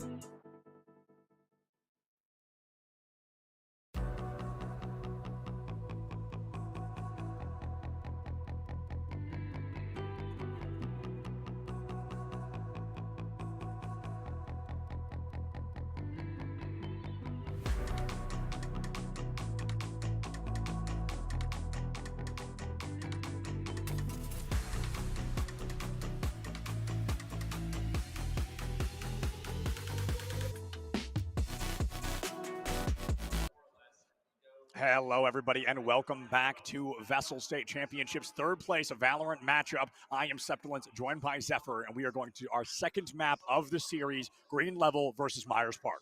Now, off the bat here, it is going to be Green Level, who leads coming out of our first game in a kind of dominant fashion. Notably, It didn't yeah. start that way in the end, with Myers Park picking up a 3-0 beginning, but in the end, we're only ever to pick up one additional round.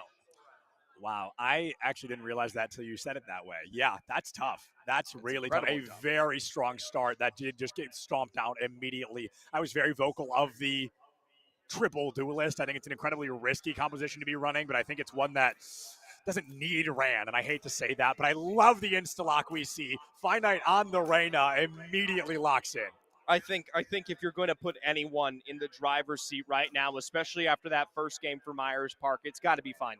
Has delivered in spades here to give this roster their credence. Now, and on top of that, putting Hausa back on things like the Cypher, returning here Oaks to that Astra. These are solid pickups that are going to at least give them a lot more play, whether it be defense or attack. Yeah, a lot of play is viable here, and I love that we're seeing Viper. She's one of my favorite characters in the game. We have an Astra back on both sides. We've got Hausa on the Cypher that we saw earlier today, so a lot of really strong agents returning here on Lotus, and I really like the Cypher pick because he is one of two agents, the other being Killjoy, that can lock down a site by themselves. And when there's three sites, that's so valuable. Can be super good for Myers if they get to lay stake in control here, but granted, it's just as much for Green Level, if not especially with the Viper of all pickups. That can be really dastardly to what you want to do, because at the end of the day, every once in a while you pop that ultimate, it's almost what feels like a guaranteed round. Yeah, no, it is a guaranteed round with a couple of these ultimates. Viper's Pit is just so lethal, too. It's so easy to get in and out of. The Rolling Thunder goes for an insta-stun. Can be super powerful overall, and there's a lot of versatility that can come through strong. Seconds away from jumping it's in taking here. A long time to load. Valorant, lots of processing power, some say these days. No, oh, I heard a sound. I heard a round ready sound, so I'm hoping that it loaded. Is it a we from? Okay. Valorant, am I right? Am I right? I'm curious to see as it comes back down to less of the mere matchups once again. Notably, it is going to be Oaks v Vonk on this Astra of all things. Everything once again, though, completely separate in all places. So, I mean, we do still see Boger back on that Raze with the switch up of Finite once again from earlier. Now Sky to the Reyna, more aggressive potential, but things like Schnitzel moving away from that Killjoy onto the Chamber, putting more of an aggressive entity to face here. And I've gotten confirmation that this is a tech pause. I didn't know you could tech pause right here. I thought you had to go into lobby, but it seems like they got it all figured out early on. So that's very nice. Got it out of the way before we jump in. And now we are finally ready to jump in. Plenty of ways to jump in, but we'll see if the buy phase stunts for just a second, as we are going to reintroduce another pause. This time around, though, you will be able to see what they get up to. The shenanigans that happen behind the screens. Weird Valorant question. Yeah. Do you get your ammo back? In what, during a pause? I don't think your ammo releases during a pause. We're going to find out from Stork in a second here. I don't actually know. No, yeah, it stays the same. Oh. So ammo right now doesn't count. I was about to say, could you imagine going into a pause and you're just like mindlessly spamming, use all the bullets in your gun? You start. Hey, been there. Am I right? I have not been there. I was going to say, I don't think you've ever been there, Seth. I have never been in a Valorant tech pause in my life. Or at least I'm not in the game. Have you ever been in, have you ever been in any intra-game tech pause? Yeah, I played collegiate Overwatch. Really? Yeah, for 2 years. I did not know that. Really? I thought you did know that. Yeah, I played collegiate Overwatch for 2 years, so I have unfortunately been in way too many tech pauses, to be honest. I was about to say, the only pauses I've ever been a part of have been Apex Legends pauses. You've never had like your Weather Channel broadcast pause? None of that's ever None of the forecast? No, usually that's live. Wow, that's so scary, actually. I hate that idea. We're live. No, we're not. That's true. That's This a is myth. recorded. We're all lying to you. None of this is live. Don't look behind the curtain. Don't look behind the curtain. This is a record. This is a recording. It's like a physical record. I'm like a really old record player.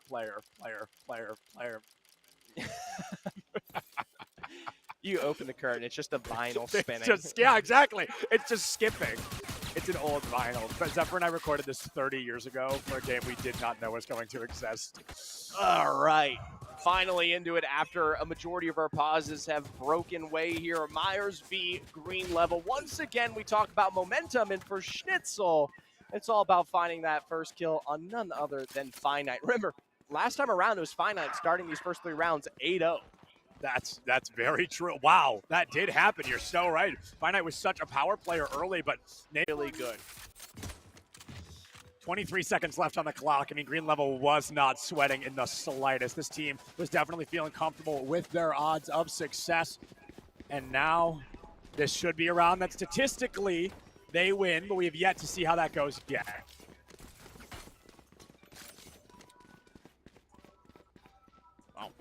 Eyes out on the board for Green Level here. Should be the loss for the side of Myers Park, but in the end, Nerf Chamber and Oak still sitting on the double sheriffs. That's going to be potentially something they can work with here as we are making sure to turn off cheats. just really making sure. Just really want to make sure everybody's playing viable. And Stork might, no will, with a Marshall nonetheless. A beautiful shot off rip. One player has come through early on, and 5v4 could be huge. See how this round finishes off here. Major Marshall shots in the form of MF Stork. Doesn't end up with really anything just yet, but still, pressure is pressure. They've all made the cross, though, off of the Astral Gravity, and as a result, they will pick up one, but it comes at the cost of another. Schnitzel again. Oh, we didn't even get to talk about the fact that Schnitzel's on Chamber now. I didn't even cross my mind until right now, but Schnitzel playing Chamber, and actually that Killjoy playstyle was very Chamber-esque, so I'm not excited to see, I am excited to see, rather, how well Schnitzel can do. Wow. Something for them to set up in some of these later rounds. Schnitzel, though, I imagine him on Killjoy previously, which is a far less aggressive option, and now is enabled on something like this Chamber. That can be quite terrifying. This is the big round for Myers Park, though. Full buys across the board here. Full pumps on the other side. And that's my favorite thing to do. That's my favorite thing to do. The hyper swap between my knife and my gun over and over. I wish they would increase the volume. I agree. Every time you do it, it should get a little bit louder. Couple of nades out here from Boger, and this is something as they've tried to break through with Axis on this raise many times before, and this is usually where we saw Boger shine. But for Nader and Schnitzel, they're on something else here, literally catching Finite on their own angles. At least Oaks is there to clean things up, but it's still 4v3. Bonk now smoking things out. Oaks is the Myers Park player in these last couple of maps. I mean, really has been showing up and showing off quite a bit, but now Nerf Chamber, a little jealous of my analysis there, wants to get on some play of their own. Nader's been so talented, but 15 HP, I just don't think you can do enough there, so that will be a 2-1 on the board. Still in favor of Green Level, but Myers Park back in the mix. I was about to say, Boger just as aggressive in terms of setting that one up there. Double pickups and finally return to nature for our raise that we've been waiting to see. Gonna point this out again. It's not quite as open as Ascent, but the operator is still picked up for MF Storm. Oh, that's definitely a choice. I don't love it, I don't hate it, but round 4 is just a really early time to be busting something like that out. And if you lose it, you hand it over to the enemy team, and that can be really detrimental. But Stork, if they chose to buy the op, they're going to hold on to it, and they will take Oak out of the way here. That's going to be a huge player pick down, as Oak has been that powerhouse for Myers Park. I'll tell you, you get usually just that one. Yep. And then everyone's a lot more respectful of these peaks. And so now all of a sudden the round slows way down. Lotus has completely changed, not just here and now, but potentially for these future rounds, depending on how Myers plays this out, if they do not sustain or find that operator away from MF Stork. I did cast a broadcast one time where a team both came through and went into and both teams agreed to never op because they all wanted to play fast. They fully like gentlemen's agreed. They were like, oh yeah, let's play completely just by ourselves, no ops, and it was so fun actually. Love this move on the other side from Finite, but having some struggles to get in, and instead allows for access for Plant. Bonk, though, with a response of their own as Payal with cover. Sky on these heels as Nerf Chamber with another. Keeps it 3 for 4 up on that board.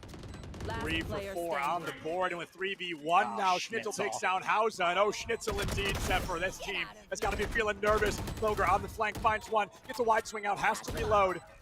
No bullets, 25 bullets, no reloads from here on out.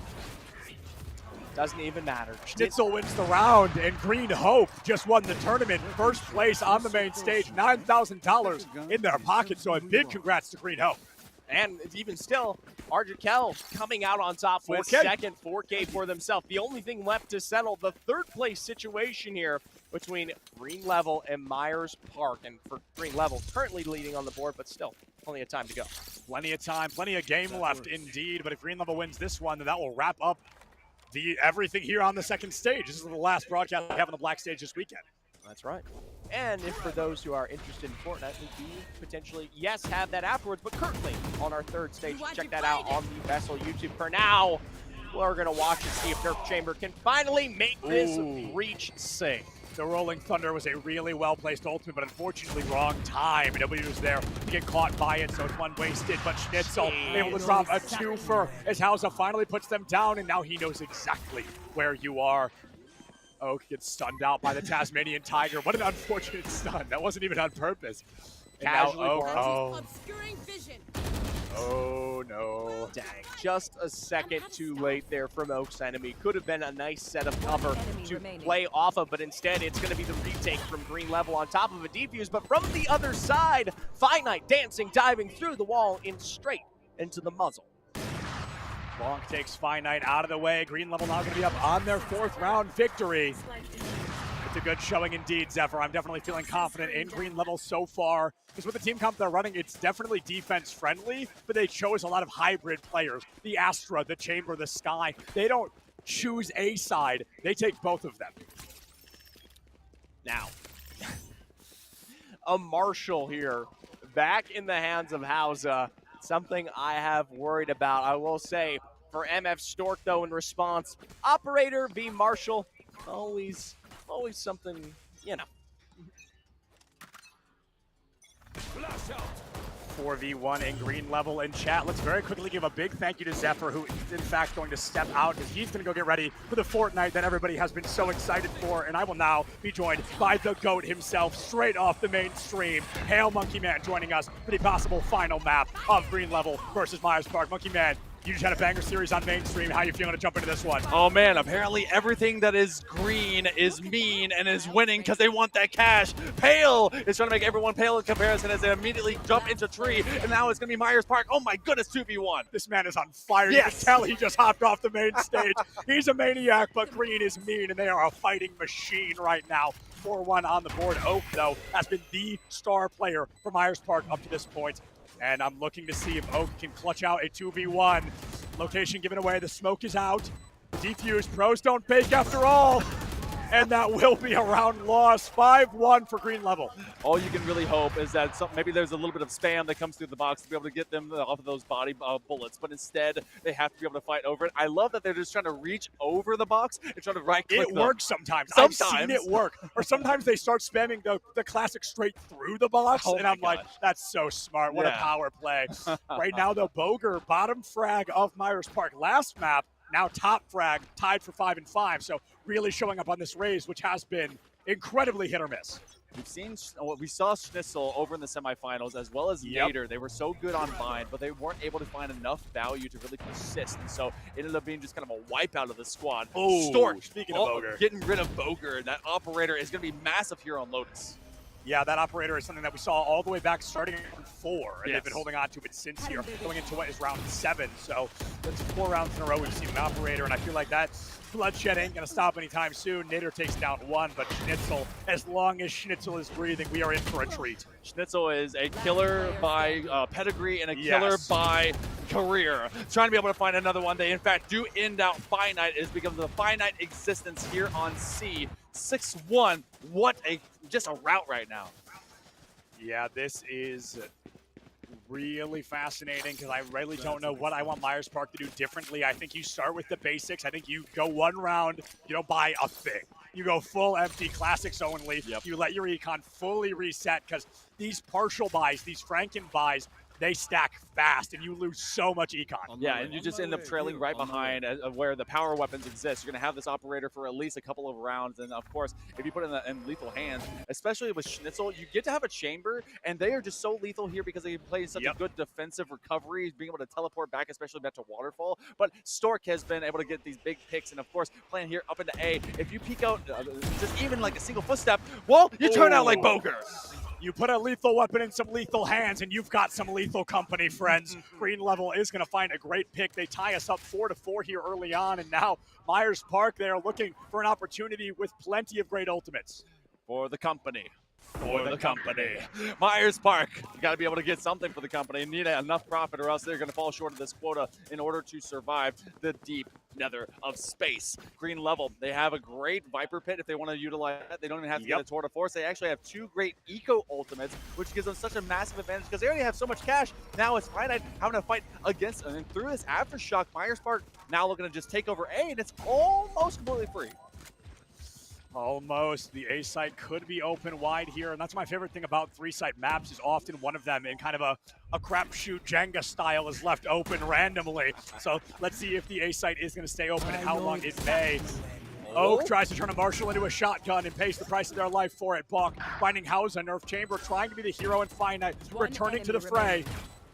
Said Hike, maybe throwing a Hail Mary. Schnitzel takes down Finite. It becomes a 1v2. Get the spam. Oh, man. Nader, see you later as they take down Nerf Chamber. It's going to be 7-1 on the other side of this. Neither one actually needs the ultimate point off of this defuse, but they are going to get a 7th round in the first 8. Somebody's got to take it. I mean, they're both like, no, after you. No, you go ahead of me. I had to deal with that with the Canadian over there. Don't give me any more over here. When I also did see at some point in your broadcast the entire team just dying to the spike. Yes. That was They pretty hung funny. out in the corner behind the door, and they knew that no one was going to lift the door. It's like, you know what? We're not going to let you get credit kills on us. We're just going to die. Pretty clever. Yeah. Pretty clever, honestly. I was a big fan of watching that. And speaking of clever, I mean, Schnitzel has been that through and through today. Consistently creative with the play style, consistently strong performances, and now just leading the team to possible greatness, already up 7-1. 7-1. It's a recoverable feature. We got to see an 8-4 on the other side, and so if you can be able to get that here on Lotus, it's up to really it's like this, or rather up to agencies like this. Poker goes all the way into the stars. They're facing off a 1v2, just kind of a raw pick straight through the nebula. Yeah, would have been a 1v1, but the chamber teleport was literally perfect. Yes. The Caliber came through and play Hausa into Payall is going to bring Myers Park right to the brink of life. 4-4. They check the corner. They missed the pre-fire. And now they don't know which way to look. Schnitzel finds one, Nader into another. And it's a 3v none. Blink and you miss it. Green Level up 8-1. You could say that Myers Park is in deep Schnitzel right now. They need, and they're all survival. You want to know my favorite part about what you just said? What? I made that joke earlier. Did and you? You had no Oh my idea. And you had no idea. We are such good we friends. Are so Let's in sync. go. Oh my God. Right now, Green Level, they've got 3 ultimates on the board, and we're waiting to see them. We've talked about what they can bring to the table so consistently, but they're not going to use them if they don't need to. No, not at all. There's no reason to, unless you just want to BM because you're like, yo, I have one operator. Let me put my golden operator if we really need to. Stork may bust it out as just some fanfare and confetti at the end of what could be a big win. They're going to be in round number 10, and it honestly is Myers Park to stop this momentum. But again, Franken buys have now really caught up to them. They don't have much for the end of this first half. That was my biggest fear, you know? You overextend late, you're not able to buy your weapons, and then, oh, we'll just light buy. Oh, we'll just light buy. Oh, we'll just light buy. And you never get back to that full buy territory. It's so difficult to work with. Nader has a shorty, and they're going to be able to find it. Phenomenally done. Finite falls early in the Viper's pit. I mean, why even go into it? There's 2 other sites. Yeah, there are, but sometimes ego pick, you can be able to say, oh, we'll catch them off guard. Just track down the Viper. Easier said than done. 3v4, though, they've been able to at least get a couple players off the field. Myers Park trying to be able to hold. You will have the snake bite that is simply going to miss, and a tight angle being held by Nerf Chamber, as they do have that judge, so it's going to be tight quarters in order to be able to retake this site. But Pale in the game, looking to come in. Nader already has 3. He's actually too short of his ace. They're right in front of him if they can go both grab him. I don't know about you. This would be the first ace I've seen. No. Jail. Pale? More like jail. Absolutely not. Just stole that ace for no reason. Oh, man. I mean, they were there. You're going to Did you see shoot. an ace today? You guys get any?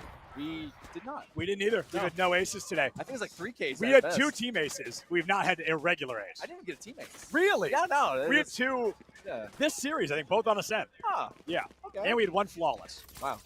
We had one that was kind of close. Yeah. Actually, no, we had a triple on a Sova Ultimate. Wow. That was weird. That is cool. I've never That is seen cool. that like in my life. We did have Finite from Myers Park at the beginning of Ascent. At the end of round 2, had 8 eliminations. Wow. And then they lost 13-4. Oh, no. Isn't that crazy? That is terrible. Yeah, no, I wouldn't want that. I was pretty surprised by that, honestly. Well, while we kind of see Green level get on the level and able to really level out Myers Park. Myers Park left at best, getting into a 9-3 situation, but they're in an eco round right now. Yep. And it's going to be a buy for later, buy for end of the first round. You're going to util dump, try to get onto site, at least make it a little bit easier for themselves, but they're right underneath, trying to be able to shoot with some sheriffs. Finite finds one, Nader trades them out. Nader so good at these trades time and time again. Payal sneaks into Boger early on, makes it a 4-3, makes it a 3-3. Neural theft available. Oh, no, they're sneaking up behind him. They swing that door. It stays open for just a little bit longer. The Frenchman will be bought by a baguette. Pale saying, you better pay up. Here's my PayPal. Hausa being absolutely stomped out. But as Pale takes down Oaks, another 2 versus 1 versus none ending as 10. And Oaks has been so strong, but they really seem to pale in comparison when it comes down to that Sky being out on the board. 10-1 in favor of Green level. Are we going to get a mythical 11-1 on the half? I've seen one before already. Today? Yes. No. It was 13-1 at No! the end. Yes. Oh, yeah. Oh, I missed that one. I missed that one. That was the other semifinal. That's crazy.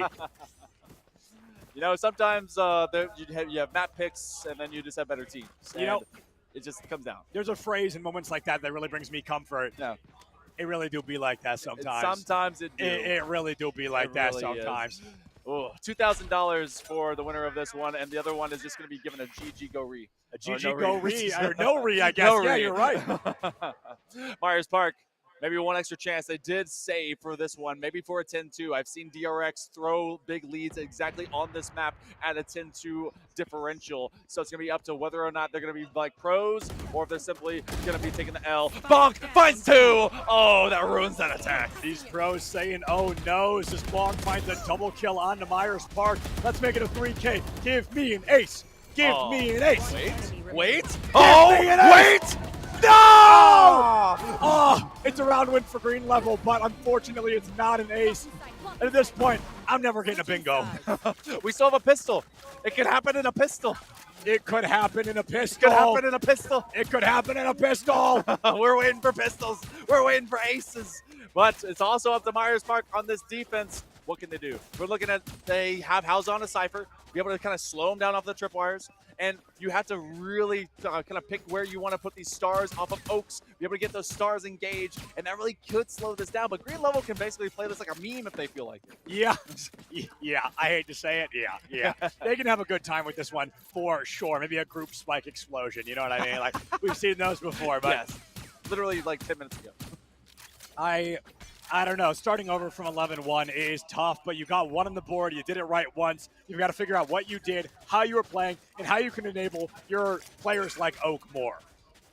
Pretend it's 0-0, and that is a complete other half. Myers Park is going to try and play into that. You have a tripwire that's going to be taken away, so no free X-ray scans. It's going to try and get through this dump. They're going to be stunning out Finite. It's going to be a massive trade. Actually, you were talking about Oaks being a massive player. They get both Nader and Bonk, and Hausa is now traded away because of 3v3 here over in Dueling Waterfall. Oh, Stork is going to be able to pick up Oak there in a pretty big moment. 10 HP in a dream, but the Overgrowth gets him back up.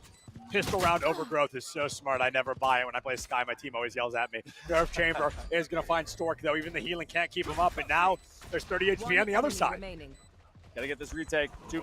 They Boger. actually get the number of advantage, and they do get rid of the Frenchman. Schnitzel will fall, and that's gonna give at least a chance as the Monkey King stands upon his step, saying, "Who was that? I don't even know." Myers Park, they got 2. Call Booger the way he's got something to pick with Green level over here. He comes back to life in a huge moment, gets 2 eliminations at a fundamental point, and now Myers Park, They've got some momentum. Well, a single step. Now, here's the problem of having an 11-1. Actually, it's a great problem to have.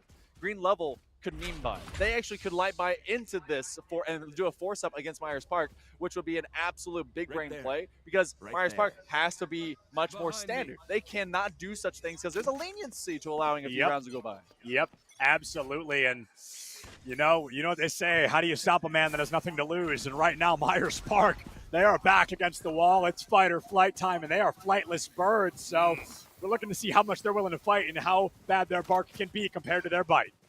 Rat in a corner will eventually try to give you the Black Plague. You're going to have, a quick engagement! Stork just walked through those paint shells.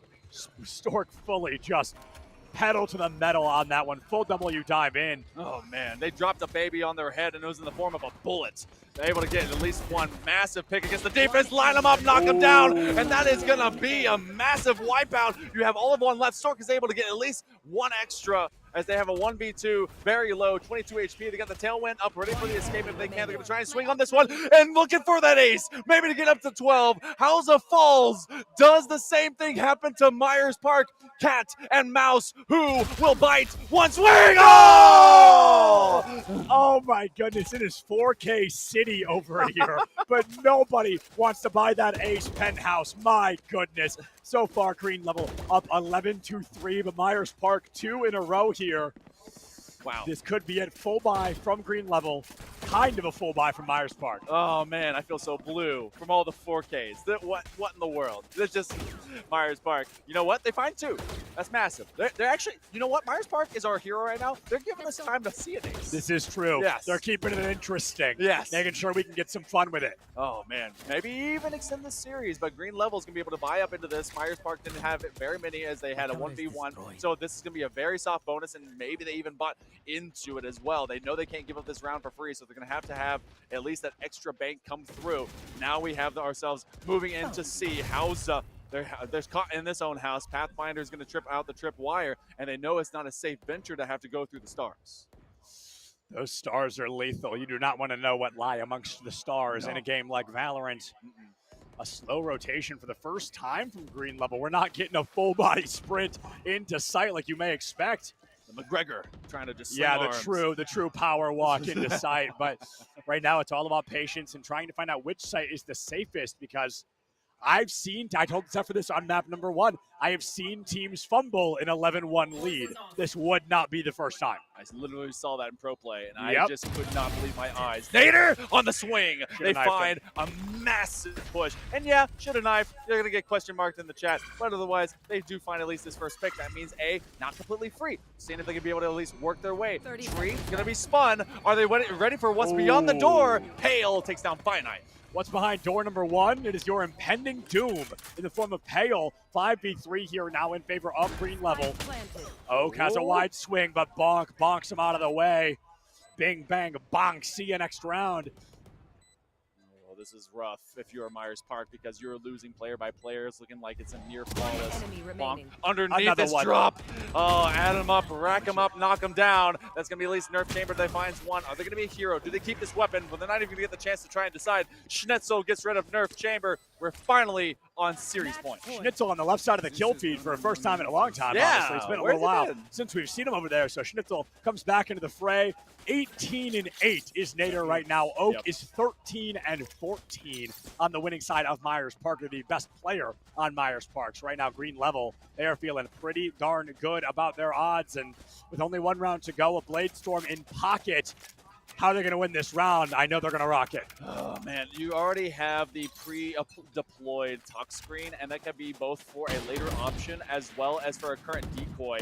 Oh, Pale gets away with their life as they take a Marshall shot to the shoulder. Not exactly what you want if you are, in fact, Myers Park. You wish you could be able to take the heads off the Australian, but they're looking to be able to press this advantage. The rendezvous is going to get Schnitzel out of harm's way, and this fault line nearly tags him as well. Overgrowth comes through, makes those bullets a little less worthwhile. 72 seconds and counting here on the board. We hear the Seekers come out from Green level, but Boger has a bullet to the brain for Nader. That's a free rifle as well. Nobody's there for the repeat. Yeah, no one to Speaking of re-challenge. repeat. Oh, the Seeker is going to make him back up, and they get to spam through that good cabbage. As now it looks like at least B will be the option. They're going to swing into Secret, and now it's going to be where the defense is. They're going to be high and low. The rifle differential here makes this really hard for Myers Park, especially now as Finite has gone down. It's a 3v3. Boger gets the trade, but Hausa with a hello? What? Bucky drops a 2K, What? and Boger is there to clean it up. The sneaky Cypher sneaks into sight and takes down 3 players to keep the dream alive. Myers Park, 4th round win. Say it's about the weapons, and I agree quite often, but when Bucky Gaming comes alive, Buckies don't lie. They blast you in the old gut, and you feel that. It's something. But Myers Park, they grab 4. This is a journey. This is an adventure. This is soul searching. If you're actually going to bring this back, and Lotus is an unforgiving mistress, but Green Level, they aren't exactly perfect. You're going to have a Blade Storm online as well. This is true. The Blade Storm is going to be online. We mentioned it last round, and it did not do. They didn't use it. Yeah. But now Hauser with the double Bucky kill snuck in a Neural Theft available. So this is going to be a big moment here if they choose to use it. The Blade Storm now out from Green Level. But how much can they really do with him? They have to walk through these smokes, walk through these chokes, and try not to get taken down by the opposing folks. Jeez, Boger trying to escape with their life. They ended up finding out that there's way too many people to have to deal with. Stork is just running around with knives, and I'm pretty sure their mom told them not to do that, at least with scissors. Now Myers Park, they drop 1 as they trade 1, and it's just up to where they eventually want to navigate this through. They have the talk screen as well, and they're going to use that as a closed door as they take over A. Yeah, what's that phrase? Don't run with scissors, you'll shoot your eye out or something. Yeah, Something like that, right? Something. Don't sleep in similar. glass houses. Or, Yeah, exactly. Don't throw rocks at storks or something. I don't remember. Anyway, Green Level, here they are. Nader finds an elimination. Oak does take down Pale, and I'd love to see a Cosmic Divide here just to force a difficult retake scenario to split Green Level into position. Oh, how's back on the market here? Oh, Nader finds 1. It is a trade. And that Blade Storm, last player standing, up. And oh my God! No way! No! Oh my goodness! The haircut comes a little too short. Bada bing, bada boom. We'll see you in 4th place, baby. That 2K is ours. Oh my goodness, what a clutch up. Bringing that Blade Storm, lowering those ears, and then ultimately taking the day. 3rd place goes over to this squad. Oh my goodness. It's now going to be Green Level. The Gators, chomp, chomp, chomp. Gator in the swamp. $2,000 goes over to this squad.